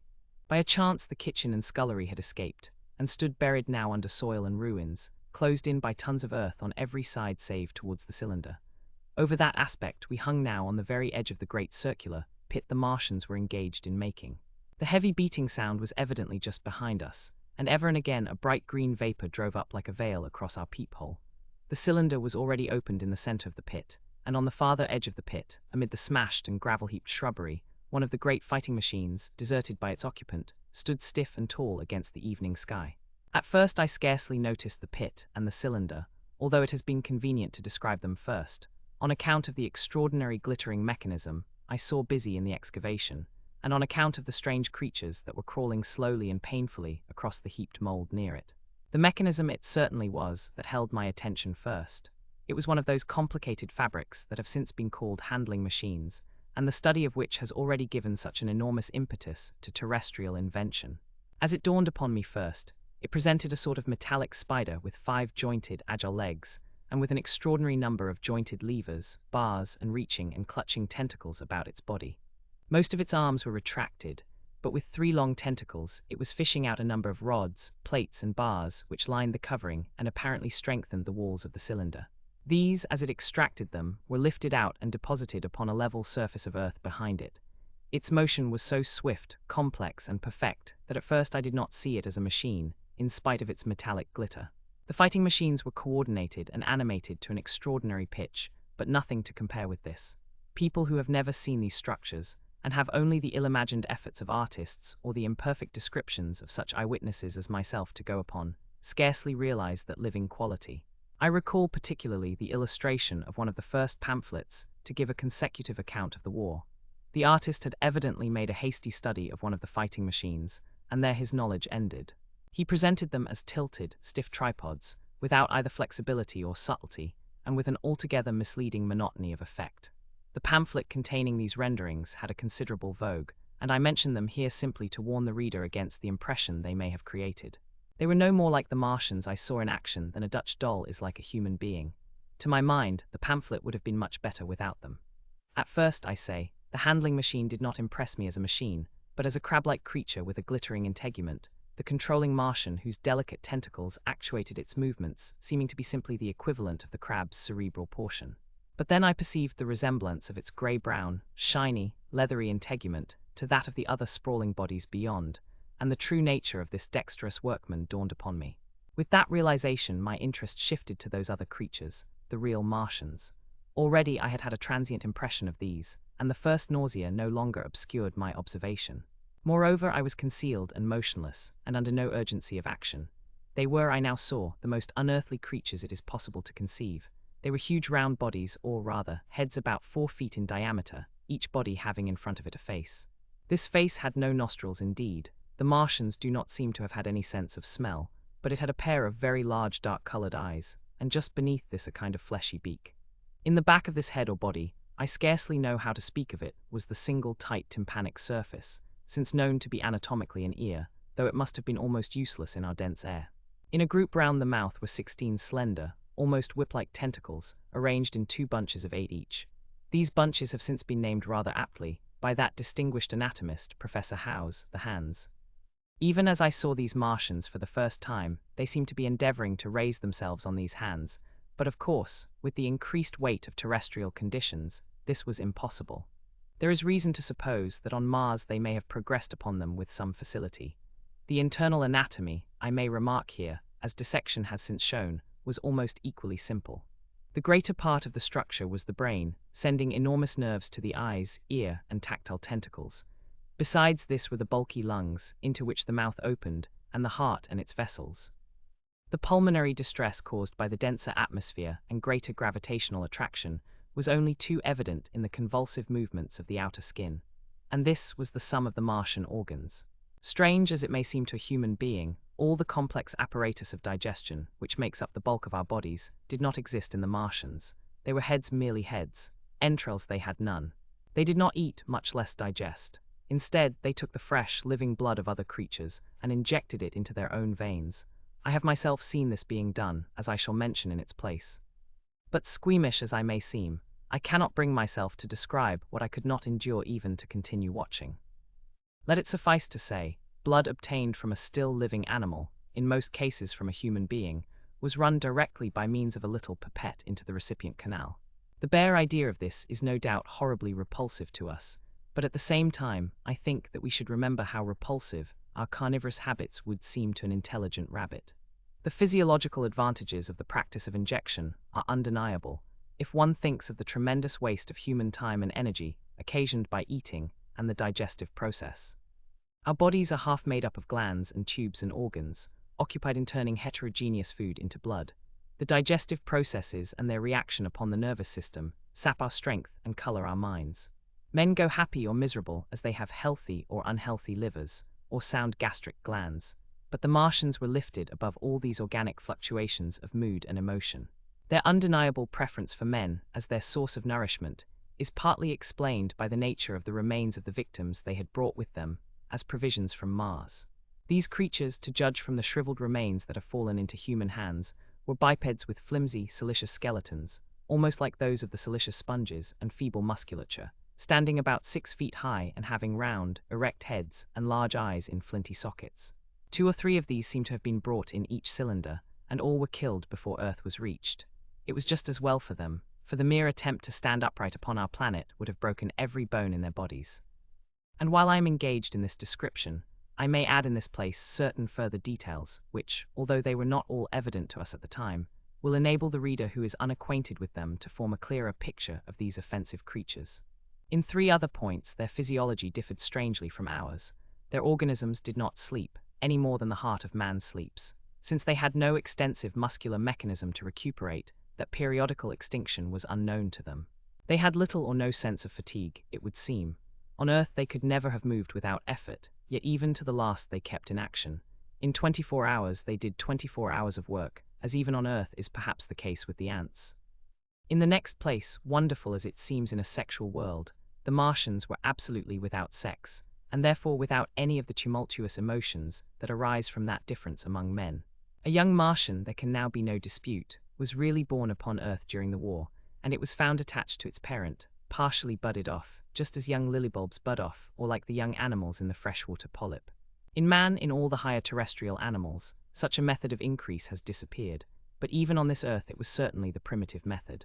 Among the lower animals, up even to those first cousins of the vertebrated animals, the tunicates, the 2 processes occur side by side, but finally the sexual method superseded its competitor altogether. On Mars, however, just the reverse has apparently been the case. It is worthy of remark that a certain speculative writer of quasi-scientific repute, writing long before the Martian invasion, did forecast for man a final structure not unlike the actual Martian condition. His prophecy, I remember, appeared in November or December 1893 in a long-defunct publication, the Pall Mall Budget, and I recall a caricature of it in a pre-Martian periodical called Punch. He pointed out, writing in a foolish, facetious tone, that the perfection of mechanical appliances must ultimately supersede limbs, the perfection of chemical devices, digestion. That such organs as hair, external nose, teeth, ears, and chin were no longer essential parts of the human being, and that the tendency of natural selection would lie in the direction of their steady diminution through the coming ages. The brain alone remained a cardinal necessity. Only one other part of the body had a strong case for survival, and that was the hand, teacher and agent of the brain. While the rest of the body dwindled, the hands would grow larger. There is many a true word written in jest, and here in the Martians we have beyond dispute the actual accomplishment of such a suppression of the animal side of the organism by the intelligence. To me, it is quite credible that the Martians may be descended from beings not unlike ourselves, by a gradual development of brain and hands, the latter giving rise to the two bunches of delicate tentacles at last, at the expense of the rest of the body. Without the body, the brain would, of course, become a mere selfish intelligence, without any of the emotional substratum of the human being. The last salient point in which the systems of these creatures differed from ours was in what one might have thought a very trivial particular. Microorganisms, which cause so much disease and pain on Earth, have either never appeared upon Mars or Martian sanitary science eliminated them ages ago. 100 diseases, all the fevers and contagions of human life, consumption, cancers, tumors and such morbidities, never enter the scheme of their life. And speaking of the differences between the life on Mars and terrestrial life, I may allude here to the curious suggestions of the red weed. Apparently the vegetable kingdom in Mars, instead of having green for a dominant color, is of a vivid blood-red tint. At any rate, the seeds which the Martians, intentionally or accidentally, brought with them gave rise in all cases to red-colored growths. Only that known popularly as the red weed, however, gained any footing in competition with terrestrial forms. The red creeper was quite a transitory growth, and few people have seen it growing. For a time, however, the red weed grew with astonishing vigor and luxuriance. It spread up the sides of the pit by the third or fourth day of our imprisonment, and its cactus-like branches formed a carmine fringe to the edges of our triangular window. And afterwards I found it broadcast throughout the country, and especially wherever there was a stream of water. The Martians had what appears to have been an auditory organ, a single round drum at the back of the head body, and eyes with a visual range not very different from ours, except that, according to Phillips, blue and violet were as black to them. It is commonly supposed that they communicated by sounds and tentacular gesticulations. This is asserted, for instance, in the able but hastily compiled pamphlet, written evidently by someone not an eyewitness of Martian actions, to which I have already alluded, and which, so far, has been the chief source of information concerning them. Now, no surviving human being saw so much of the Martians in action as I did. I take no credit to myself for an accident, but the fact is so. And I assert that I watched them closely time after time, and that I have seen 4, 5, and once 6 of them sluggishly performing the most elaborately complicated operations together, without either sound or gesture. Their peculiar hooting invariably preceded feeding. It had no modulation, and was, I believe, in no sense a signal, but merely the expiration of air preparatory to the suctional operation. I have a certain claim to at least an elementary knowledge of psychology, and in this matter I am convinced, as firmly as I am convinced of anything, that the Martians interchanged thoughts without any physical intermediation. And I have been convinced of this in spite of strong preconceptions. Before the Martian invasion, as an occasional reader here or there may remember, I had written with some little vehemence against the telepathic theory. The Martians wore no clothing. Their conceptions of ornament and decorum were necessarily different from ours, and not only were they evidently much less sensible of changes of temperature than we are, but changes of pressure do not seem to have affected their health at all seriously. Yet though they wore no clothing, it was in the other artificial additions to their bodily resources that their great superiority over man lay. We men, with our bicycles and road skates, our Lilienthal soaring machines, our guns and sticks and so forth, are just in the beginning of the evolution that the Martians have worked out.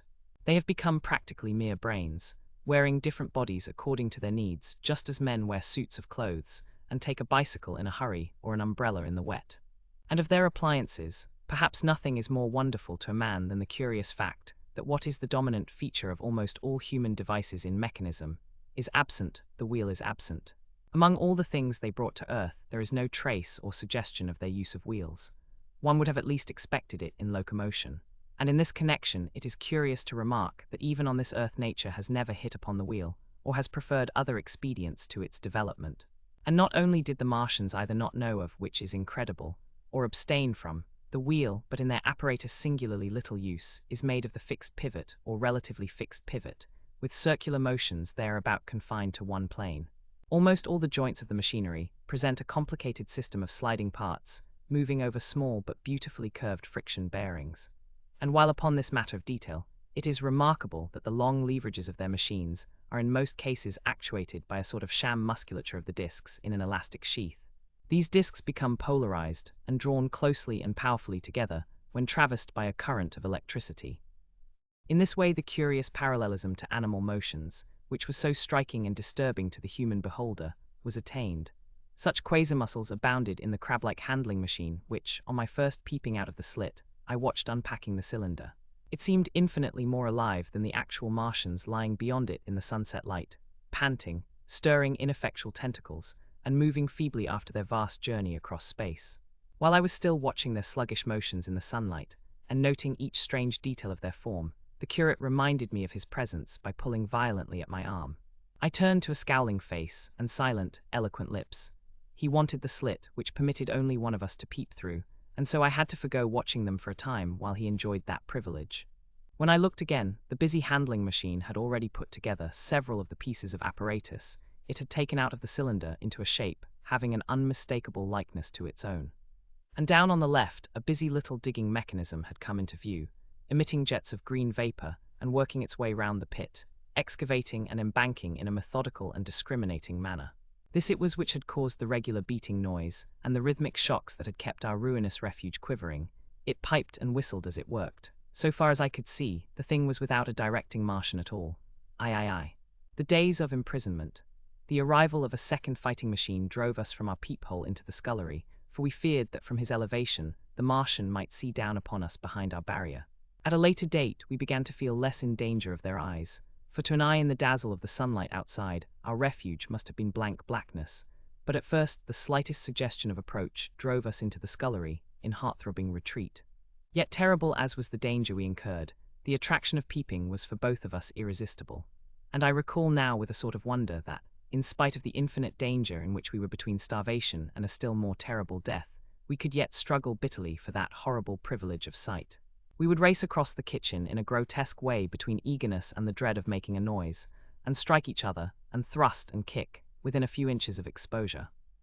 The fact is that we had absolutely incompatible dispositions and habits of thought and action, and our danger and isolation only accentuated the incompatibility. At Halliford I had already come to hate the curate's trick of helpless exclamation, his stupid rigidity of mind. His endless muttering monologue vitiated every effort I made to think out a line of action, and drove me at times, thus pent up and intensified, almost to the verge of craziness. He was as lacking in restraint as a silly woman. He would weep for hours together, and I verily believe that to the very end this spoiled child of life thought his weak tears in some way efficacious. And I would sit in the darkness, unable to keep my mind off him by reason of his importunities. He ate more than I did, and it was in vain I pointed out that our only chance of life was to stop in the house until the Martians had done with their pit, that in that long patience a time might presently come when we should need food. He ate and drank impulsively in heavy meals at long intervals. He slept little. As the days wore on, his utter carelessness of any consideration so intensified our distress and danger that I had, much as I loathed doing it, to resort to threats, and at last to blows. That brought him to reason for a time, but he was one of those weak creatures, void of pride, timorous and Mike, hateful souls, full of shifty cunning, who face neither God nor man, who face not even themselves. It is disagreeable for me to recall and write these things, but I set them down that my story may lack nothing.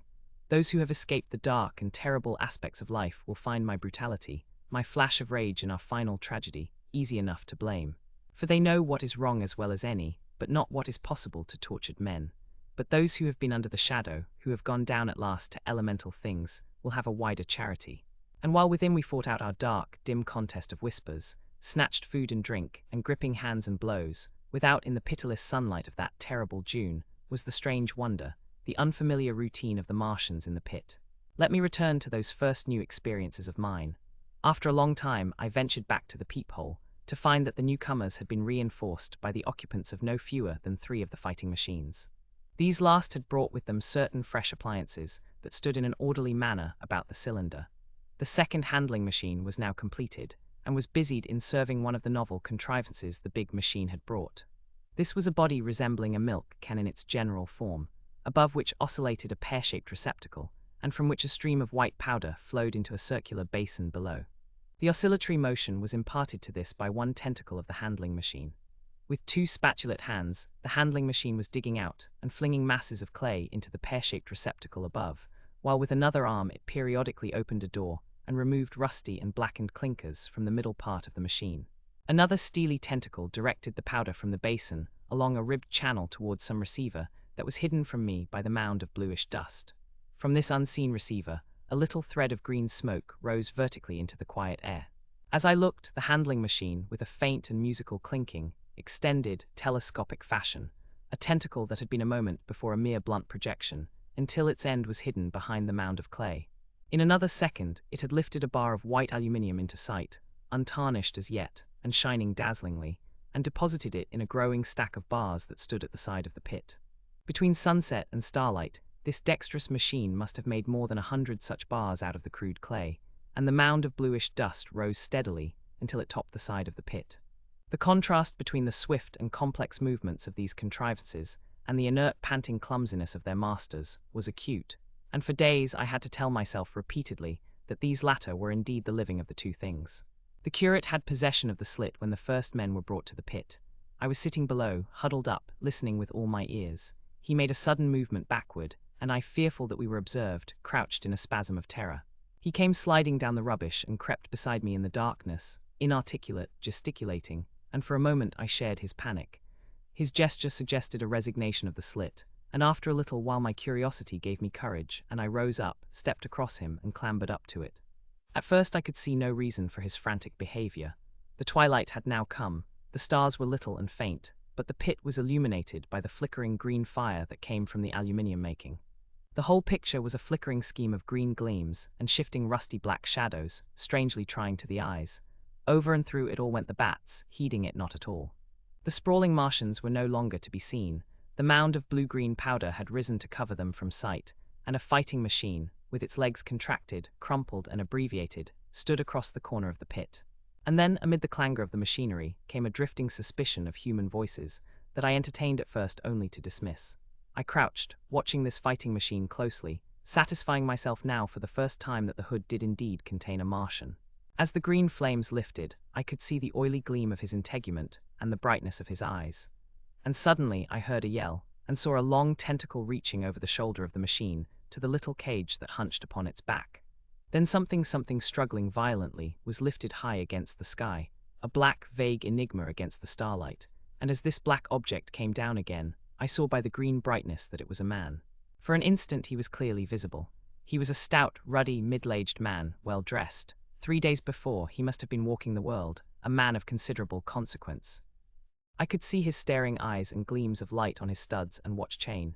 He vanished behind the mound, and for a moment there was silence, and then began a shrieking and a sustained and cheerful hooting from the Martians. I slid down the rubbish, struggled to my feet, clapped my hands over my ears, and bolted into the scullery.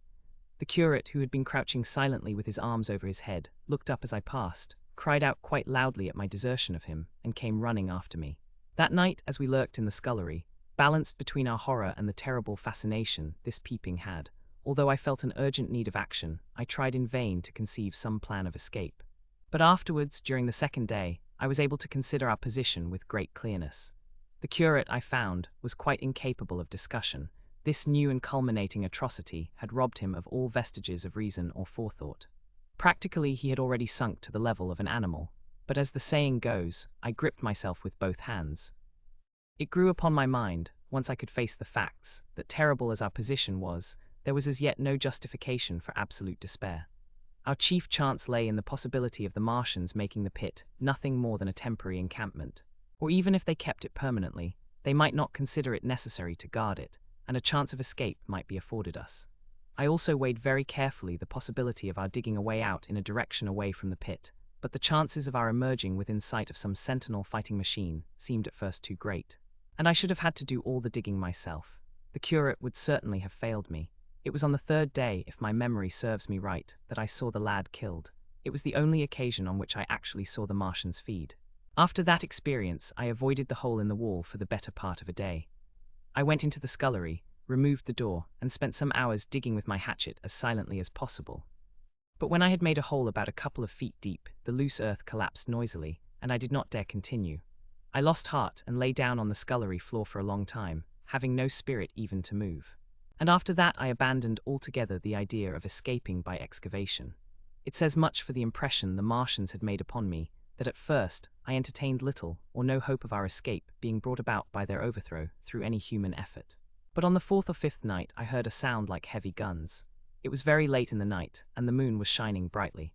The Martians had taken away the excavating machine, and save for a fighting machine that stood in the remoter bank of the pit, and a handling machine that was buried out of my sight in a corner of the pit, immediately beneath my peephole. The place was deserted by them.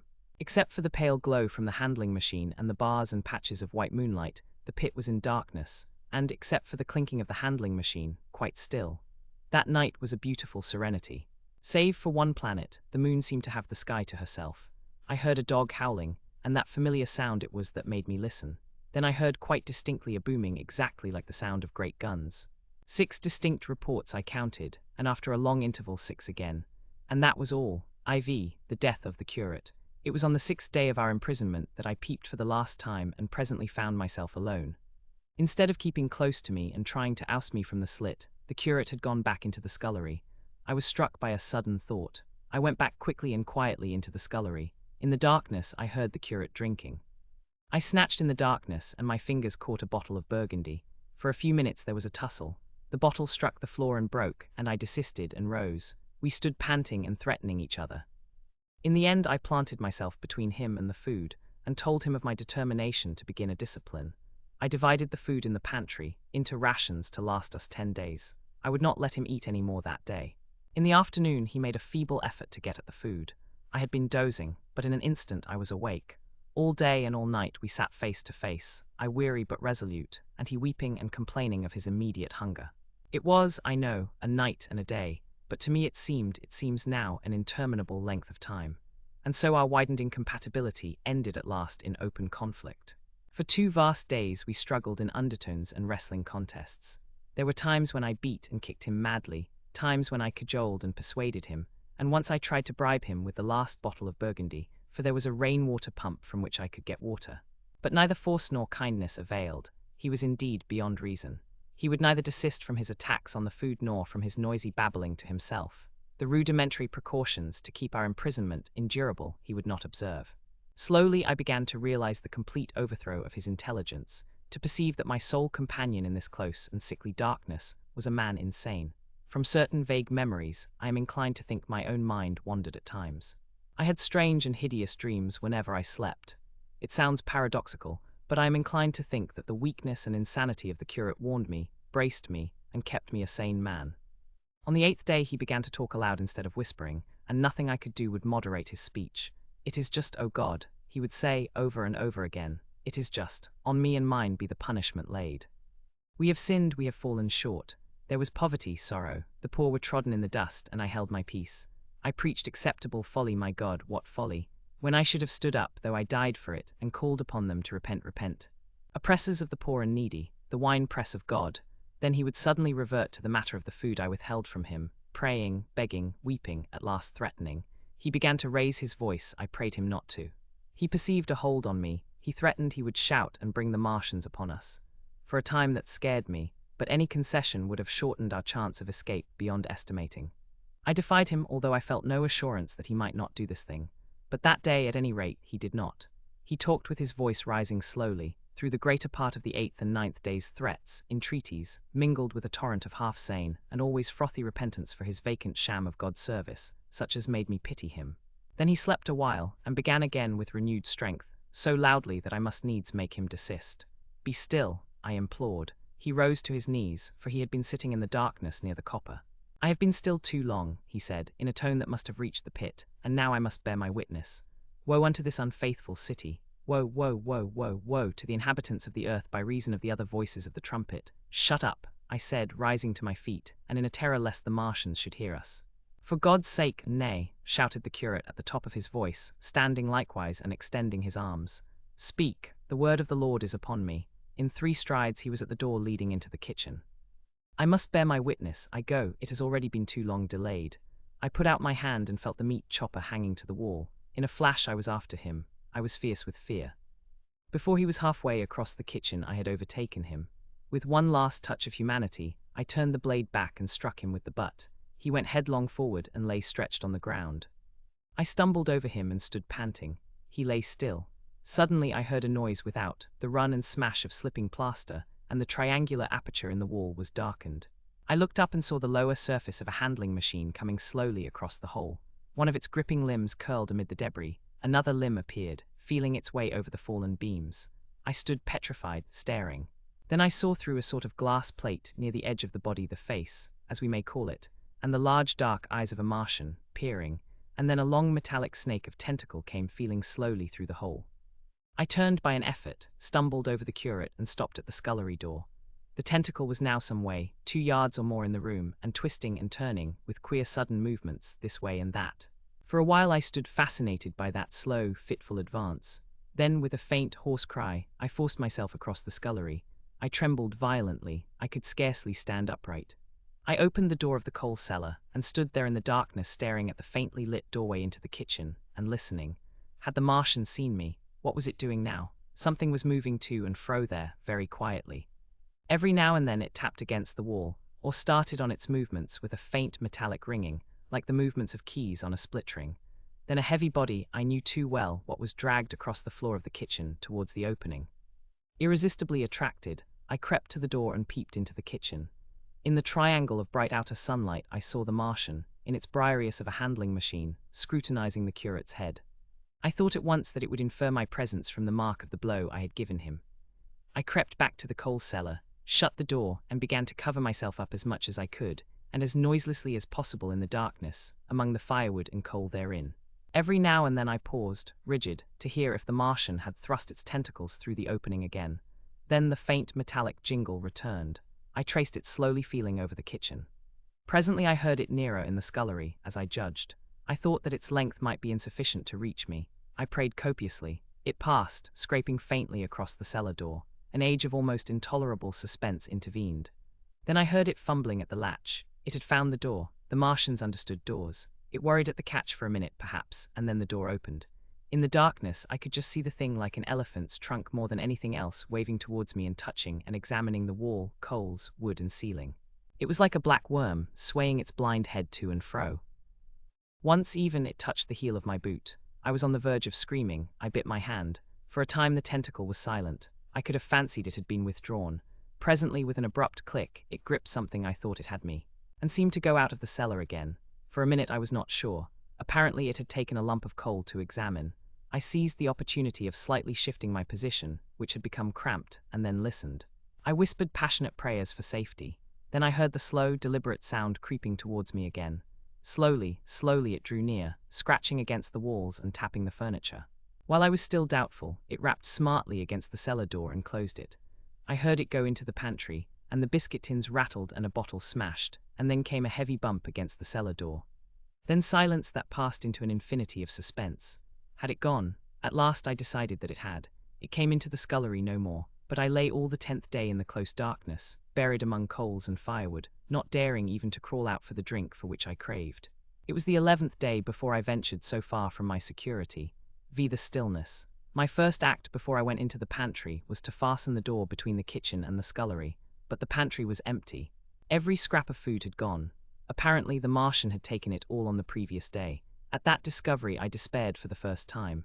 I took no food, or no drink either, on the 11th or the 12th day.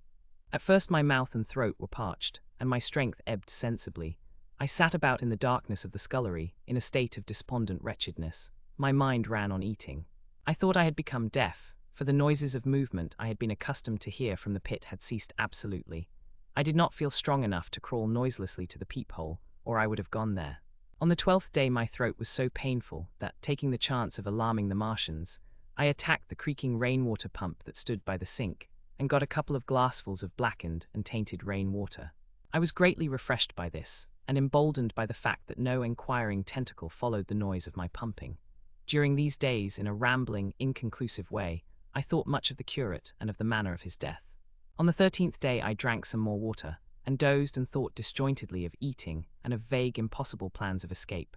Whenever I dozed I dreamt of horrible phantasms, of the death of the curate, or of sumptuous dinners. But asleep or awake, I felt a keen pain that urged me to drink again and again. The light that came into the scullery was no longer grey, but red. To my disordered imagination, it seemed the colour of blood. On the 14th day I went into the kitchen, and I was surprised to find that the fronds of the red weed had grown right across the hole in the wall, turning the half-light of the place into a crimson-coloured obscurity. It was early on the 15th day that I heard a curious, familiar sequence of sounds in the kitchen, and listening, identified it as the snuffing and scratching of a dog. Going into the kitchen, I saw a dog's nose peering in through a break among the ruddy fronds. This greatly surprised me.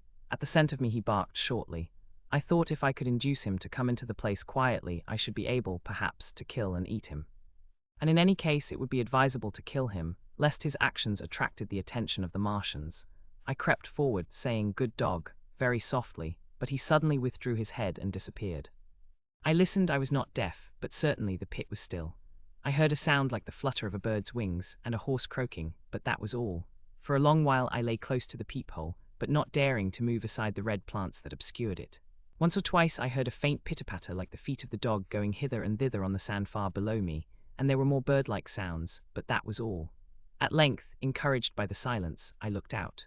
Except in the corner, where a multitude of crows hopped and fought over the skeletons of the dead the Martians had consumed, there was not a living thing in the pit.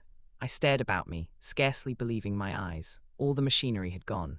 Save for the big mound of greyish-blue powder in one corner, certain bars of aluminium in another, the black birds, and the skeletons of the killed, the place was merely an empty circular pit in the sand. Slowly I thrust myself out through the red weed, and stood upon the mound of rubble. I could see in any direction save behind me, to the north, and neither Martians nor sign of Martians were to be seen. The pit dropped sheerly from my feet, but a little way along the rubbish afforded a practicable slope to the summit of the ruins. My chance of escape had come. I began to tremble. I hesitated for some time, and then, in a gust of desperate resolution, and with a heart that throbbed violently, I scrambled to the top of the mound in which I had been buried so long. I looked about again. To the northward, too, no Martian was visible. When I had last seen this part of Sheen in the daylight, it had been a straggling street of comfortable white and red houses, interspersed with abundant shady trees. Now I stood on a mound of smashed brickwork, clay and gravel, over which spread a multitude of red cactus-shaped plants, knee-high, without a solitary terrestrial growth to dispute their footing. The trees near me were dead and brown, but further a network of red threads scaled the still living stems. The neighboring houses had all been wrecked, but none had been burned. Their walls stood, sometimes to the second story, with smashed windows and shattered doors. The red weed grew tumultuously in their roofless rooms. Below me was the great pit, with the crows struggling for its refuse. A number of other birds hopped about among the ruins.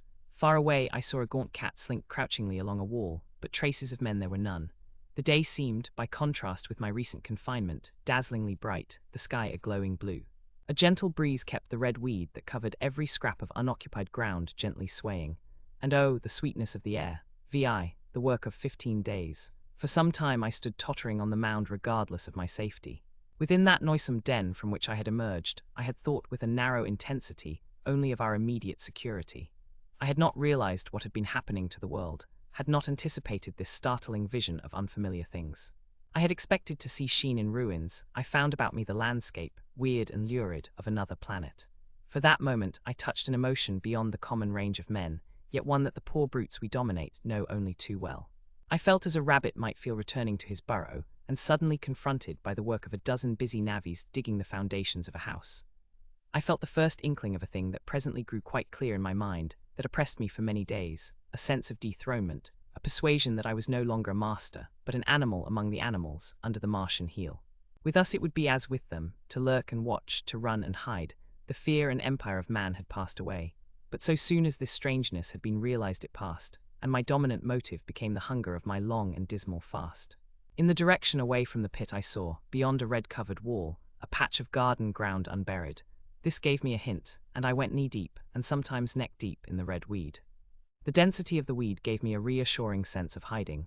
The wall was some 6 feet high, and when I attempted to clamber it, I found I could not lift my feet to the crest. So I went along by the side of it, and came to a corner and a rockwork that enabled me to get to the top, and tumble into the garden I coveted. Here I found some young onions, a couple of gladiolus bulbs, and a quantity of immature carrots, all of which I secured, and scrambling over a ruined wall, went on my way through scarlet and crimson trees towards Kew. It was like walking through an avenue of gigantic blood drops possessed with 2 ideas. To get more food, and to limp, as soon and as far as my strength permitted, out of this accursed unearthly region of the pit.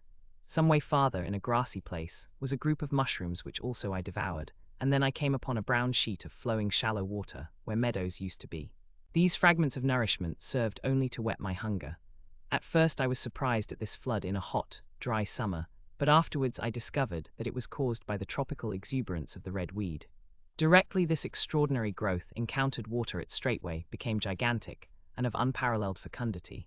Its seeds were simply poured down into the water of the Wey and Thames, and its swiftly growing and titanic water fronds speedily choked both those rivers. At Putney, as I afterwards saw, the bridge was almost lost in a tangle of this weed, and at Richmond, too, the Thames water poured in a broad and shallow stream across the meadows of Hampton and Twickenham. As the water spread, the weed followed them, until the ruined villas of the Thames Valley were for a time lost in this red swamp, whose margin I explored, and much of the desolation the Martians had caused was concealed. In the end, the red weed succumbed almost as quickly as it had spread. A cankering disease due, it is believed, to the action of certain bacteria presently seized upon it. Now, by the action of natural selection, all terrestrial plants have acquired a resisting power against bacterial diseases. They never succumb without a severe struggle, but the red weed rotted like a thing already dead. The fronds became bleached, and then shriveled and brittle. They broke off at the least touch, and the waters that had stimulated their early growth carried their last vestiges out to sea. My first act on coming to this water was, of course, to slake my thirst. I drank a great deal of it, and moved by an impulse, gnawed some fronds of red weed, but they were watery and had a sickly, metallic taste. I found the water was sufficiently shallow for me to wade securely, although the red weed impeded my feet a little. But the flood evidently got deeper towards the river, and I turned back to Mortlake. I managed to make out the road by means of occasional ruins of its villas and fences and lamps, and so presently I got out of this spate, and made my way to the hill going up towards Roehampton, and came out on Putney Common. Here the scenery changed from the strange and unfamiliar to the wreckage of the familiar. Patches of ground exhibited the devastation of a cyclone, and in a few score yards I would come upon perfectly undisturbed spaces, houses with their blinds trimly drawn and doors closed, as if they had been left for a day by the owners, or as if their inhabitants slept within. The red weed was less abundant. The tall trees along the lane were free from the red creeper. I hunted for food among the trees, finding nothing, and I also raided a couple of silent houses, but they had already been broken into and ransacked. I rested for the remainder of the daylight in a shrubbery, being, in my enfeebled condition, too fatigued to push on. All this time I saw no human beings, and no signs of the Martians. I encountered a couple of hungry-looking dogs, but both hurried circuitously away from the advances I made them. Near Roehampton I had seen 2 human skeletons, not bodies, but skeletons, picked clean, and in the wood by me I found the crushed and scattered bones of several cats and rabbits, and the skull of a sheep. But though I gnawed parts of these in my mouth, there was nothing to be got from them. After sunset I struggled on along the road towards Putney, where I think the heat-ray must have been used for some reason. And in the garden beyond Roehampton I got a quantity of immature potatoes, sufficient to stay my hunger. From this garden one looked down upon Putney and the river. The aspect of the place in the dusk was singularly desolate. Blackened trees, blackened, desolate ruins, and down the hill the sheets of the flooded river, red-tinged with the weed, and over all silence. It filled me with indescribable terror to think how swiftly that desolating change had come. For a time I believed that mankind had been swept out of existence, and that I stood there alone, the last man left alive. Hard by the top of Putney Hill I came upon another skeleton, with the arms dislocated and removed several yards from the rest of the body. As I proceeded I became more and more convinced that the extermination of mankind was, save for such stragglers as myself, already accomplished in this part of the world. The Martians, I thought, had gone on and left the country desolated, seeking food elsewhere. Perhaps even now they were destroying Berlin or Paris, or it might be they had gone northward. VII, the man ONPUTNEY Hill. I spent that night in the inn that stands at the top of Putney Hill, sleeping in a made bed for the first time since my flight to Leatherhead. I will not tell the needless trouble I had breaking into that house afterwards. I found the front door was on the latch, nor how I ransacked every room for food, until just on the verge of despair, in what seemed to me to be a servant's bedroom, I found a rat-gnawed crust and 2 tins of pineapple. The place had been already searched and emptied. In the bar I afterwards found some biscuits and sandwiches that had been overlooked. The latter I could not eat, they were too rotten, but the former not only stayed my hunger, but filled my pockets. I lit no lamps, fearing some Martian might come beating that part of London for food in the night. Before I went to bed, I had an interval of restlessness, and prowled from window to window, peering out for some sign of these monsters. I slept little. As I lay in bed I found myself thinking consecutively, a thing I do not remember to have done since my last argument with the curate. During all the intervening time, my mental condition had been a hurrying succession of vague emotional states, or a sort of stupid receptivity. But in the night my brain, reinforced, I suppose, by the food I had eaten, grew clear again, and I thought. 3 things struggled for possession of my mind. the killing of the curate, the whereabouts of the Martians, and the possible fate of my wife. The former gave me no sensation of horror or remorse to recall. I saw it simply as a thing done, a memory infinitely disagreeable but quite without the quality of remorse. I saw myself then as I see myself now, driven step by step towards that hasty blow, the creature of a sequence of accidents leading inevitably to that. I felt no condemnation. Yet the memory, static, unprogressive, haunted me. In the silence of the night, with that sense of the nearness of God that sometimes comes into the stillness and the darkness, I stood my trial, my only trial, for that moment of wrath and fear. I retraced every step of our conversation from the moment when I had found him crouching beside me, heedless of my thirst, and pointing to the fire and smoke that streamed up from the ruins of Weybridge. We had been incapable of cooperation, grim chance had taken no heed of that. Had I foreseen, I should have left him at Halliford, but I did not foresee, and crime is to foresee and do. And I set this down as I have set all this story down, as it was. There were no witnesses, all these things I might have concealed, but I set it down, and the reader must form his judgment as he will. And when, by an effort, I had set aside that picture of a prostrate body, I faced the problem of the Martians and the fate of my wife. For the former I had no data. I could imagine 100 things, and so, unhappily, I could for the latter. And suddenly that night became terrible. I found myself sitting up in bed, staring at the dark. I found myself praying that the heat ray might have suddenly and painlessly struck her out of being. Since the night of my return from Leatherhead I had not prayed. I had uttered prayers, fetish prayers, had prayed as heathens mutter charms when I was in extremity, but now I prayed indeed, pleading steadfastly and sanely, face to face with the darkness of God. Strange night, strangest in this that so soon as dawn had come, I who had talked with God, crept out of the house like a rat leaving its hiding place, a creature scarcely larger, an inferior animal, a thing that for any passing whim of our masters might be hunted and killed. Perhaps they also prayed confidently to God. Surely, if we have learned nothing else, this war has taught us pity for those witless souls that suffer our dominion. The morning was bright and fine, and the eastern sky glowed pink, and was fretted with little golden clouds. In the road that runs from the top of Putney Hill to Wimbledon was a number of poor vestiges of the panicked torrent that must have poured Londonward on the Sunday night after the fighting began. There was a little two-wheeled cart inscribed with the name of Thomas Lobb, greengrocer, New Malden, with a smashed wheel and an abandoned tin trunk. There was a straw hat trampled into the now hardened mud, and at the top of West Hill, a lot of blood-stained glass about the overturned water trough. My movements were languid, my plans of the vaguest. I had an idea of going to Leatherhead, though I knew that there I had the poorest chance of finding my wife. Certainly, unless death had overtaken them suddenly, my cousins and she would have fled thence. But it seemed to me I might find or learn there whither the Surrey people had fled. I knew I wanted to find my wife, that my heart ached for her and the world of men, but I had no clear idea how the finding might be done. I was also sharply aware now of my intense loneliness. From the corner I went, under cover of a thicket of trees and bushes, to the edge of Wimbledon Common, stretching wide and far. That dark expanse was lit in patches by yellow gorse and broom. There was no red weed to be seen, and as I prowled, hesitating, on the verge of the open, the sun rose, flooding it all with light and vitality. I came upon a busy swarm of little frogs in a swampy place among the trees. I stopped to look at them, drawing a lesson from their stout resolve to live, and presently, turning suddenly, with an odd feeling of being watched, I beheld something crouching amid a clump of bushes. I stood regarding this. I made a step towards it, and it rose up and became a man armed with a cutlass. I approached him slowly. He stood silent and motionless, regarding me. As I drew nearer, I perceived he was dressed in clothes as dusty and filthy as my own. He looked, indeed, as though he had been dragged through a culvert. Nearer, I distinguished the green slime of ditches mixing with the pale drab of dried clay and shiny, coaly patches.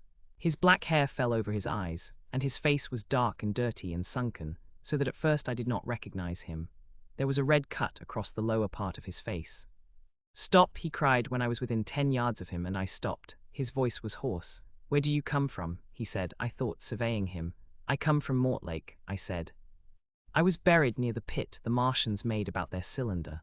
I have worked my way out and escaped." "There is no food about here," he said. "This is my country, all this hill down to the river and back to Clapham and up to the edge of the common. There is only food for one. Which way are you going?" I answered slowly. "I don't know," I said. "I have been buried in the ruins of a house 13 or 14 days. I don't know what has happened." He looked at me doubtfully, then started and looked with a changed expression. "I've no wish to stop about here," said I. "I think I shall go to Leatherhead, for my wife was there." He shot out a pointing finger. "It is you," said he, "the man from Woking, and you weren't killed at Weybridge. I recognized him at the same moment. You are the artilleryman who came into my garden. Good luck, he said. We are lucky ones, fancy you. He put out a hand and I took it. I crawled up a drain, he said, but they didn't kill everyone. And after they went away, I got off towards Walton across the fields. But it's not 16 days altogether, and your hair is grey. He looked over his shoulder suddenly. Only a rook, he said. One gets to know that birds have shadows these days. This is a bit open. Let us crawl under those bushes and talk. Have you seen any Martians? I said. Since I crawled out, they've gone away across London, he said. I guess they've got a bigger camp there. Of a night all over there, Hampstead Way, the sky is alive with their lights. It's like a great city, and in the glare you can just see them moving. By daylight you can't. But nearer I haven't seen them. He counted on his fingers. 5 days. Then I saw a couple across Hammersmith Way carrying something big. And the night before last, he stopped and spoke impressively. It was just a matter of lights, but it was something up in the air. I believe they've built a flying machine and are learning to fly. I stopped on hands and knees, for we had come to the bushes. Fly. Yes, he said, fly. I went on into a little bower and sat down. It is all over with humanity, I said. If they can do that, they will simply go round the world. He nodded. They will, but it will relieve things over here a bit. And besides, he looked at me. Aren't you satisfied it is up with humanity? I am. We're down, we're beat. I stared. Strange as it may seem, I had not arrived at this fact, a fact perfectly obvious so soon as he spoke. I had still held a vague hope. Rather, I had kept a lifelong habit of mind. He repeated his words, we're beat. They carried absolute conviction. It's all over, he said. They've lost one, just one. And they've made their footing good and crippled the greatest power in the world. They've walked over us. The death of that one at Weybridge was an accident, and these are only pioneers. They kept on coming. These green stars, I've seen none these 5 or 6 days, but I've no doubt they're falling somewhere every night. Nothing's to be done. We're under, we're beat. I made him no answer. I sat staring before me, trying in vain to devise some countervailing thought. This isn't a war, said the artilleryman. It never was a war, any more than there's war between man and ants. Suddenly, I recalled the night in the observatory. After the 10th shot, they fired no more at least until the first cylinder came. How do you know? Said the artilleryman. I explained. He thought. Something wrong with the gun, he said. But what if there is? They'll get it right again. And even if there's a delay, how can it alter the end? It's just men and ants. There's the ants builds their cities, live their lives, have wars, revolutions, until the men want them out of the way, and then they go out of the way. That's what we are now, just ants. Only, yes, I said, we're eatable ants. We sat looking at each other. And what will they do with us? I said. That's what I've been thinking, he said. That's what I've been thinking. After Weybridge, I went south thinking. I saw what was up. Most of the people were hard at it, squealing and exciting themselves. But I'm not so fond of squealing. I've been in sight of death once or twice. I'm not an ornamental soldier, and at the best and worst, death, it's just death. And it's the man that keeps on thinking comes through. I saw everyone tracking away south. Says I, food won't last this way, and I turned right back. I went for the Martians like a sparrow goes for man. All round, he waved a hand to the horizon. They're starving in heaps, bolting, treading on each other. He saw my face and halted awkwardly. No doubt lots who had money have gone away to France, he said. He seemed to hesitate whether to apologize, met my eyes and went on. There's food all about here. Canned things in shops, wines, spirits, mineral waters. And the water mains and drains are empty. Well, I was telling you what I was thinking. Here's intelligent things, I said, and it seems they want us for food. First, they'll smash us up ships, machines, guns, cities, all the order and organization. All that will go, if we were the size of ants we might pull through, but we're not, it's all too bulky to stop. That's the first certainty. I assented. It is, I've thought it out. Very well then next, at present we're caught as we're wanted. A Martian has only to go a few miles to get a crowd on the run. And I saw one day, out by Wandsworth, picking houses to pieces and routing among the wreckage. But they won't keep on doing that. So soon as they've settled all our guns and ships, and smashed our railways, and done all the things they are doing over there, they will begin catching us systematic, picking the best and storing us in cages and things. That's what they will start doing in a bit. Lord, they haven't begun on us yet, don't you see that? Not begun, I exclaimed. Not begun. All that's happened so far is through our not having the sense to keep quiet, worrying them with guns and such foolery. And losing our heads, and rushing off in crowds to where there wasn't any more safety than where we were. They don't want to bother us yet. They're making their things, making all the things they couldn't bring with them, getting things ready for the rest of their people. Very likely that's why the cylinders have stopped for a bit, for fear of hitting those who are here.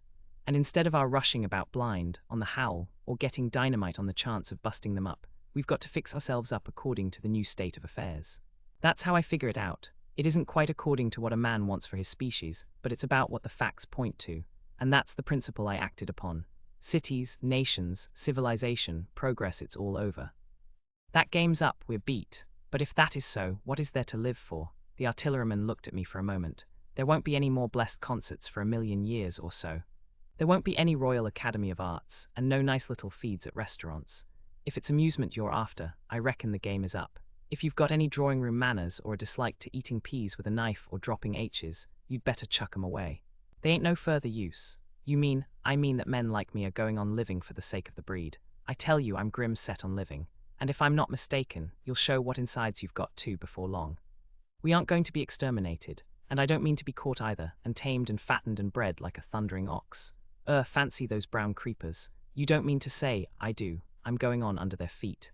I've got it planned, I've thought it out. We men are beat, we don't know enough. We've got to learn before we've got a chance. And we've got to live and keep independent while we learn. See? That's what has to be done. I stared, astonished, and stirred profoundly by the man's resolution. Great God, cried I, but you are a man indeed. And suddenly I gripped his hand. He said with his eyes shining. I've thought it out, Go on, I said. Well, those who mean to escape the catching must get ready. I'm getting ready. Mind you, it isn't all of us that are made for wild beasts, and that's what it's got to be. That's why I watched you. I had my doubts. You're slender. I didn't know that it was you, you see, or just how you'd been buried. All these the sort of people that lived in these houses, and all those damn little clerks that used to live down that way, they'd be no good. They haven't any spirit in them, no proud dreams and no proud lusts. And a man who hasn't one or the other, Lord, what is he but funk and precautions? They just used to skedaddle off to work. I've seen hundreds of 'em, bit of breakfast in hand, running wild and shining to catch their little season ticket train, for fear they'd get dismissed if they didn't. Working at businesses they were afraid to take the trouble to understand. Skedaddling back for fear they wouldn't be in time for dinner. Keeping indoors after dinner for fear of the back streets, and sleeping with the wives they married, not because they wanted them, but because they had a bit of money that would make for safety in their one little miserable skedaddle through the world. Lives insured and a bit invested for fear of accidents, and on Sundays fear of the hereafter, as if hell was built for rabbits. Well, the Martians will just be a godsend to these. Nice roomy cages, fattening food, careful breeding, no worry. After a week or so chasing about the fields and lands on empty stomachs, they'll come and be caught cheerful. They'll be quite glad after a bit. They'll wonder what people did before there were Martians to take care of them. And the bar loafers and mashers and singers, I can imagine them, he said, with a sort of somber gratification. There'll be any amount of sentiment and religion loose among them.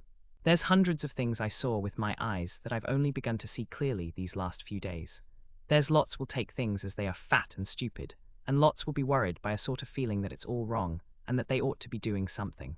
Now whenever things are so that a lot of people feel they ought to be doing something, the weak, and those who go weak with a lot of complicated thinking, always make for a sort of do-nothing religion, very pious and superior, and submit to persecution and the will of the Lord. Very likely you've seen the same thing. It's energy in a gale of funk, and turned clean inside out. These cages will be full of psalms and hymns and piety, and those of a less simple sort will work in a bit of eroticism. He paused. Very likely these Martians will make pets of some of them, train them to do tricks, who knows, get sentimental over the pet boy who grew up and had to be killed. And some maybe they will train to hunt us. No, I cried, that's impossible. No human being, what's the good of going on with such lies, said the artilleryman. There's men who do it cheerful. What nonsense to pretend there isn't, and I succumbed to his conviction. If they come after me, he said, Lord, if they come after me, and subsided into a grim meditation. I sat contemplating these things. I could find nothing to bring against this man's reasoning. In the days before the invasion, no one would have questioned my intellectual superiority to his. I, a professed and recognized writer on philosophical themes, and he, a common soldier. And yet he had already formulated a situation that I had scarcely realized. What are you doing? I said presently. What plans have you made? He hesitated. Well, it's like this, he said. What have we to do? We have to invent a sort of life where men can live and breed, and be sufficiently secure to bring the children up. Yes, wait a bit, and I'll make it clearer what I think ought to be done. The tame ones will go like all tame beasts. In a few generations they'll be big, beautiful, rich-blooded, stupid rubbish. The risk is that we who keep wild will go savage, degenerate into a sort of big, savage rat. You see, how I mean to live is underground. I've been thinking about the drains. Of course, those who don't know drains think horrible things. But under this London are miles and miles, hundreds of miles, and a few days' rain and London empty will leave them sweet and clean. The main drains are big enough and airy enough for anyone. Then there's cellars, vaults, stores from which bolting passages may be made to the drains, and the railway tunnels and subways. You begin to see. And we form a band, able-bodied, clean-minded men. We're not going to pick up any rubbish that drifts in. Weaklings go out again. As you meant me to go. Well, I parleyed, didn't I? We won't quarrel about that. Go on, those who stop obey orders. Able-bodied, clean-minded women, we want also mothers and teachers. No lackadaisical ladies, no blasted rolling eyes. We can't have any weak or silly. Life is real again, and the useless and cumbersome and mischievous have to die. They ought to die. They ought to be willing to die. It's a sort of disloyalty, after all, to live and taint the race. And they can't be happy. Moreover, dying's none so dreadful. It's the funking makes it bad. And in all those places we shall gather. Our district will be London. And we may even be able to keep a watch and run about in the open when the Martians keep away. Play cricket, perhaps, that's how we shall save the race. It's a possible thing, but saving the race is nothing in itself. As I say, that's only being rats. It's saving our knowledge and adding to it is the thing. They're men like you come in. There's books, there's models. We must make great safe places down deep and get all the books we can. Not novels and poetry swipes, but ideas, science books. That's where men like you come in. We must go to the British Museum and pick all those books through. Especially we must keep up our science, learn more. We must watch these Martians. Some of us must go as spies. When it's all working, perhaps I will. Get caught, I mean. And the great thing is, we must leave the Martians alone. We mustn't even steal. If we get in their way, we clear out. We must show them we mean no harm. Yes, I know. But they're intelligent things, and they won't hunt us down if they have all they want, and think we're just harmless vermin. The artilleryman paused and laid a brown hand upon my arm. After all, it may not be so much we may have to learn before. Just imagine this. 4 or 5 of their fighting machines suddenly starting off heat-rays right and left, and not a Martian in 'em. Not a Martian in 'em, but men who have learned the way how. It may be in my time, even those men. Fancy having one of them lovely things with its heat-ray wide and free. Fancy having it in control. What would it matter if you smashed to smithereens at the end of the run after a bust like that? I reckon the Martians'll open their beautiful eyes. Can't you see them, man? Can't you see them hurrying, puffing and blowing and hooting to their other mechanical affairs? Something out of gear in every case. And swish, bang, rattle, swish. Just as they are fumbling over it, swish comes the heat ray, and behold, man has come back to his own. For a while the imaginative daring of the artilleryman and the tone of assurance and courage he assumed completely dominated my mind. I believed unhesitatingly both in his forecast of human destiny and in the practicability of his astonishing scheme. And the reader who thinks me susceptible and foolish must contrast his position, reading steadily with all his thoughts about his subject, and mine, crouching fearfully in the bushes and listening, distracted by apprehension.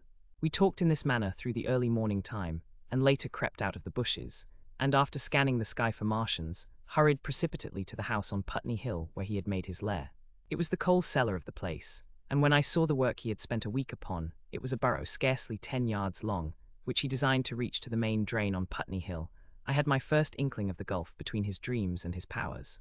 Such a hole I could have dug in a day, but I believed in him sufficiently to work with him all that morning until past midday at his digging. We had a garden barrow, and shot the earth we removed against the kitchen range. We refreshed ourselves with a tin of mock turtle soup and wine from the neighbouring pantry. I found a curious relief from the aching strangeness of the world in this steady labour. As we worked, I turned his project over in my mind, and presently objections and doubts began to arise, but I worked there all the morning, so glad was I to find myself with a purpose again. After working an hour I began to speculate on the distance one had to go before the cloaca was reached, the chances we had of missing it altogether. My immediate trouble was why we should dig this long tunnel, when it was possible to get into the drain at once down one of the manholes, and work back to the house. It seemed to me, too, that the house was inconveniently chosen, and required a needless length of tunnel, and just as I was beginning to face these things, the artilleryman stopped digging and looked at me. "We're working well," he said. He put down his spade. "Let us knock off a bit," he said. "I think it's time we reconnoitred from the roof of the house." I was for going on, and after a little hesitation he resumed his spade. And then suddenly I was struck by a thought. I stopped, and so did he at once. "Why were you walking about the common?" I said, "instead of being here, taking the air?" He said. "I was coming back. It's safer by night, but the work, oh, one can't always work," he said, and in a flash I saw the man plain. He hesitated, holding his spade. We ought to reconnoitre now, he said, because if any come near they may hear the spades and drop upon us unawares. I was no longer disposed to object. We went together to the roof and stood on a ladder peeping out of the roof door. No Martians were to be seen, and we ventured out on the tiles and slipped down under shelter of the parapet. From this position a shrubbery hid the greater portion of Putney, but we could see the river below, a bubbly mass of red weed, and the low parts of Lambeth flooded and red.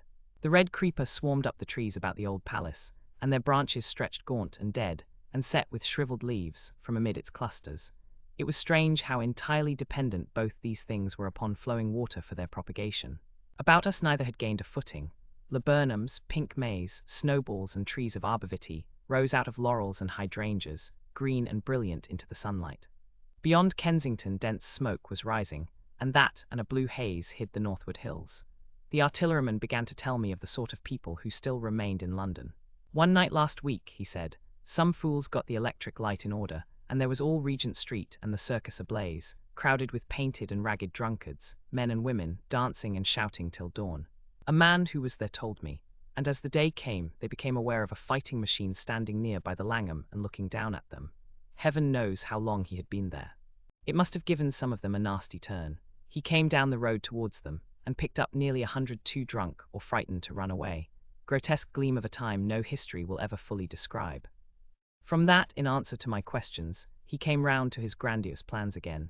He grew enthusiastic. He talked so eloquently of the possibility of capturing a fighting machine that I more than half believed in him again. But now that I was beginning to understand something of his quality, I could divine the stress he laid on doing nothing precipitately, and I noted that now there was no question that he personally was to capture and fight the great machine. After a time we went down to the cellar. Neither of us seemed disposed to resume digging, and when he suggested a meal, I was nothing loath. He became suddenly very generous, and when we had eaten, he went away and returned with some excellent cigars. We lit these, and his optimism glowed. He was inclined to regard my coming as a great occasion. There's some champagne in the cellar, he said. We can dig better on this Thames-side Burgundy, said I. No, said he, I am host today.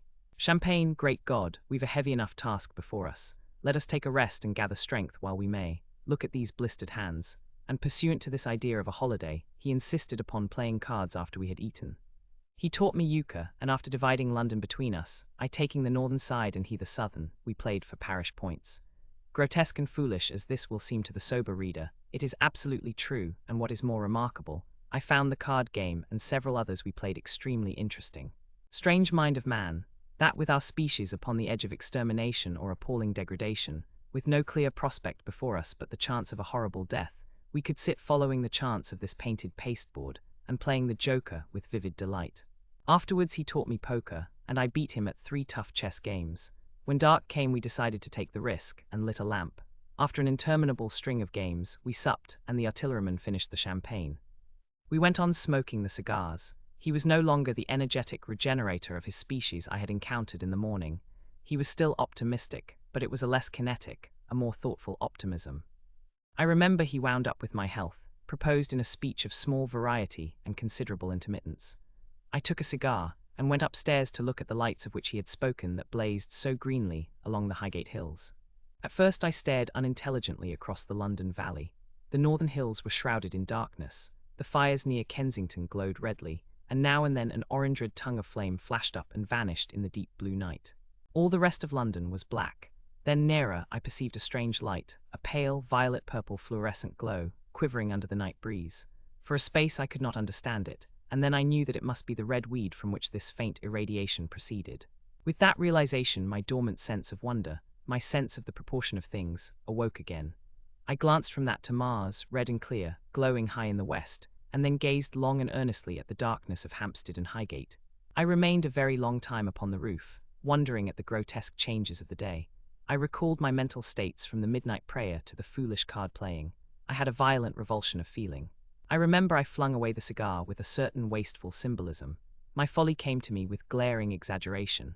I seemed a traitor to my wife and to my kind. I was filled with remorse.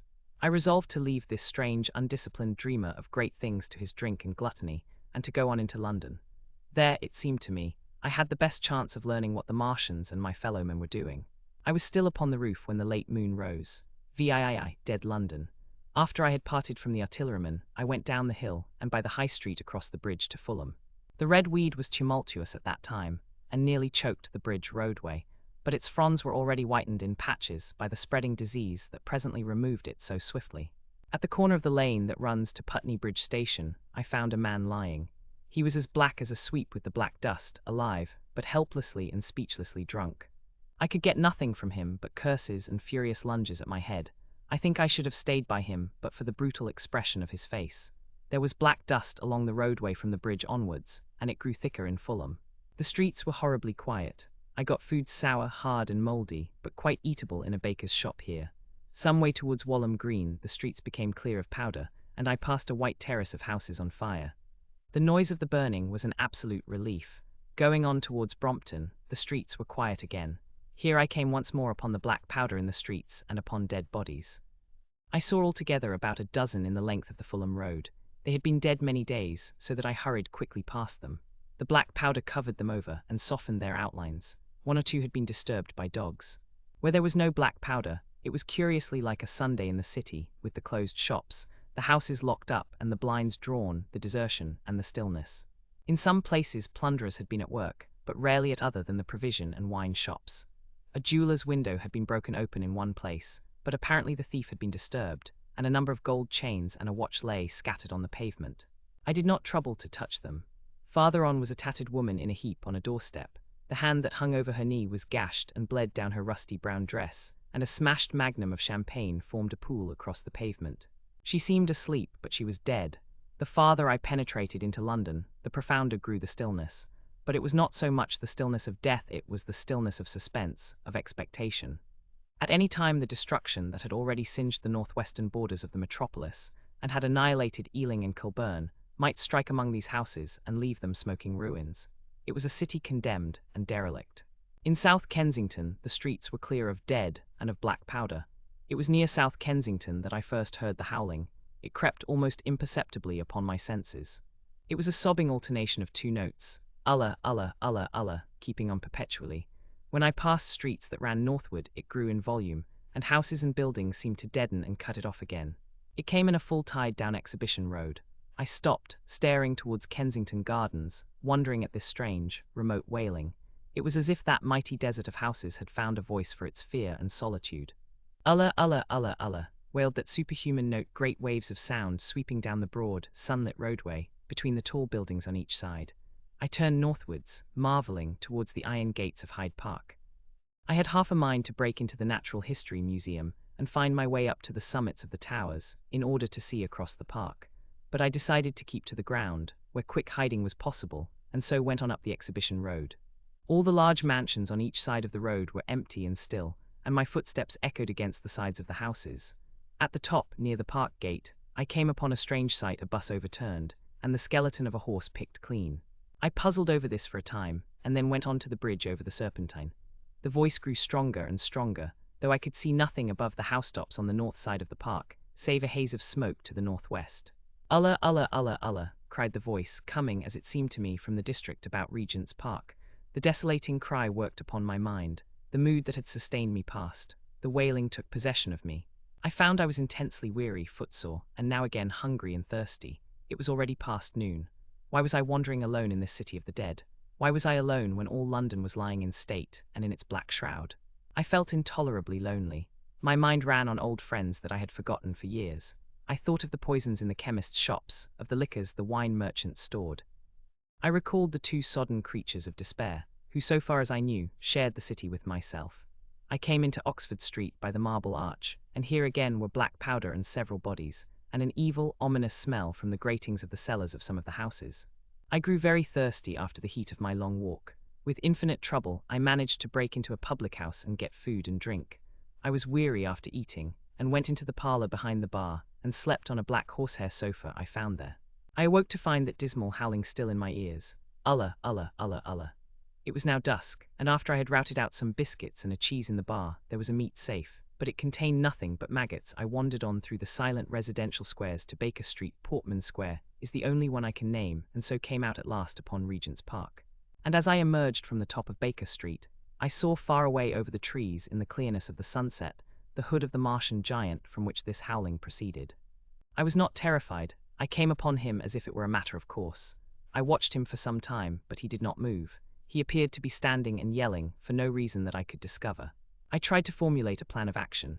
That perpetual sound of ulla, ulla, ulla, ulla confused my mind. Perhaps I was too tired to be very fearful. Certainly I was more curious to know the reason of this monotonous crying than afraid. I turned back away from the park and struck into Park Road, intending to skirt the park, went along under the shelter of the terraces, and got a view of this stationary, howling Martian from the direction of St. John's Wood. A couple of 100 yards out of Baker Street, I heard a yelping chorus, and saw, first a dog with a piece of putrescent red meat in his jaws coming headlong towards me, and then a pack of starving mongrels in pursuit of him. He made a wide curve to avoid me, as though he feared I might prove a fresh competitor.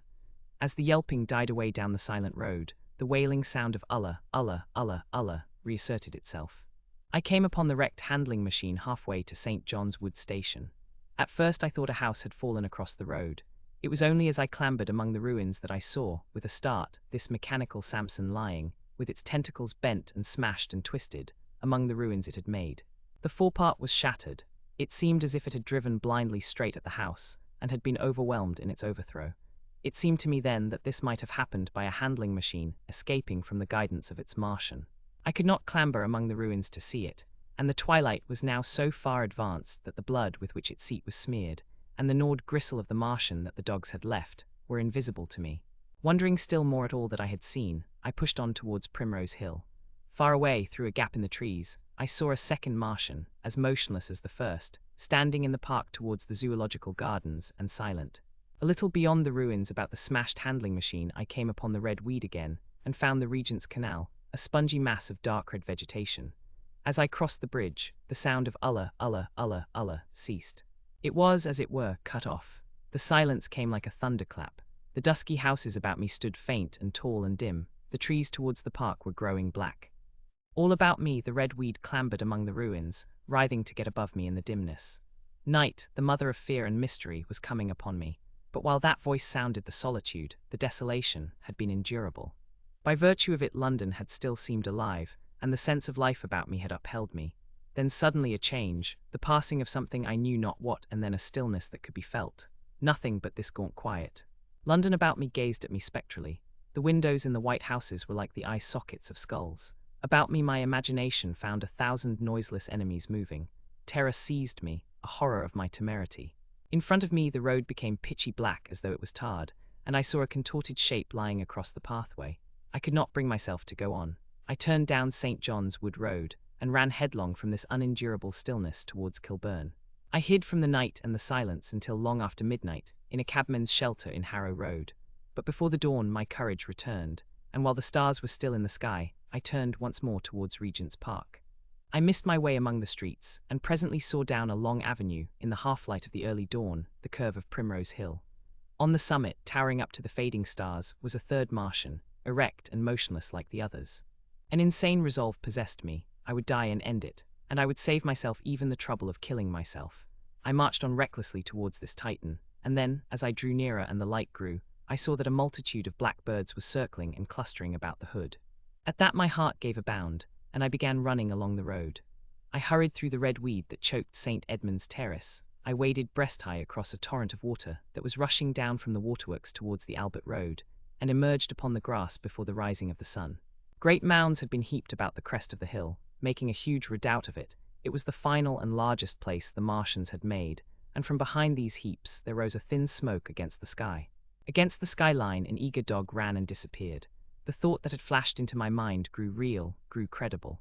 I felt no fear, only a wild, trembling exultation, as I ran up the hill towards the motionless monster. Out of the hood hung lank shreds of brown, at which the hungry birds pecked and tore. In another moment I had scrambled up the earthen rampart and stood upon its crest, and the interior of the redoubt was below me.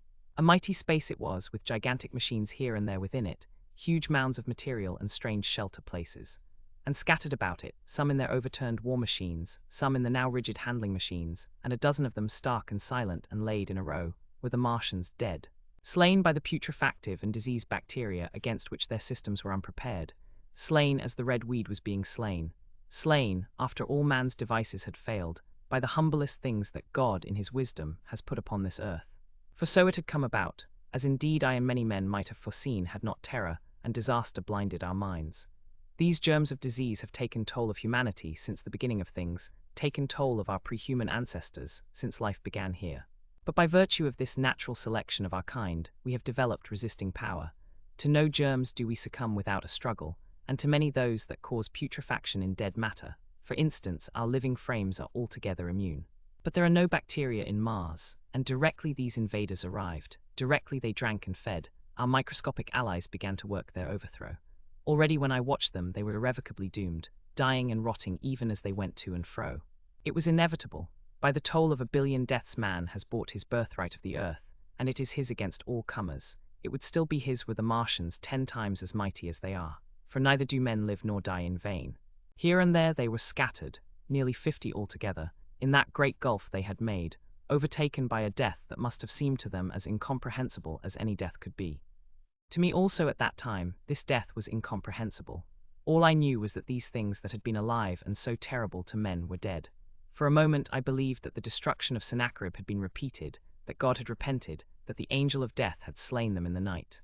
I stood staring into the pit, and my heart lightened gloriously, even as the rising sun struck the world to fire about me with his rays. The pit was still in darkness. The mighty engines, so great and wonderful in their power and complexity, so unearthly in their tortuous forms, rose weird and vague and strange out of the shadows towards the light. A multitude of dogs I could hear fought over the bodies that lay darkly in the depth of the pit, far below me.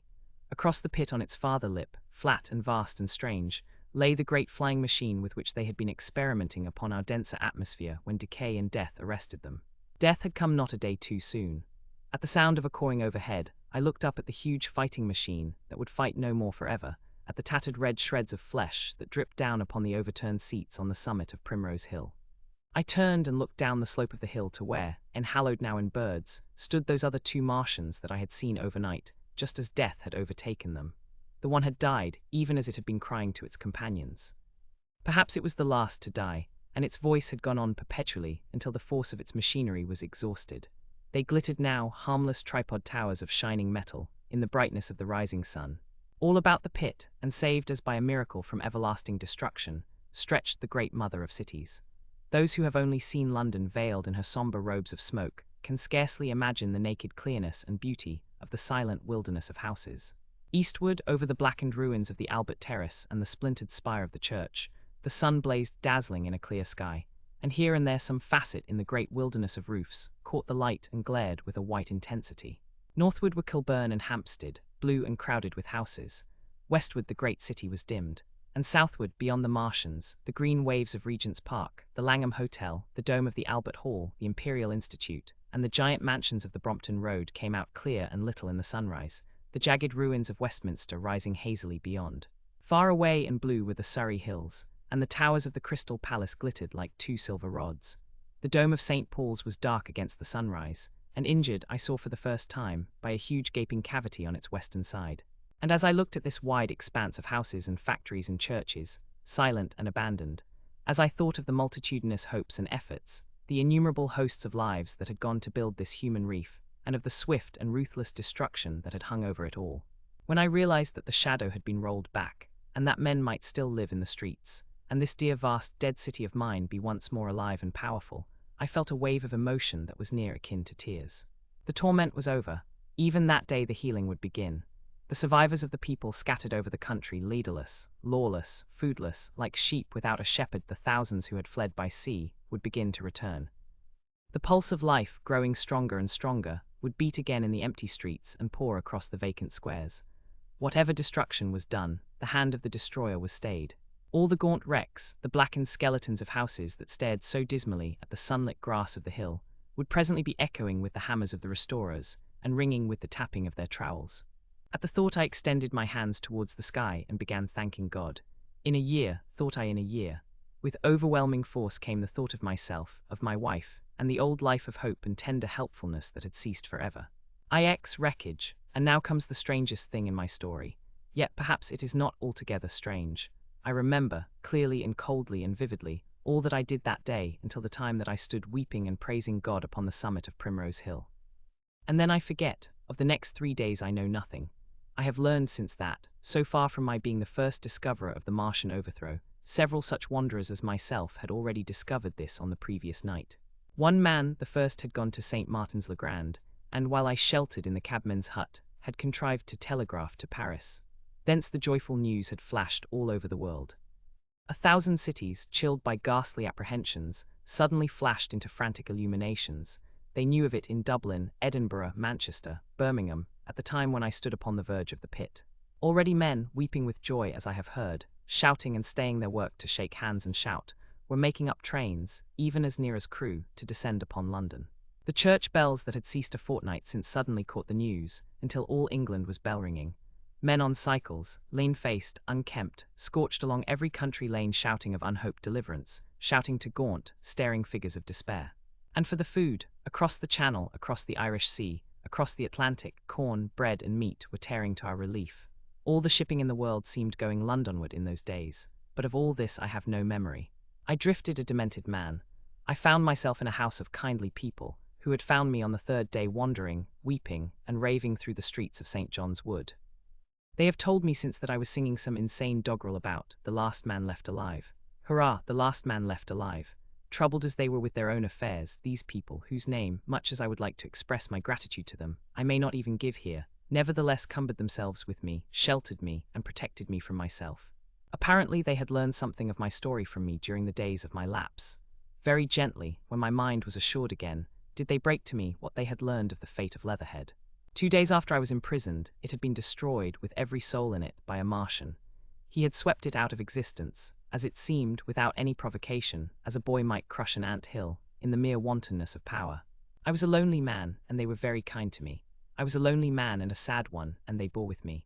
I remained with them 4 days after my recovery. All that time I felt a growing craving to look once more on whatever remained of the little life that seemed so happy and bright in my past. It was a mere hopeless desire to feast upon my misery. They dissuaded me. They did all they could to divert me from this morbidity. But at last I could resist the impulse no longer, and promising faithfully to return to them, and parting, as I will confess, from these 4-day friends with tears, I went out again into the streets that had lately been so dark and strange and empty. Already they were busy with returning people. In places even there were shops open, and I saw a drinking fountain running water.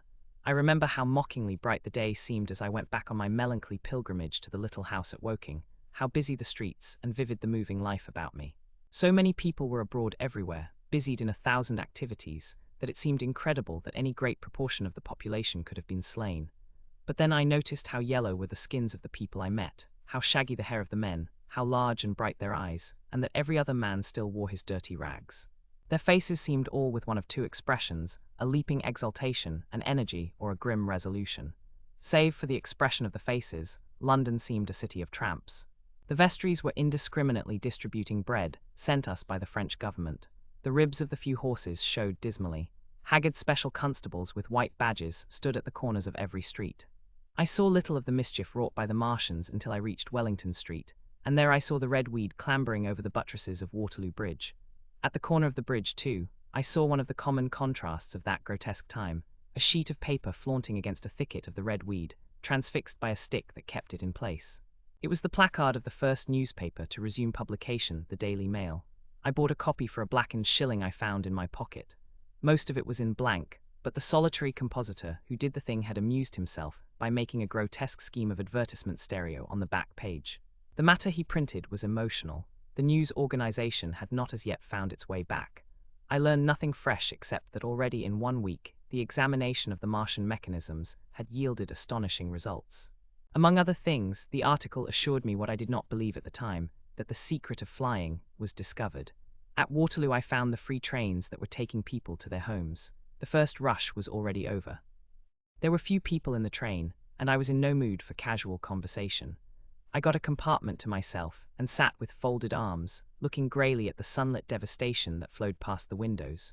And just outside the terminus, the train jolted over temporary rails, and on either side of the railway the houses were blackened ruins. To Clapham Junction, the face of London was grimy with powder of the black smoke, in spite of 2 days of thunderstorms and rain, and at Clapham Junction the line had been wrecked again. There were hundreds of out-of-work clerks and shopmen working side by side with the customary navvies, and we were jolted over a hasty relaying. All down the line from there, the aspect of the country was gaunt and unfamiliar. Wimbledon particularly had suffered. Walton, by virtue of its unburned pine woods, seemed the least hurt of any place along the line.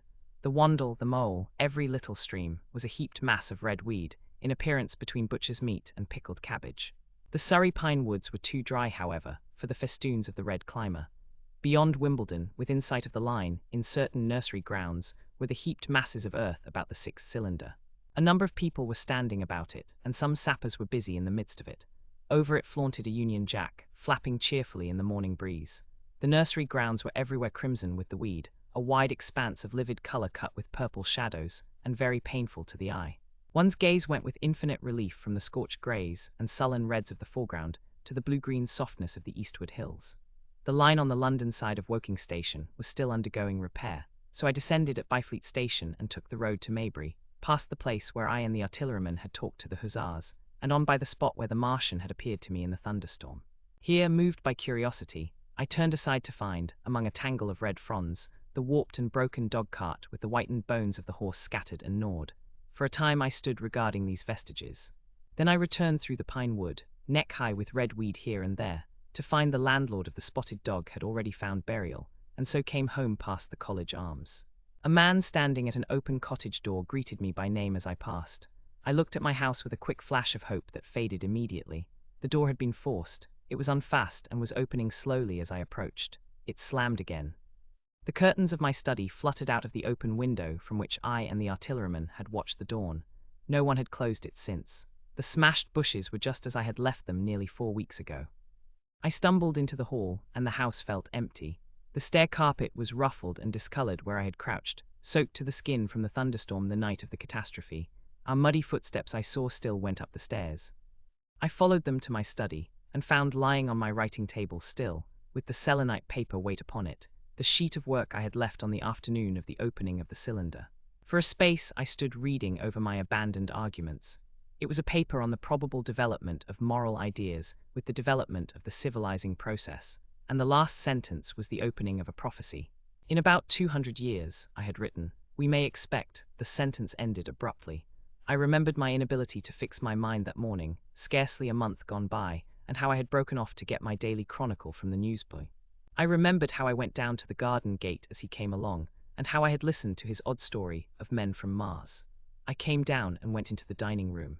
There were the mutton and the bread, both far gone now in decay, and a beer bottle overturned, just as I and the artilleryman had left them. My home was desolate. I perceived the folly of the faint hope I had cherished so long. And then a strange thing occurred. It is no use, said a voice. The house is deserted. No one has been here these 10 days. Do not stay here to torment yourself. No one escaped but you. I was startled. Had I spoken my thought aloud? I turned, and the French window was open behind me. I made a step to it and stood looking out. And there, amazed and afraid, even as I stood amazed and afraid, were my cousin and my wife white and tearless. She gave a faint cry. I came, she said. I knew. She put her hand to her throat, swayed. I made a step forward and caught her in my arms. The epilogue. I cannot but regret, now that I am concluding my story, how little I am able to contribute to the discussion of the many debatable questions which are still unsettled. In one respect I shall certainly provoke criticism. My particular province is speculative philosophy. My knowledge of comparative physiology is confined to a book or two, but it seems to me that Carver's suggestions as to the reason of the rapid death of the Martians is so probable as to be regarded almost as a proven conclusion. I have assumed that in the body of my narrative, at any rate, in all the bodies of the Martians that were examined after the war, no bacteria, except those already known as terrestrial species, were found. That they did not bury any of their dead, and the reckless slaughter they perpetrated, point also to an entire ignorance of the putrefactive process. But probable as this seems, it is by no means a proven conclusion. Neither is the composition of the black smoke known, which the Martians used with such deadly effect, and the generator of the heat rays remains a puzzle. The terrible disasters at the Ealing and South Kensington laboratories have disinclined analysts for further investigations upon the latter. Spectrum analysis of the black powder points unmistakably to the presence of an unknown element with a brilliant group of 3 lines in the green, and it is possible that it combines with argon to form a compound which acts at once with deadly effect upon some constituent in the blood. But such unproven speculations will scarcely be of interest to the general reader to whom this story is addressed. None of the brown scum that drifted down the Thames after the destruction of Shepperton was examined at the time, and now none is forthcoming. The results of an anatomical examination of the Martians, so far as the prowling dogs had left such an examination possible, I have already given. But everyone is familiar with the magnificent and almost complete specimen in spirits at the Natural History Museum, and the countless drawings that have been made from it. And beyond that, the interest of their physiology and structure is purely scientific. A question of graver and universal interest is the possibility of another attack from the Martians. I do not think that nearly enough attention is being given to this aspect of the matter. At present, the planet Mars is in conjunction, but with every return to opposition I, for one, anticipate a renewal of their adventure. In any case, we should be prepared.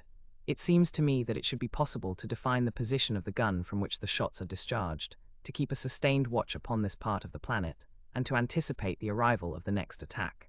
In that case, the cylinder might be destroyed with dynamite or artillery before it was sufficiently cool for the Martians to emerge, or they might be butchered by means of guns so soon as the screw opened. It seems to me that they have lost a vast advantage in the failure of their first surprise. Possibly they see it in the same light.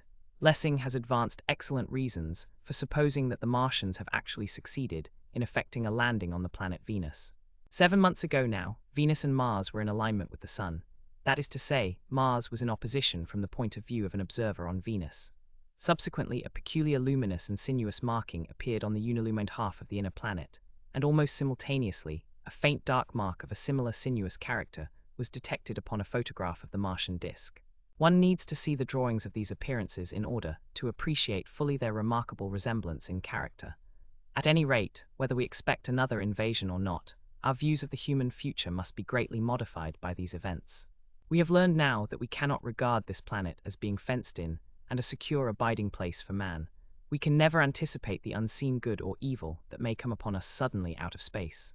It may be that in the larger design of the universe, this invasion from Mars is not without its ultimate benefit for men.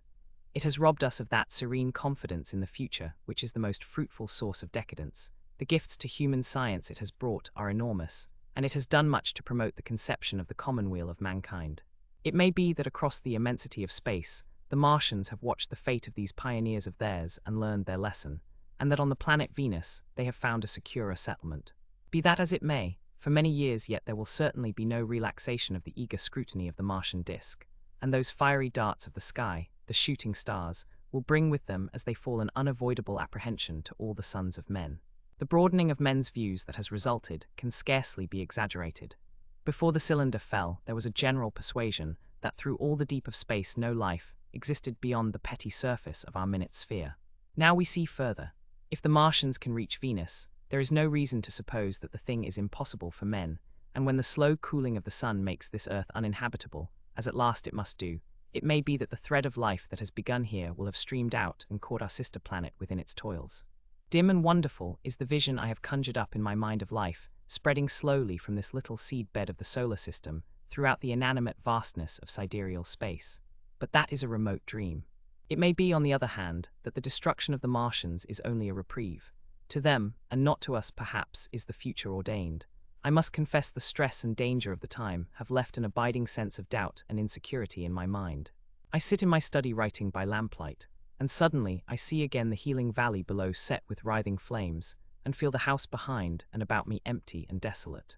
I go out into the Byfleet Road, and vehicles pass me, a butcher boy in a cart, a cab full of visitors, a workman on a bicycle, children going to school, and suddenly they become vague and unreal, and I hurry again with the artilleryman through the hot, brooding silence.